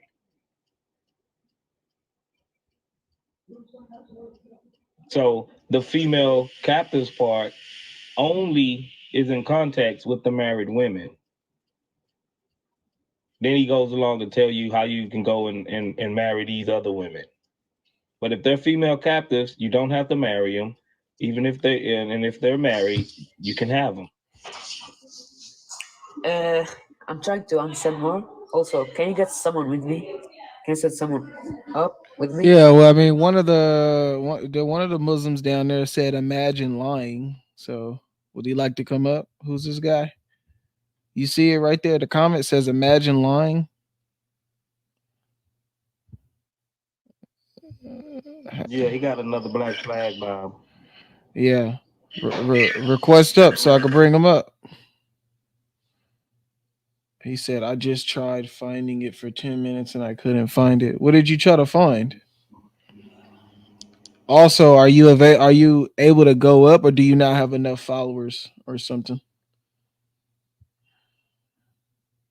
No, you don't need followers to come up or anything. Yeah, he can come up. I don't see him in the request box. So I sure do see him in the chat. Magnus, what's up, Magnus? I just want to make a couple points. So the first thing being, Jesus Christ is obviously God. First thing being is he has a interaction with his creation. Muhammad and Allah, they do not. Well, Muhammad does, but Allah does not have a relationship with his creation. And the first thing being is people that support Islam, and they go Islam, which I love all people. You know, Jesus Christ, the teachings are to love all people. And my first point is being that when they say that there's only one Quran, which is false, there's multiple Qurans, multiple different versions of the Quran. There's actually six books, or however people want to say it, six books, six parts of the book or whatever. It was burned by Uthman, and it never got released. So that's, I just want to make the point if you guys already knew that. But that was not. Yeah, we already knew that, brother. Appreciate it for sure. Thank you. Yeah, we know. Thank you. God bless. God bless.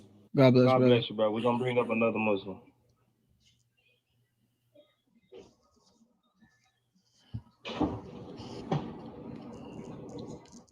And where that black flag guy at?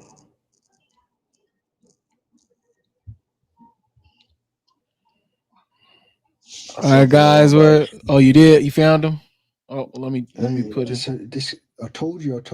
Go to the previous text. Actually, go to the chapter. Why The you come title. back on a different Who account? is that? He sounds familiar. Dawah means book of knowledge. NXD. What's NXD? He was just on a different account. No, this is not an. Who's what? NXD. I just came here. I said. This No, I said, NXD, bro. Look up the title. What's the title of this book? Bro, your voice is too noticeable, bro. You're an NXD, dog. Stop playing. I don't know what you're talking about. I want to show you the hadith that you're referring to. Look. So this is the title. So how can you say it's not about marriage? And it's literally the title. All right. Okay. So now let's have a conversation based on that. So are you saying that Muhammad and Allah is presenting this hadith? Are you saying that we're presented this hadith so we can see how Muhammad and Allah together are allowing for these Arab captives to be married by these men simply to have intercourse so they can sell them and divorce them, so they can divorce them and sell them right after? Where does it say in this hadith? Where does it say sell and divorce them? Right there, it says he wanted ransom. Would you gonna sell somebody who steal your wife? That's not correct. First, that's not the ransom part. It doesn't actually mean what you think. Okay, so it says that they withdrew because they wanted ransom. So what does it mean? They pulled out because they wanted ransom. So they were pulling out because they didn't want to get them pregnant. So they would have to be stuck with them. Right, there's another hadith. Look. Stop talking about another hadith. We're talking about this one. It's the same context. We're talking about this one. When it says ransom, what does it mean? Ransom, I don't know. So you just told me ransom doesn't mean what. Wait. So you just told me ransom doesn't mean what I think it means, but then you just said you don't know what it means. Because if you go to the next hadith, it will tell you there's no mention of ransom, and actually it's just mentioning pulling out, and that's all it mentions. Bro, what does that have to do with this one? This one mentions ransom. Wait. This one mentions ransom. That one doesn't. So what? So basically, it's not mutawatir, and also this is Sahih, bro. This Sunan Abi Dawud 2172 is authentic. What is your argument that these people? Hold on, B. Hold on, B. Are you trying to say that these women are their wives? What is your argument? Yeah, they are basically. Yeah, that's because obviously the title wouldn't be. So they selling it. So they selling their wives. Obviously not. Well, that's what it says here. It says they wanted ransom. You can't. Well, nowhere does it say sell. Okay, ransom, bro. Are you commanded? Hold on, B. Are you commanded to pull out if you are having relations with your wife? The reason why they said they'll pull out is because if you go to the earlier hadith, which is about the one where Jews Look. It says right here. So no. You're avoiding everything. No. Wait, B. Give me a second, because what you're doing is deceitful. You're avoiding every single thing except for what this hadith says. You keep talking about other hadith that we don't have out. This one says that they avoid. No, this one says that they pulled out because they wanted ransom. Explain what's happening here. What do they want ransom? What is that? Okay, let me basically, right, this was a rumor going about where the Jews said that if you pull out, basically it's like burying the living girls on a small scale. So actually the Prophet ﷺ told them that that's not true, actually, because if Allah intends to create it, you can't change it. And actually, if you go to this, I believe it's brother, did you address the ransom? Did you address ransom? No, you addressed why they didn't. You addressed why they didn't want to pull out. I said address ransom. It says we wanted ransom. What does that mean when it says we wanted ransom? I have to read the Arabic because even in English that doesn't make sense to understand the context. No, I'm being honest. Right, I'm gonna read. Look. We're reading just from this hadith. After the we wanted ransom part, it says, so we intended to withdraw the penis while having intercourse with who? The slave women. These are not their wives. These are the slave women. They're not wives, bro. Stop adding context to this.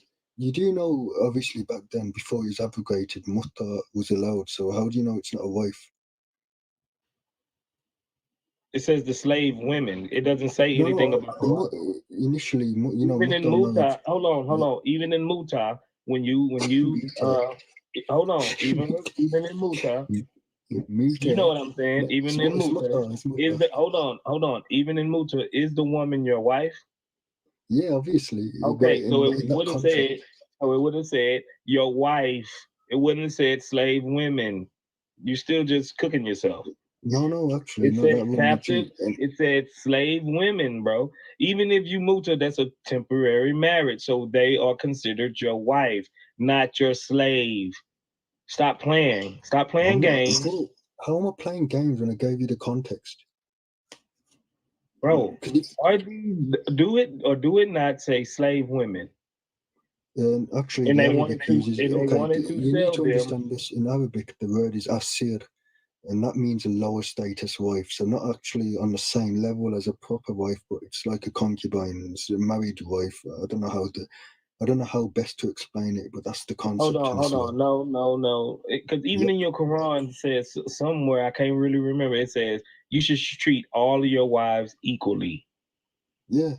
You should give them equal love. You should give them equal dowries. You should give them equal everything. Actually, you're telling me, nah, we got a lower wife now. So now one of them is like a concubine.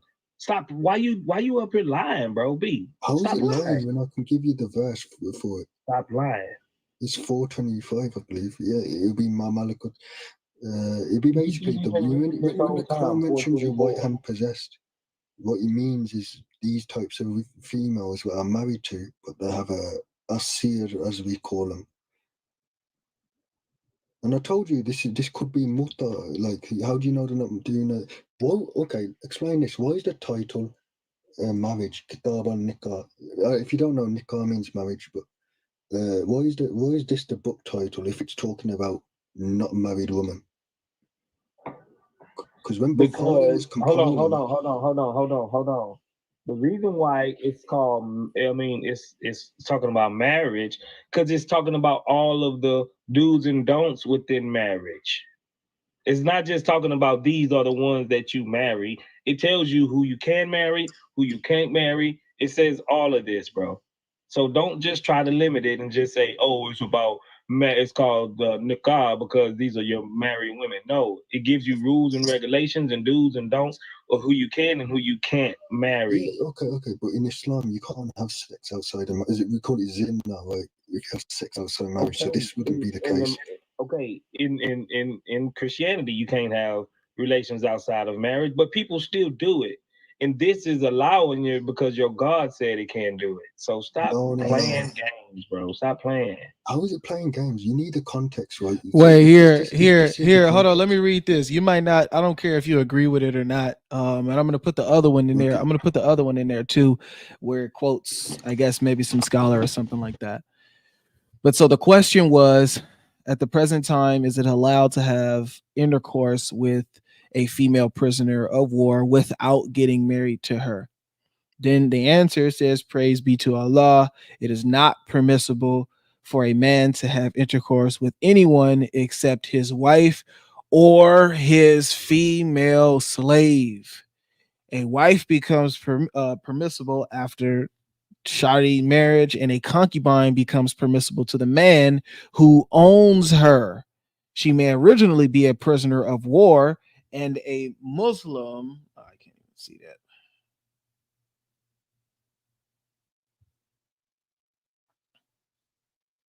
You have to disable the chat real quick.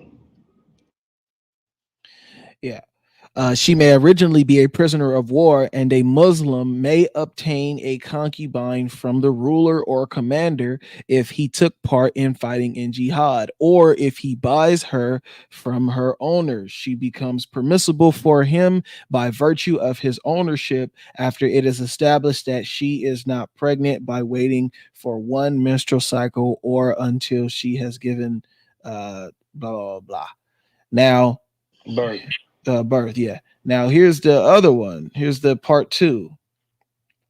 So then now they quote what seems to be Quran verses, and those who guard their chastity, i.e. private parts, from illegal acts, except from their wives or the slaves that their right hand possess. For them, they are free from blame. Then whoever this is, Al something 23 through 56, that may be a Quran verse or something. I don't know what that is, but it says it was narrated that Abu Sa'id Mu'minun. Oh yeah. Oh wow.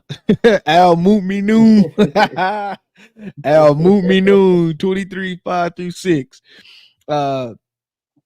Now it says Al-Qadar said, the Prophet, peace be upon him, blessing, said, considering the prisoners of Altas don't have intercourse with a pregnant woman until she gives birth, or with one who is not pregnant until she has menstruated. Then it says this hadith was classed as Sahih by Sheikh Al-Albani. Then, so it says, to answer the question, in the answer to the question, we have stated that Islam permits a man to have intercourse with his slave woman, whether he has one or more wives or he is not married.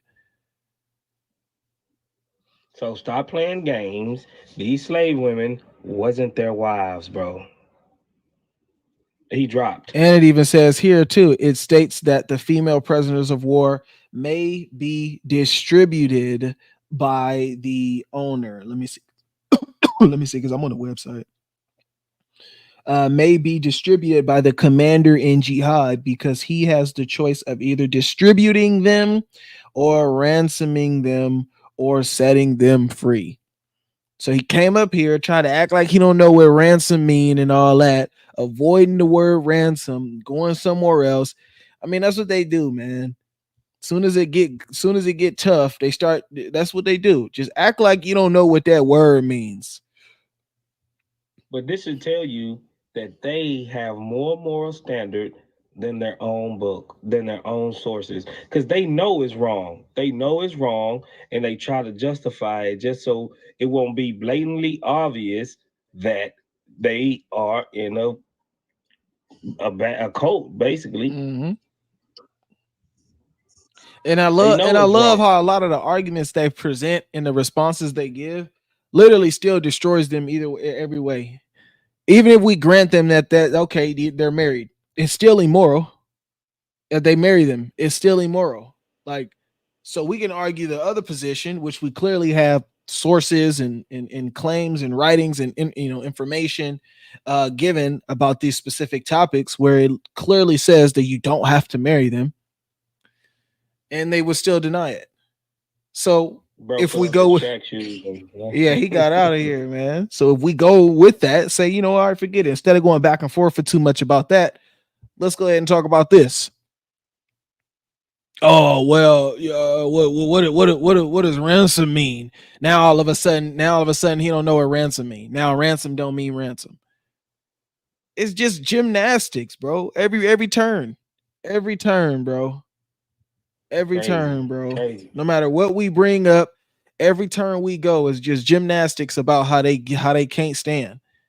You want to dodge every point. Every point. Just act like you don't know the real conversation. Act like you don't hear what's going on. Don't directly talk about it. Go to the Bible, misunderstand the Bible verses, get cooked on the Bible verses, and still bring it up as if it helps your argument. Literally, he kept bringing up Deuteronomy after you destroyed him on Deuteronomy. Yeah, and you didn't even have to do. You didn't even really do anything, but you just read the verse that he told us to read. The verse, bro. I just read the verse. All you did was read the verse he told us to read, bro. You told us to read the verse, bro, and the verse destroyed you. You took us to your own demise. And then still decided to use Deuteronomy as his argument. You see, as soon as we brought up Deuteronomy and I cooked him on it, he tried to go back to the Hadith. Yep, he tried to go back to the Hadith in the Quran, bro. He tried to go right back to the Hadith in the Quran. I've seen it. Yeah, that kitchen got hot real quick. He ran. Now he don't want to talk about Deuteronomy. Now he want to talk about 424. Yeah, because he know he can waffle on 424. Play word games and then do all that stuff. Bringing up Deuteronomy as soon as we read it. Now you don't even address what was just read to you. Sister Sajida want me to read a source. Let me bring it up. Sunan Nisa 39:59. Yeah, after this, I think I'm gonna probably close out. I'm about at 4 hours. My back hurt.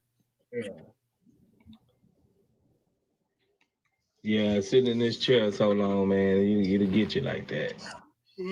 Come on. You already know. Got to get up out this chair. 39.59. All right. 39.99. He's back. He may have did some research. Toby, you did some research, man? Yeah, they told me that as it relates to that one hadith we're looking at, the one with they're talking about withdrawal or whatever. Mm-hmm. You know, yeah. So they said that those women were like, it would be an event in which those women would have been married. Married to who? So married to the people who married to the Muslim warriors, I guess. So they refrain from ejaculating in them because they wanted to sell their wives. No. I don't remember anything about selling. Yeah, the reason why they pulled out is because they wanted ransom, bro. So what? So Muslim man is now they just now getting married to women they want to sell? Oh, that doesn't say ransom for the women they're trying to sell. They refrained from ejaculating in them because they wanted ransom. That's what it says. Listen, let me read it. Where? Let me read it. We went out with the apostle of Allah on the expedition of Banu al-Mustalik and took some Arab women captive, and we desired the women, for we were suffering from the absence of our wives and wanted ransom. So we intended to withdraw the blah, blah, blah. You see that? That's why they intended to withdraw, because they didn't want to get them pregnant because they wanted ransom.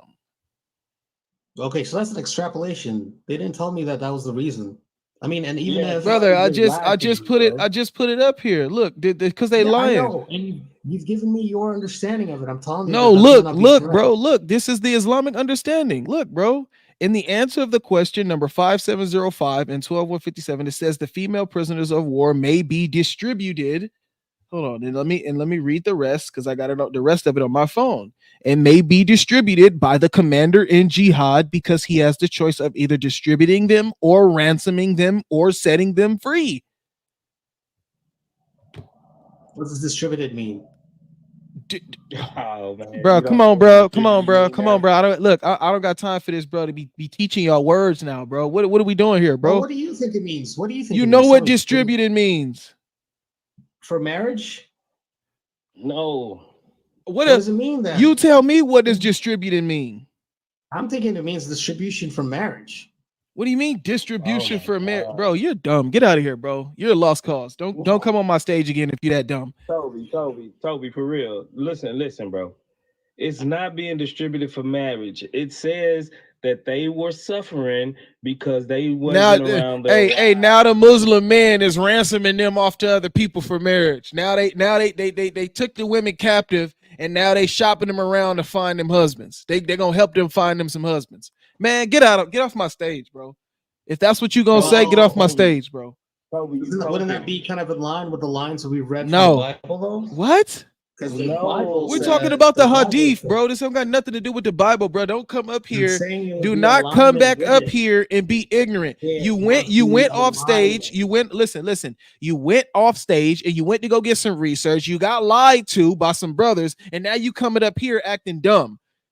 If you don't have the information, if you don't have the information to respond to this, don't say nothing at all.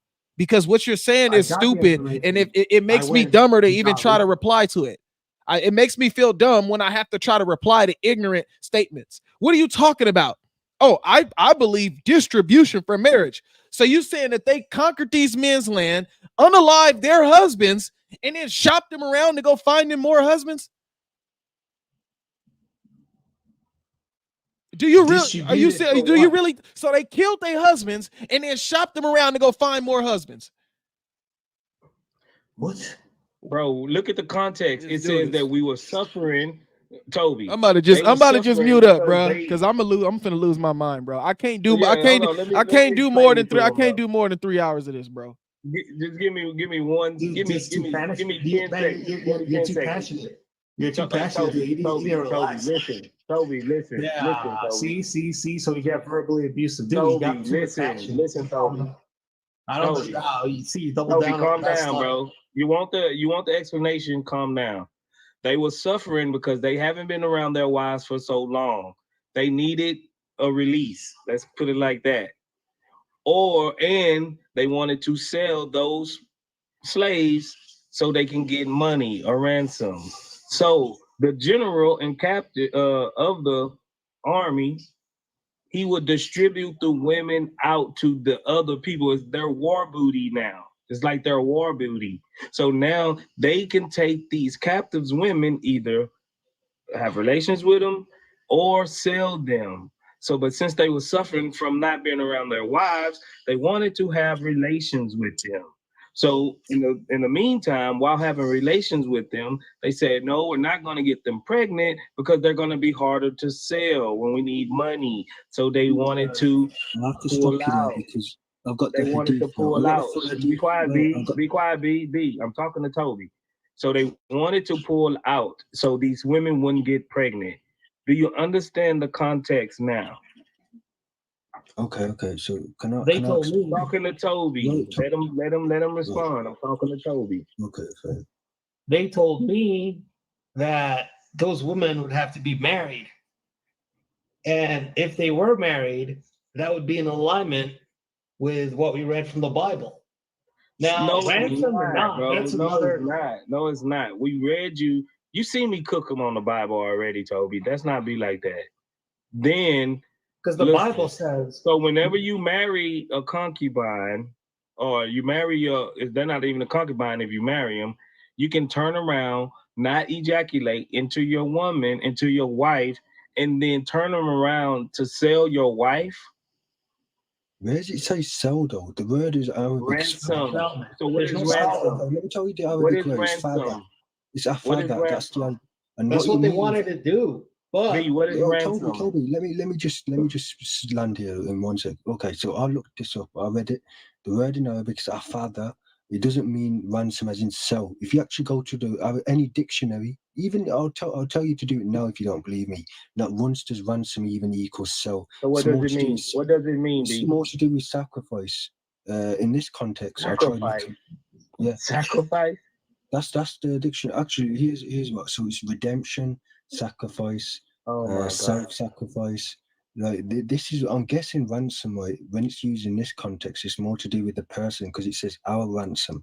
It doesn't actually refer to the woman. Oh my God! No, this is the pronoun before it. And if you actually go to Like, the next, can you bring that other one back up, bro? No, look, read this. This is the hadith, right? If you go to hadith number 2173, it doesn't even mention self, right? But I dislike all it says. All it says is, but I dislike her to conceive. Where does it say because I don't want to, because she's going to be hard to sell? It's the same hadith.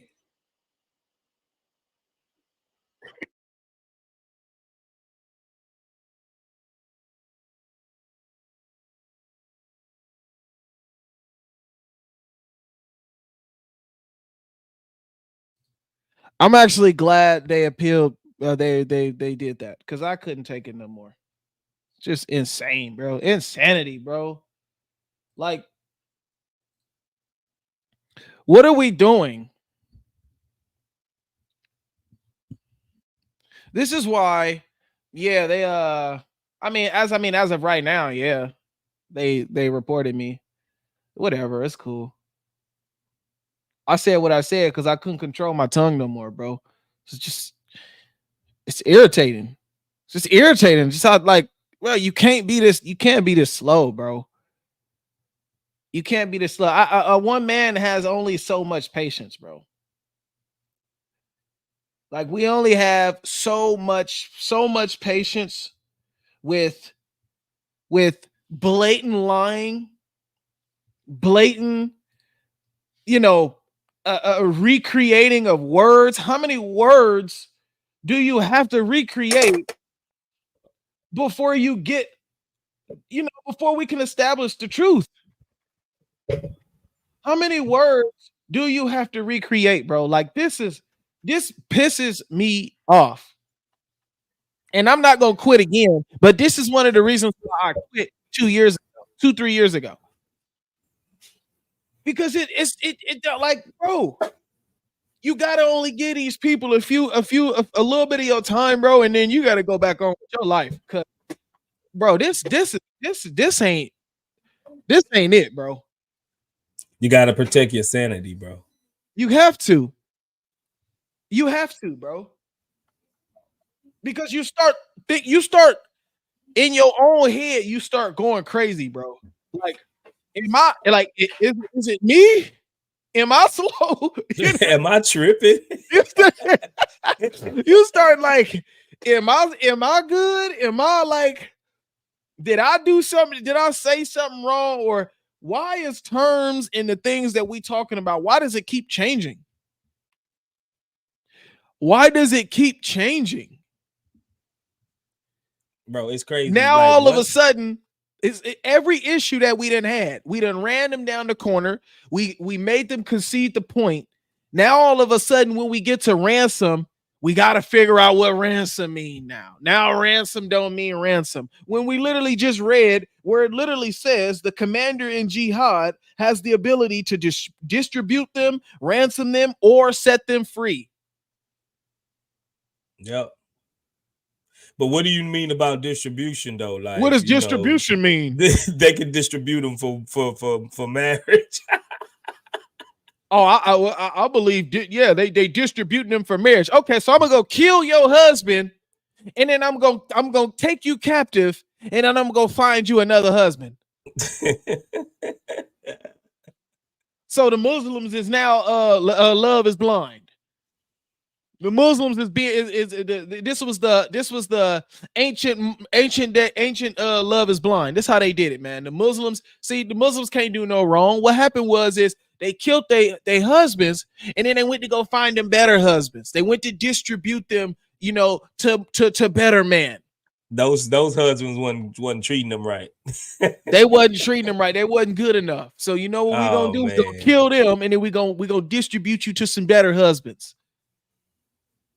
Bro, I felt you. I knew you was getting enough. That's why I tried to jump in and take over. You know what I'm saying? Because I say, man, my boy, life is getting heated. I could tell you it's Bro, getting heated. getting to that point. I'm telling you, I really, hey, you know what I figured out? It's 3 hours and that's it. After That's 3 all you hours, got, bro, huh? you got it. That's it. We done. I can't keep dealing because think about it. When we was having that conversation, how many times did the goalposts move? Yeah. Yeah. And you know what's crazy? The reason why I wanted to talk to Toby again, because it seemed like Toby's stance was changing. You know what I'm saying? It's like he didn't know how he can actually defend this any longer, bro. At all. And yeah, he was in a corner. And then he went and got lied to by some Muslims. They told him, Yeah. oh, the women have to be married. Okay, cool. Well, all right, cool. If they got to be married, then why are they selling them? They're them just to turn around and sell them? They want to sell them. So they trying to have intercourse with them, but they don't want to get them pregnant. So what they marry him just to have sex with them? That's muta. And That's they why don't wanna- that's why the Arabian Christians, they tell us that muta is in 424. That's where it's allowed. Crazy, bro. Yeah, Sandra, they hit life with the bang bang. They banned it. He trying to see if he gonna get back on it, huh? What does it say? What you got to tell them? What does it say? My live does not contain mention in my live does not contain the content mentioned. Oh, harassing or bullying. I ain't bullying nobody. Hey, they should add another tab up there, cooking Muslims. Yeah, right. That's Cooking what my Muslims. content contained. I was cooking Muslims and they couldn't take it no more. They couldn't handle it, man. They couldn't handle it, bro. We'll see. In about 2 more minutes, they'll have a little decision. They usually take like 10 minutes to get it set. So a couple more minutes. We'll see what we'll see what their decision is. But yeah, this will be going on TikTok, y'all, in real time. Y'all see what happened, man. The Muslims, they push you to that point to where you feel like your brain about to explode because of the nonsense that they're saying. They saying that you got to marry him, but we pulling up ample amount of sources that claim that you don't have to marry him. Yeah. So he just came up, they said, and I'm actually glad he went to go talk to his Muslim brothers about that because that sat on his heart. So it was like, that was good. You know what I'm saying? We hit him. You know what I'm saying? We hit him where we were supposed to. But bro, don't act. Because he know he know it was conflicting with what you know what I mean? Like, and they lied to him. Yeah, he knew they was lying to him, bro. They lied to him. That's not what they told me. They told me, but look what we're telling you, and look at the sources say. I bet you they just did him some lip service. They didn't pull out no sources, you know. Nope. They didn't pull out no sources for him to see. They lied to him, bro. He went there. They realized he was having an issue, seeing that with the understanding that Muslim men can have intercourse outside of their marriage, and they lied to him. No, Aki, they got to be married. They can't. No. Those women that they was getting ready to have intercourse with in that hadith, they got to be married. And he just ran with it. And he ran with it. Came back, brought that to us, and it's still a problem. You could tell he didn't believe what they told him either. He didn't believe it. You know he didn't believe it. He was trying so hard to put something else in there other than what it is. He was trying so hard. Yeah, he was coping, bro. He was coping. Dang, my boy got hit. You in the slammer, man.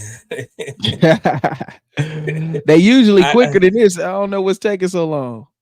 Bro, I knew it, bro. I was like, man, my boy life getting riled up, man. Let me jump in, man. Oh, look. You approved already. Look at that. They approve your boy. Yeah. Because we ain't do nothing. I'm going to go back. And they tried to hit me. They tried to hit me with that violation, bro. You remember I had that when I dropped. They tried to hit me with that violation too, man. Mm-hmm. Now they try to act like you can't, man. Muslims is scary, dog. And they got approved. Now I'm back. Now I could go live. Now what? They tried Just to go get rid of live me, to rub it man. in their face real quick. They tried to get rid of me, man. Yeah, they tried to hit you with the bam bam, bro. Oh, that is crazy, bro. They just look, first viewer, B. I'm gonna I got you banned. Oh, you said you got me banned? No, I swear I didn't report you. But I did see you got this. You know, you said on my. I can't hear you, to be honest. I was about to say, if you didn't get me banned because I'm live. Yeah. You may have got me banned for about 10 minutes. Yeah, no. All he said on mine is this. This live has been this. You know, normally when you get that banned view in it, but no. I was. I wanted to continue the convo, but I gotta go anyways. But you did show up on my. Yeah, live. but That's the why I just thing said, is you lying, man. I don't really know. We can continue a conversation with you lying. You just lying. No. Look, let me find a dictionary then. Right. I'll show you. What do you need a dictionary for? You don't know what ransom means? Yeah, not in this context. I can't All right, see so the watch word this. slave. Okay, so let me show you this then real quick. So what if I show you a source that says that the commander in jihad can distribute ransom and set them free? Which source is this? I want to read it myself, but I don't know if this is. Do you know this source? Yeah, this is from Islam Q&A info. Okay. There's no ikhtilaf. IslamQA.info. They got the sources where they get this information from. You can let me know. Oh, you can't hear me. Hold on. Do you know what ikhtilaf is? Hold on. Hold on. You can let me know. Oh, you can't hear me. Can you hear me now? I can't. You hear me? I can hear you now. You can let me know. I want you to go ahead and let me know whether this is true or not. Whether wherever they getting their information from is true or false. Okay. Because the burden of proof is on you. This is an Islamic website giving you information on what it is that you can do with concubines. And it says right here in the answer to the question number 1038-2, we have stated that Islam permits a man to have intercourse with his slave woman, whether he has one or more wives or he is not married. Boom, right there. Then 2, in the answer to questions number 5707 and 1256, 12562. Hold on, Toby, where you go? Hold on, Toby, where you go? Don't go nowhere. Nah, bro, don't do that. Come on up, Toby. Don't drop. Don't drop, bro. I'm gonna need you to hear this, man. Y'all tried to ban me. Now I'm back. Hold on. And look, It's because you're so passionate. That's why they shut down your live. Yeah, that's cool. And then they brought me right back. So they must love me. Look, in the answers to questions number 5707, 12562, it states that female prisoners of war may be distributed by the commander in jihad because he has the choice of either distributing them or ransoming them or setting them free. So B. Mm-hmm. Yeah. So I'll tell you what happens during a war, right? We call it the imam, the leader. This can only happen after the war. He gets to, I guess, put shares on the raw booty, right? This is what happens. However, generally, in regards to the concubine, for any sort of sexual relation, she has to have a marriage with him. Otherwise, it would be zina, and zina is impermissible in Islam. You know the term zina, right? Yeah, I know that. I know the term. I know the term zina. Yeah. So that's what it would count as if they weren't married. So they have to be. I'm not saying it has to be like the same type of contract, because this could have been a multi-marriage. Did you listen to what? Did you hear what I just read? They do not have to marry a slave woman because it's their ownership, it's their property. Listen, look. Yeah, but They're asking the same question Yeah, here. okay. One second. Yeah, go ahead, work, because I'm about to get mad again. Let me just read this real quick, and then you could. And then, yeah, we can hear you, but now I gotta pass it to you, bro. Because yeah, let me just read this real quick, and I'm gonna just go ahead and take my break, bro. So look, they asked the same question on islamqna.com .org or whatever, right? And like I said, you can go find the information yourself, and then you can go disprove it, and then come back to me, and then let me know. Hey, I searched up this information. Islam Q&A is wrong, and I would be willing, and I would be willing to listen to how they're wrong. Now, listen. Hey, Mufti Mank is here. Hey, Mufti Mank is here. He's like a celebrity. No, he's not. That's a fake account, bro. Look, so it says this. Look, at the present time, is it halal to have a intercourse with a female prisoner without getting married to her? That's the question, and that's what we're talking about. Right. You see that? Yeah. All right. Okay, so now, what did you say here then? Now, this is what it says here. Listen to what it says. Okay. It is not permissible for a man. Hold on, let me get the full thing. It is not permissible for a man to have intercourse with anyone except his wife or his female slave concubine. Boom. It already separated the two. A wife becomes permissible after Shari marriage, and a concubine becomes permissible to the man who owns her. She may originally be a prisoner of war, and a Muslim may obtain a concubine from the ruler of commander if he took part in fighting in jihad, or if he buys her from her owner. She becomes permissible for him by virtue of his ownership after it is established that she is not pregnant, by waiting for one menstrual cycle, or until she has given birth if she is pregnant. So now, bro, please, at the moment, what source do you have to show me that that this is not the case? And I'm gonna let Word talk, because y'all are starting to piss me off. No, I got a source, right? This is from a fiqh book. You know what fiqh is, right? Where it says basically that any sexual relationship outside of marriage is punishable and can contribute to lashes or stoning. And this is an actual. Wait, I'll pull up the source so you know I'm not lying. Right? This is an actual book. Like, this is what you people learn under Islamic curriculum. Right? Let me pull it up. So this is an actual. If you ever want to know how Muslims like the type of books to read, right, to learn about Islamic law, this would be it. And I want to go to this page, right? Give me a sec. Let me find it.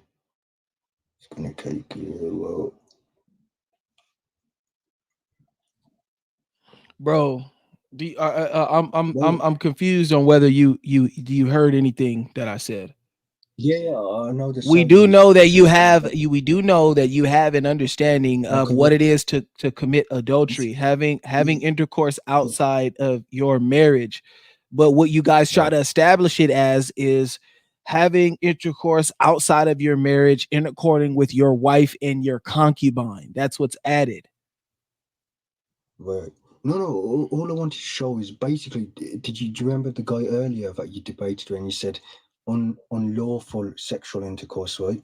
So these are the punishments, right? Unlawful sexual intercourse is established by clear proof and permission, right? And this will tell you how the process of its ruling, but I want to show you the punishment for it.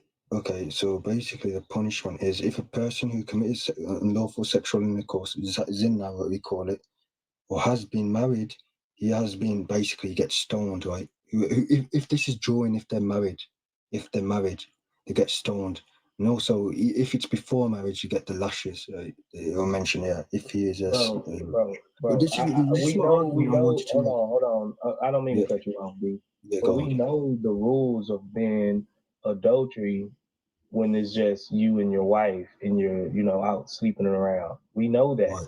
This is given an exception to the rule in 424 because these female captives are your possession now.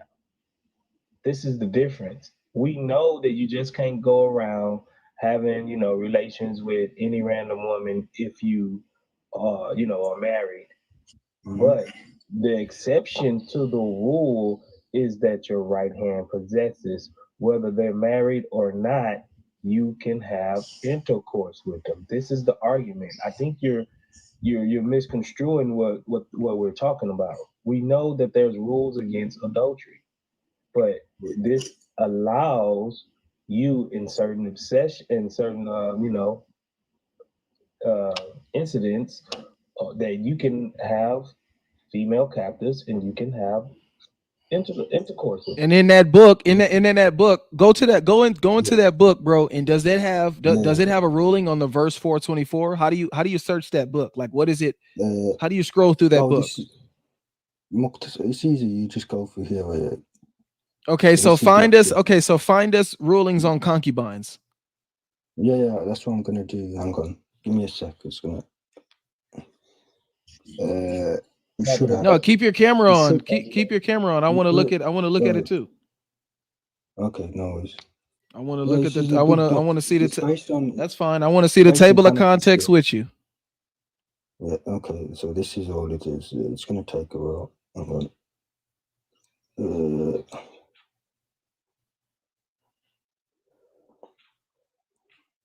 Trying to find it. Maybe it'll come under marriages. Hang on.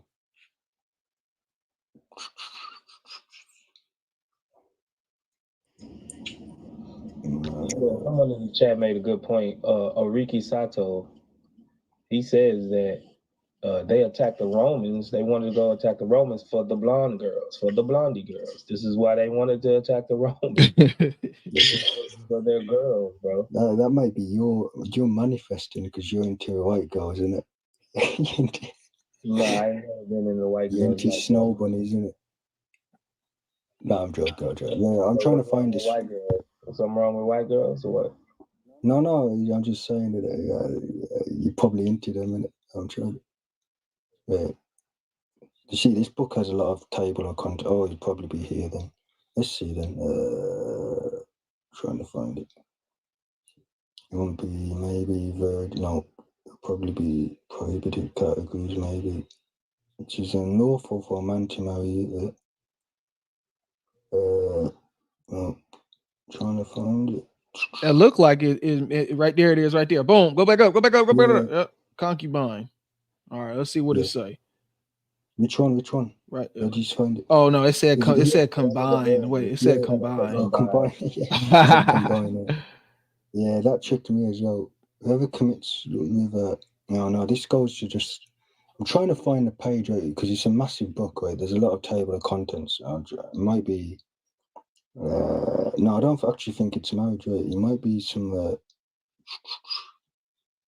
miscellaneous, maybe. Oh, maybe here slaves. Try that. Slaves. Yeah, maybe. Okay. When a slave woman gives birth from a master, she becomes the mother of his child. It is not permitted for him to sell her nor to transfer an ownership. He may, however, have sexual intercourse with her, veil her, hire her out, and marry her away. Look, that just cooked you right there. That just cooked you, bro. What it says wait, hold on. It say marry her away, so that means she ain't married. No, I don't see it that way. I just see because this could have been. Bro, come on, man. Come on, man. Go on somewhere with that, bro. Pull back and let's read it. Pull back or let's read it. Look at what it just said. Look, it said what you just said right there, bro. Pull it back and let's read it. Pull your phone back a little bit. No, you can't see it. Hang on. Says when a slave woman gives birth to a child from her master. I can't see it. You gotta like. Yeah, I'll read it. Yeah, go ahead. Hang on. Is it too bright? The mother of his child.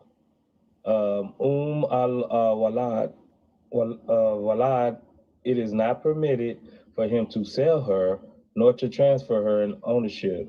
He may, however, have sexual intercourse with her, avail of her services, or hire her out and marry her away. So you're trying to tell me that he's married to her, but then he can turn around and marry her to someone else? We call it a concubine. Okay, so I'm guessing in this stage, it's from what I've mentioned, she's an asir, what we call a lower status wife.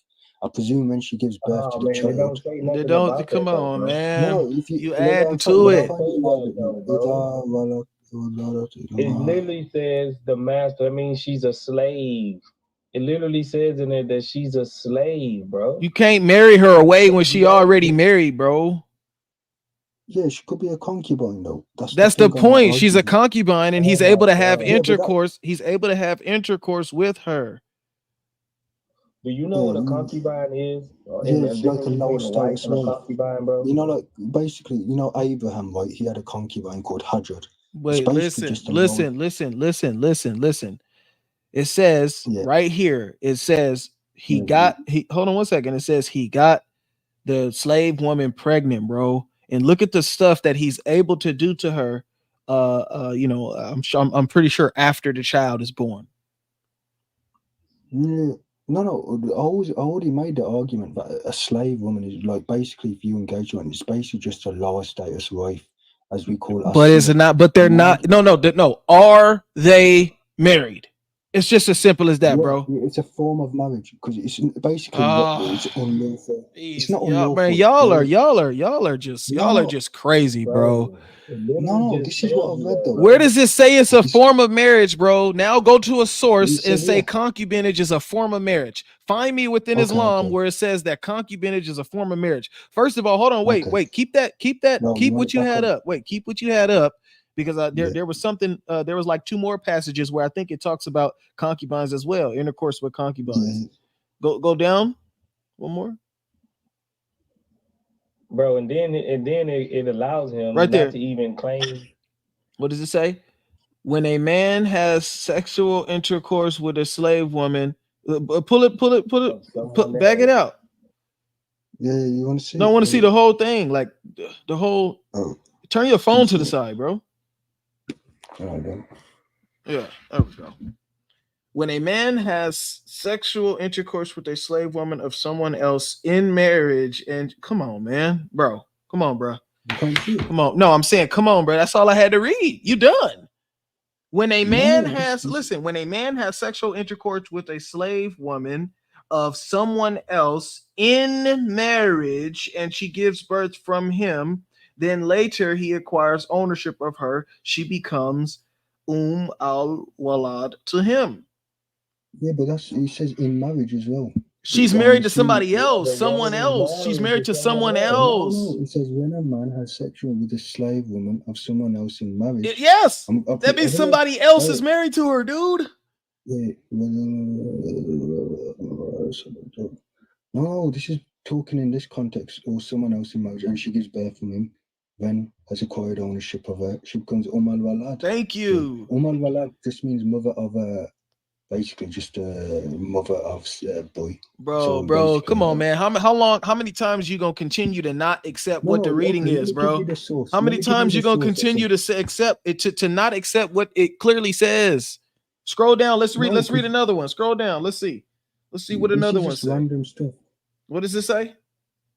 That's a random. This is basically just different. When a father. No. Look, it says when a father have intercourse with his son's slave woman, and she bears a child, and he claims it, his paternity is established, and it becomes his. And she becomes his al-walad. So is the father married to his son's slave woman? No, this is actually hypothetical. You have to understand in fiqh books they do hypothetical. Come on, man. Well, I swear to God, this is how. Over here, bro. You know it's hypothetical. He cooking himself. I'm glad he showed us this because he cooking himself. How is he cooking when he's talking about random hypotheticals? No. Random. What do you mean random hypotheticals? It's giving you rulings on this. Yeah, it's rulings. Hold on. If a slave woman is shared. No, it's hypothetical. Wait, go back. Look. Go ahead. Look, when the master has, go down, man. Stay right there. Which one? Wait, one more. Go right there. When the master has sexual intercourse with the slave woman, his slave who has contracted with him to purchase the freedom as she bears a child, he claims it. If the slave has contracted to purchase his freedom, confirms his master's paternity, it is established the payment of her compensatory dowry is due from him, as well as the value of her child, but she does not become his. See, boom. If the slave woman, right there, if she does not become his al walad. No, al-walad means mother of the boy. This can only happen after she's still a concubine but gives birth. But they're not married. It says when the master has sexual intercourse with the slave woman. It's not saying wife at all. Nowhere do you see wife. Now keep going. Scroll down. Scroll down. I like this. I like this book. Bro, this whole section is just cooking him. No, this one's just about random. That's a completely different topic. Yeah, bro. That whole section just destroyed you. What's the name of this book? I like this book. Yeah, you like it? Yeah, I'll give it you because I think it'll help you become a better Muslim, anyways. That just destroyed you, bro. You literally just what is it called? Interpreted your way out of getting cooked. But we know you just got cooked.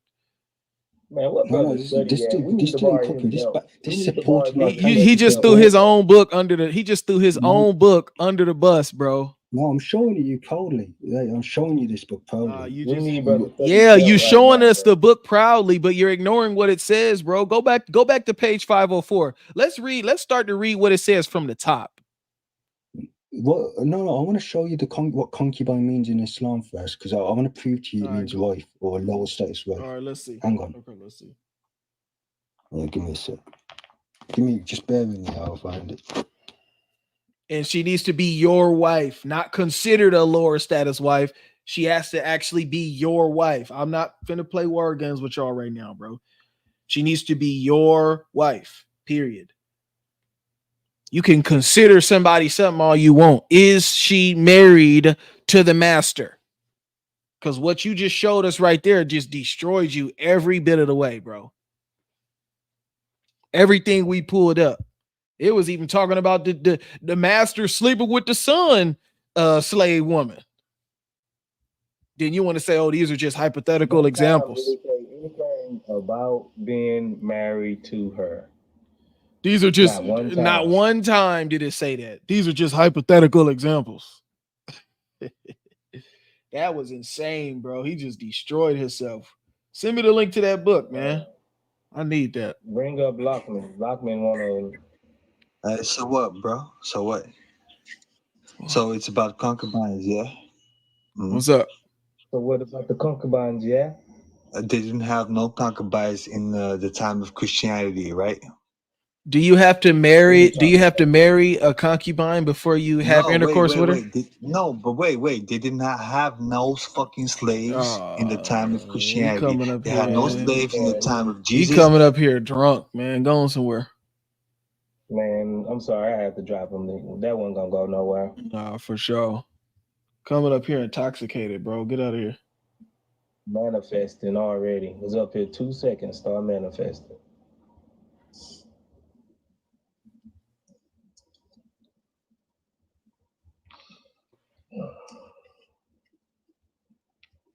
Okay, thanks for giving me the time. And look, I'll show you what a concubine. Okay, how do I put green screen right? You said, how do you put green screen? I think I got it. I don't know if it's too zoomed in. Hang on. Why don't you just look it up on your computer that you just had and just show us? You don't got to screenshot it, bro. I got a better picture anyways. Hang on. Just put it on just look it up on your computer, bro. You got a computer. It's the only reason is because I've already got this saved, so I thought it'd be easier. But look. So this is from Lisan al-Arab. That's basically the tongue of the Arabs. This is one of the most prestige Arab dictionaries, right? It should tell you what concubine is. A concubinage, asir, was a legal relationship that was analogous to a marriage or nikah between a free man and his female slave. The word concubine linguistically itself was related to marriage in classical Arabic. And Brother, do you know what analogous means? Yeah, it means similar, but I've already said. But So they're not actually married, bro. They're just trying to play word games. Are they married to these men legitimately? I don't care. I told you I don't care about the wordplay. Are they legitimately married, bro? Are they married to the concubines? Yeah, legitimately, because it's not illegitimate, right? So it has to be legitimate. No, just because you say something is analogous to something doesn't mean that it's the same. So are these concubines, are these slave women their wives? Sorry, I didn't hear the last part of that. Are these slave women their actual wives, or is it like a wife? Both. So it's not actually okay. I would say this from the get-go. So concubine and wife. They literally just your girlfriend. This is what it's saying, because analogous is just like if I have a chick and I'm not married to her, you know, but she's just like my girlfriend, bro. I'm doing whatever I playing the part of a wife with her, but she's not legally my wife. She's just a girl that I've been, messing around with. And then look what it say. The word concubinage was itself linguistically related to marriage in classical Arabic, bro. So they just playing word games. Look, see, this sounds similar, so it's like a wife. Bro, we're not asking you about what is like a wife, bro. We're asking you about whether they are the wives or not. Come on, man. Stop playing word games. It's not. Is that how y'all defend everything, bro? Just play word games? Can we have something? Can we argue something solid, bro, please? Yeah, but it wouldn't count as adultery, wouldn't it? Because yes, it would count as adultery if it would count as adultery if they're literally not their wife. Are they literally their wife, or are they analogous to a wife? If I have a girl, if I have a wife, listen, B. If I have a wife and then I go out and get a girlfriend and I do, things with her, is she my wife? Not well in this type of relationship. Okay, so would I be committing adultery? Are you talking about a concubinage relationship? Bro, she's just like my girlfriend. She's analogous to my wife. If I've been with a chick, let's say 5 years, and I'm probably monogamous to her, is she my wife? Are you talking about, if you're talking about girlfriends, it will count as zina under Islamically. Thank you. So yeah, but this concubine it's not a girlfriend, so it's legal. It's a legal relationship, and it's not unlawful. And that's the argument I'm trying to make. So if it's lawful, it wouldn't be counted as adultery. And at the same breath, you're proving our point too, because Allah is allowing you to not get married to certain women and still have relations with them. Thank you for proving our point. Yeah, it is marriage. Look, read it here. Our TED Talk, bro. I see. Look. Read it. If you actually look up the term, right, it basically is a marriage. Just because it doesn't fall under the nikah doesn't mean it's not a marriage. It's still a legal sort of contract. Listen to this. Because I just found something that literally is talking about what you're talking about. It says concubine refers to a woman who is in a steady relationship with a man. However, she is not legally married to him. There is a distinction between the wife and the concubine, a mutual exclusive definition. The wife is not the concubine, and the concubine is not the wife. Yet the concubine is like a wife, but she has a secondary status. You see what I'm saying, bro? Doesn't help you. We understand what you're saying. Like a wife doesn't mean a wife. It's simple as that, bro. So all this stuff you got up on this screen is irrelevant. Like a wife does not make her a wife, bro. She can be in the house doing all the stuff that your wife be doing and all that. That does not make her your wife. You treat her like your wife, that doesn't make her your wife. Just like what he said, he's got a wife. If he go out and get a girlfriend and do the same stuff he do with her as what he do with their girlfriend, yeah, she's like his wife, but she's not his wife. It's just as simple as that. We don't got to play word games, man.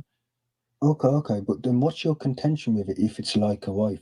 Because it's not her wife. It's not a wife. But then you'd also have an issue with the other, the biblical verse that the other guy brought up. You would have an issue Brother, with that. we already dispelled that, bro. Let's stop moving. Let's stop going back. I've got the Hebrew. Okay, so the Hebrew was. It tells them that hold on, B. Yeah. In that verse, it says that you must marry them. No ifs, ands, or buts about it. You must marry them. No. And if you divorce them, you cannot ransom them or sell them back into slavery. You will have to let her go because you have humiliated her. And what I just read was from Shabir Ali. So I don't know if you take him, if you like what he says, but I probably don't. But that was from Shabir Ali. But anyway, bro. But he said what you said. He agrees that it's like a wife, but that's not a wife. That's what he said. Okay, but it's still a legal relationship, is my argument. It's not unlawful, otherwise it'd be zina. Man, bro, we're telling you it's zina. Okay, now, great. So now, why is it not zina? Simply because Allah allows it? Yeah, because it's 424 would refer to this. All right, thank you. So now, I think we got somewhere. Your Quran is allowing men to have intercourse with women they're not married with when they're concubines. So does the Bible. Wait, so does the Bible. It's just a yes or no. It's just a yes or no, bro. Stop. So is the Bible. Stop doing that. But then why would you have man, y'all need help, man. Y'all need help. Without that Bible, bro, y'all is done, man. What if the Bible didn't? What if the Bible didn't exist, man? What would your excuse be then? Just act like the Bible doesn't exist. Does your Quran allow you to have intercourse with women? Does it allow you to have intercourse with women that is your concubine and you're not married to them? Yes. No, you would be married to them. You would be. I see. Oh, now we backtracking. We just established how you're not married to them. You just said like a wife. That means that they're not your wife.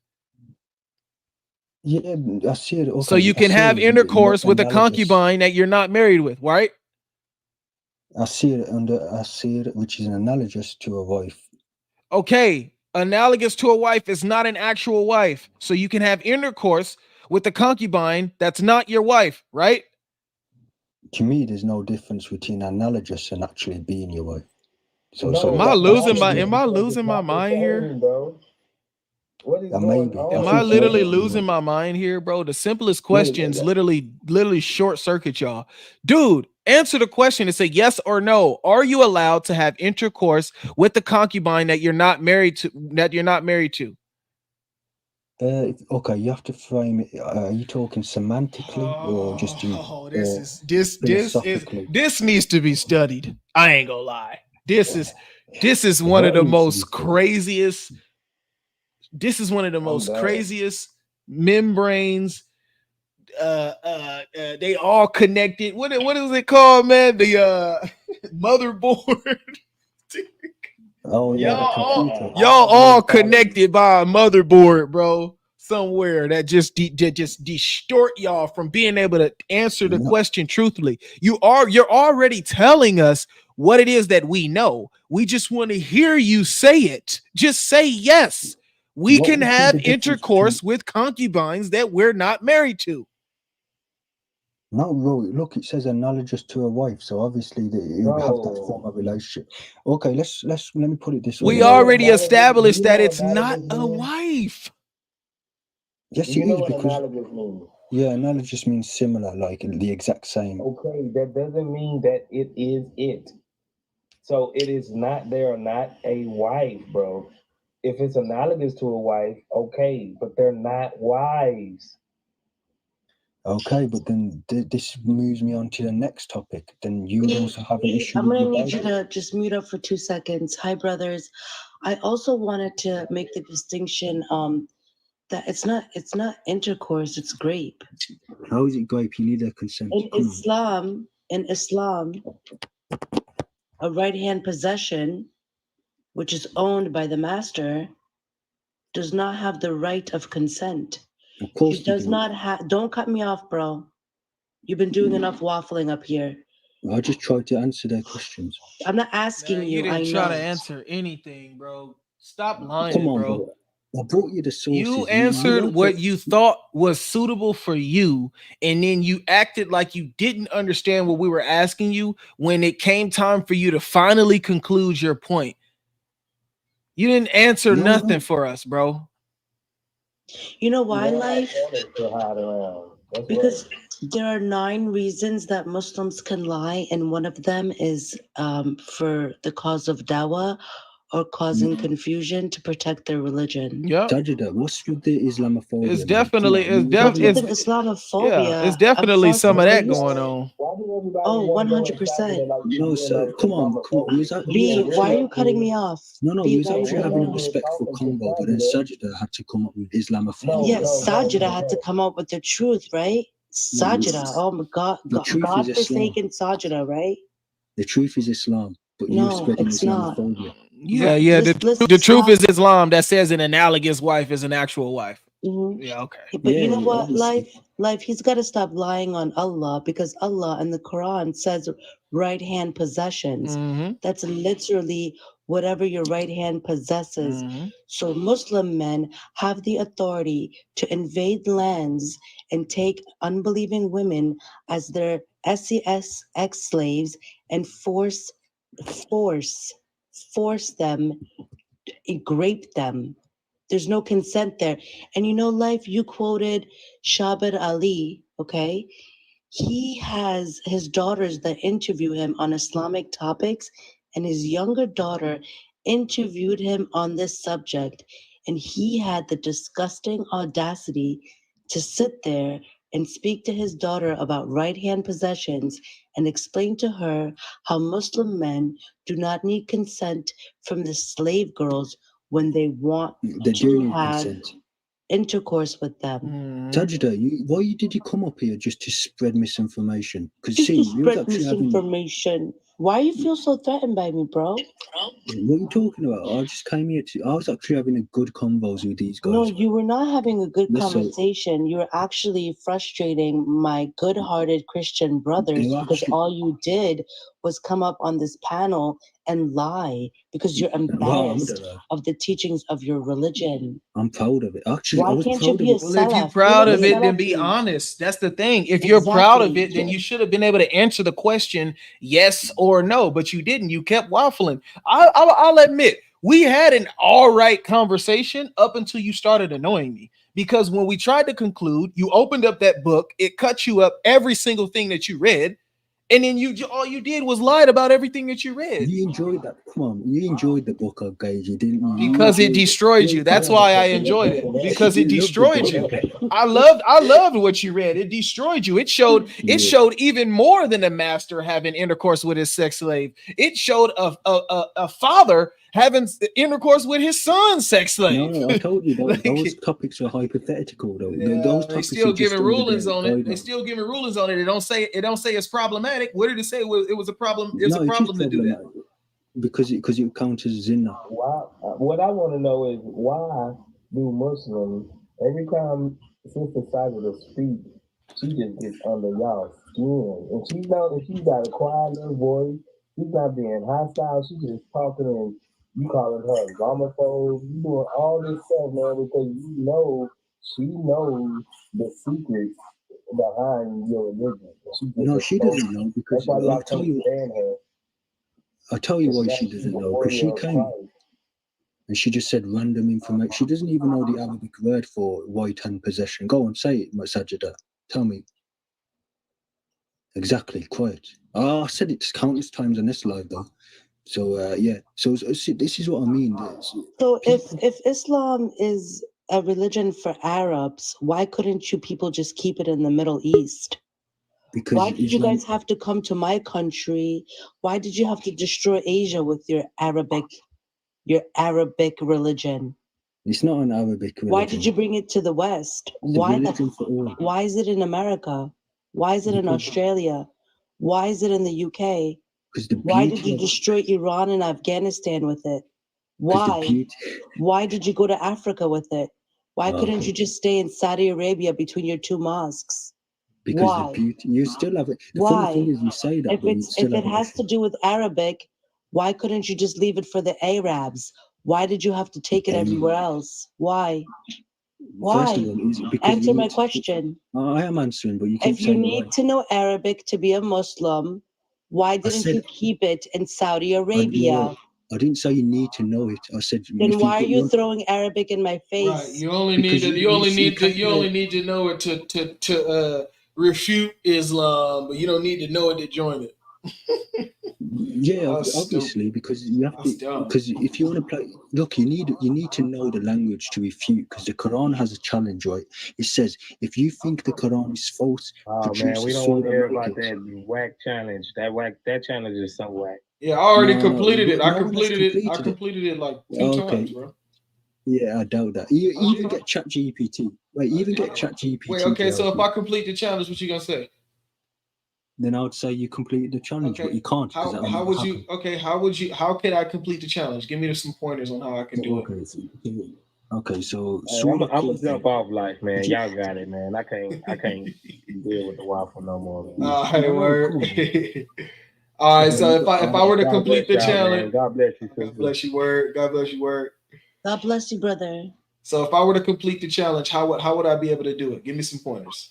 Okay, so you need to look up its shortest surah, Surah Al-Kothar. Yeah, right? yeah, 3 In that verses. short surah, but yes, in that short surah, right, it has, I believe, 47 rhetorical devices. You know what a rhetorical device is? No, I don't know what I don't know what a rhetorical device is. No. So it's basically a linguistic sort of how do I explain it? It's a linguistic type of way of writing, but it can come up under. Hang on, let me see. You see all this foolishness they come up with. Everything. Yeah, it's just The overwhelming majority is plagiarized. Yeah, it's just foolishness. They come up with this stuff, and then they control the masses, and these people really believe this foolishness, man. He about to read me all of this stuff. He finna get real philosophical about how them 3 verses is just super deep, where it literally just says by time humanity is lost except for the believers who whatever. Bro, that ain't, come on, that's not even deep, bro. It's not that deep. That is deep because there's 35. Okay, look, I got it. 35 rhetorical devices, right? And We don't care.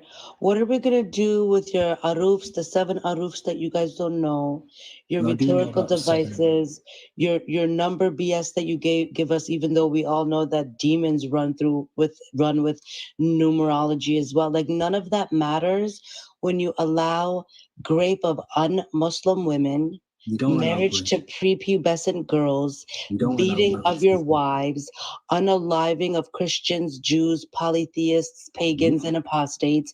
Like no one cares about your numbers and your BS poetry that was stolen by poets that lived 500 to 600 years before Muhammad was even born.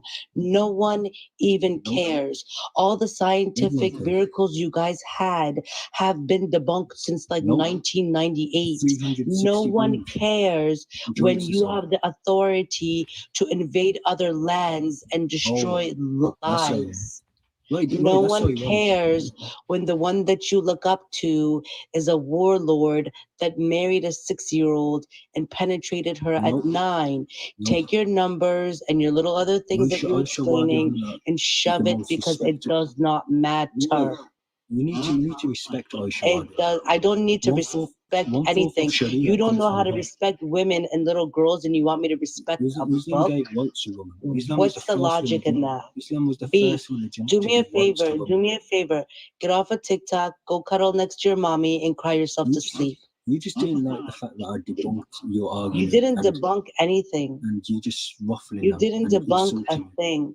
All you did up here is belly dance for us. Wait. For 2 hours. Wait. Let me ask him something. This is about to be hilarious. Okay, so I know what rhetorical devices are. I just didn't know that they were categorized as this.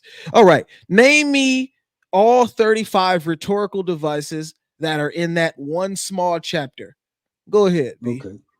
Yeah, I've got. I'm And you're gonna need to prove them too, because one of them says metaphor. So go ahead and show me the metaphor in these 3 verses, because there is no metaphor in these 3 verses.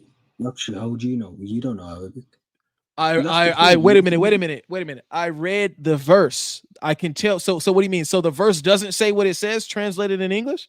Or you wait. So it's a metaphor in Arabic that we just can't know, but when it's translated in English, all of a sudden the metaphor disappears. No, but you have to understand things can get lost in translation. Even you would agree. All right, so this is what you want to do. You want to throw stuff at the wall and see what sticks. Give me all 35 rhetorical devices that are in those 3 verses. Go ahead. Yeah, what's the 35 rhetorical? You have to name them, the categories. This is what your job is, bro. I'm about to drop you, bro. It's too late for this. No. Give me 35 or you're out of here. Give me the 35 that are in these 3 verses or you're out of here, bro. You're wasting my time. Okay, now you're asking me for what I'm asking you. Okay, I'll read them. I'll tell you them. So if you read the book, right, the elements. Yeah, prove them one by one. Prove them one by one. Yeah. Okay. Let's go ahead and start with metaphor. Let's go ahead. Let's start with metaphor. Where's the metaphor in this? With diacope. Okay. Do you know is the category diacope in there? I think that should be right. Diacope. Let's start with the oxymoron. How about that? Let's do the oxymoron. Where's the oxymoron in this? And where's the irony too? Where's the irony in this one as well? Yeah, no, I gave you one, diacope. No. I don't see that here. Okay, so we're reading a different thing then.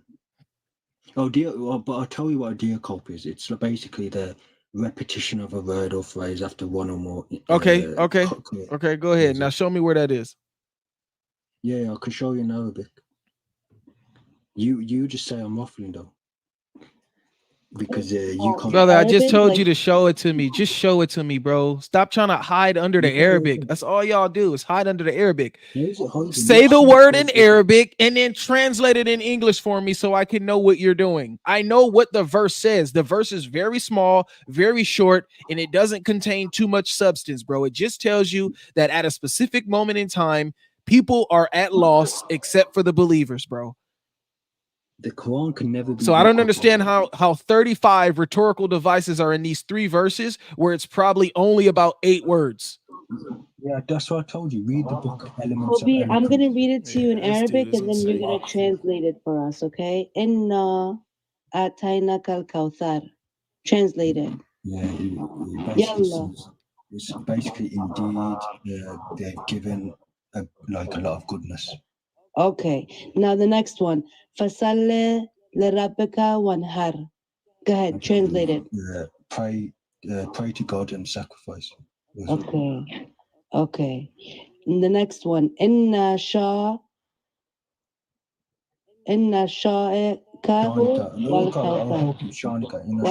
yeah, go ahead, translate it. Okay, so it's basically saying your enemies, something about your enemies, take them off,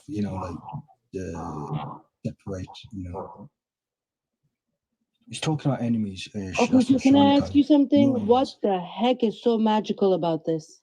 Because if you see, I told you, if you knew the Arabic, you'd No, and I do. She just read the Arabic, bro. She couldn't even pronounce the white word. She just read the Arabic, man. That's because it's 2 o'clock in the morning and it's blurry and I couldn't see it, bro. What are you talking about? No, I'm just saying, if you did know the Arabic. I couldn't read one word. Shanika, come on, that word ain't hard to pronounce. Even live can pronounce that. So does she? So can she speak Arabic at least? No. So what was so she was just what was she doing? She was just doing nothing. She was reading. I'm guessing a transliteration. I'm guessing but even then she failed it. So how do you fail at reading something off your screen? That's funny. That is, bro. All right. Anti kadab, anti khawal, now you're going to insults. Yeah. Wallahi, so now let's do this, because you haven't proven anything. You haven't given me an example of one rhetorical device with an explanation. Yeah, I did. No, you named it, but you didn't explain how it fits to this verse. Yeah, okay, I'll show you. You just cried and said, "I don't know Arabic." No, but I'm not a linguistic, right? All right, so goodbye. So goodbye. Yeah, So goodbye. Goodbye. So goodbye. You're reading what somebody else saying, and when it come time for you to prove what it is that they saying, you tried your best to try to get out of it. Thank you, bro. Appreciate it. Thank you for exposing yourself. He just belly danced for us for like what? How long was that? An hour and a half? Man, bro, like what is all of that? Like you gonna come up and say, man, chapter I think, and I believe that's chapter 103. It has 3 verses. And you're sitting here saying, oh, within these 3 verses, there's 35 rhetorical devices within these 3 verses. Okay, name one. And he's sitting up there struggling to go into one. You got all these excuses about why you can't prove what it is that you're talking about. And also, too, one of the rhetorical devices is metaphor and oxymoron and irony. I would love to see how you explain that for these 3 verses.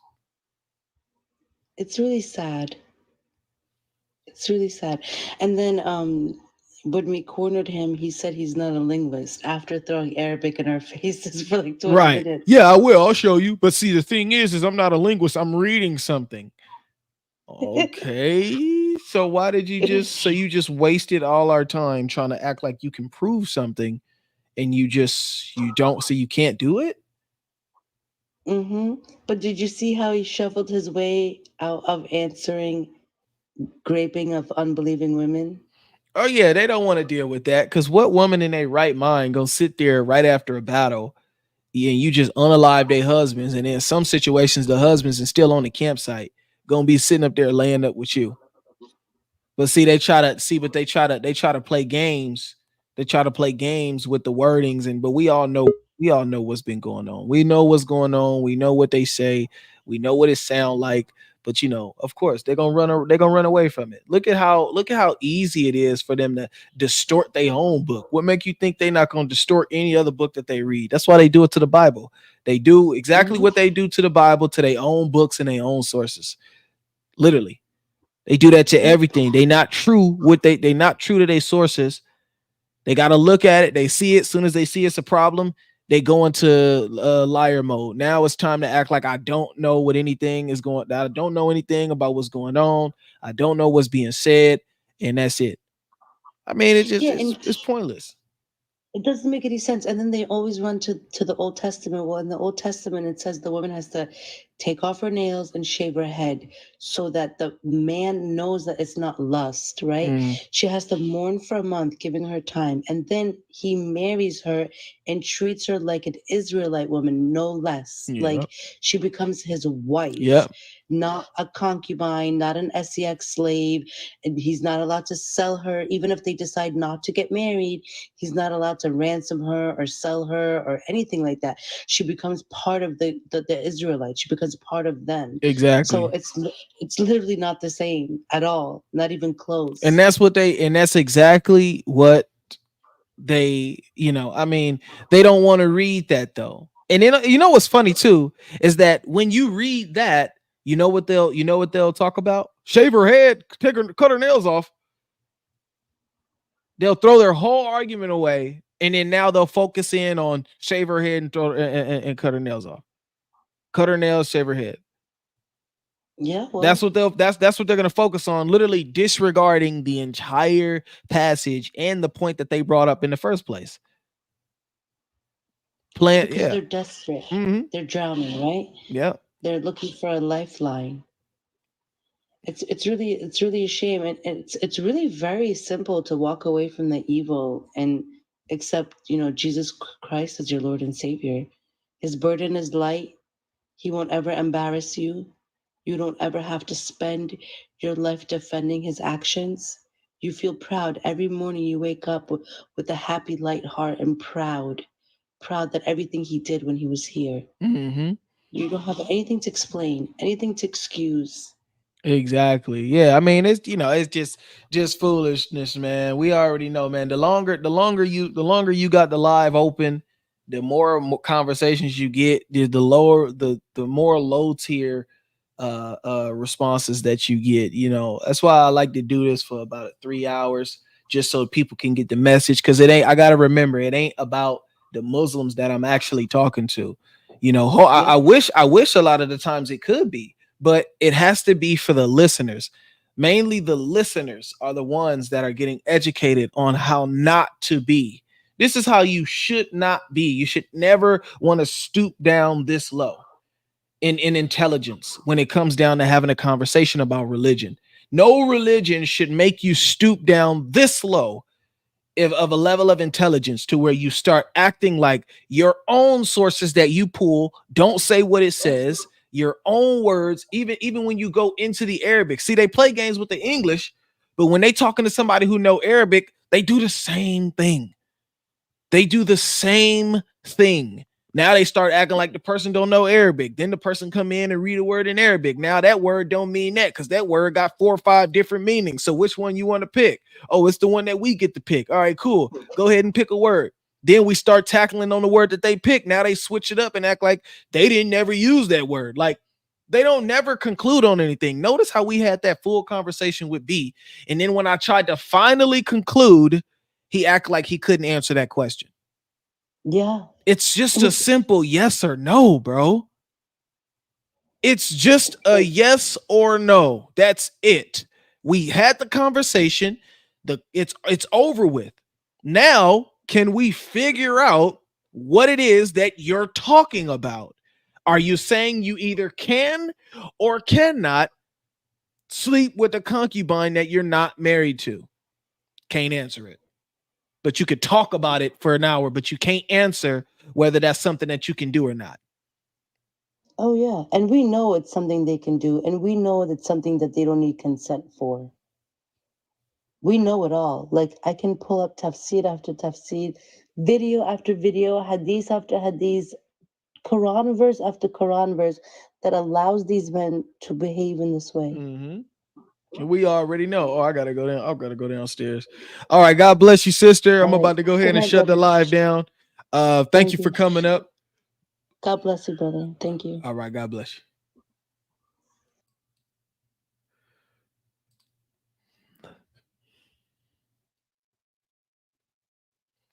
All right, you guys. Thank you for joining the live stream. I'm gonna go ahead and shut this down. God bless everybody. Thank you, Felipe Gomez, for the super chat. Saved in Seaside. Thank you for the super chat. Scott A. Thank you for the super chat. We got manuscripts. They got Dawah scripts. Thank you for the super chat. No, I don't think I'll be on Facebook anytime soon. Sorry, brother. Maybe if it's beneficial. You and Avery going to get a Facebook group going to share docs and links. We'll probably find another site to share docs, but yeah, I don't know about Facebook. And Mikael and Christ, thank you for the super chat. Thank you, brother.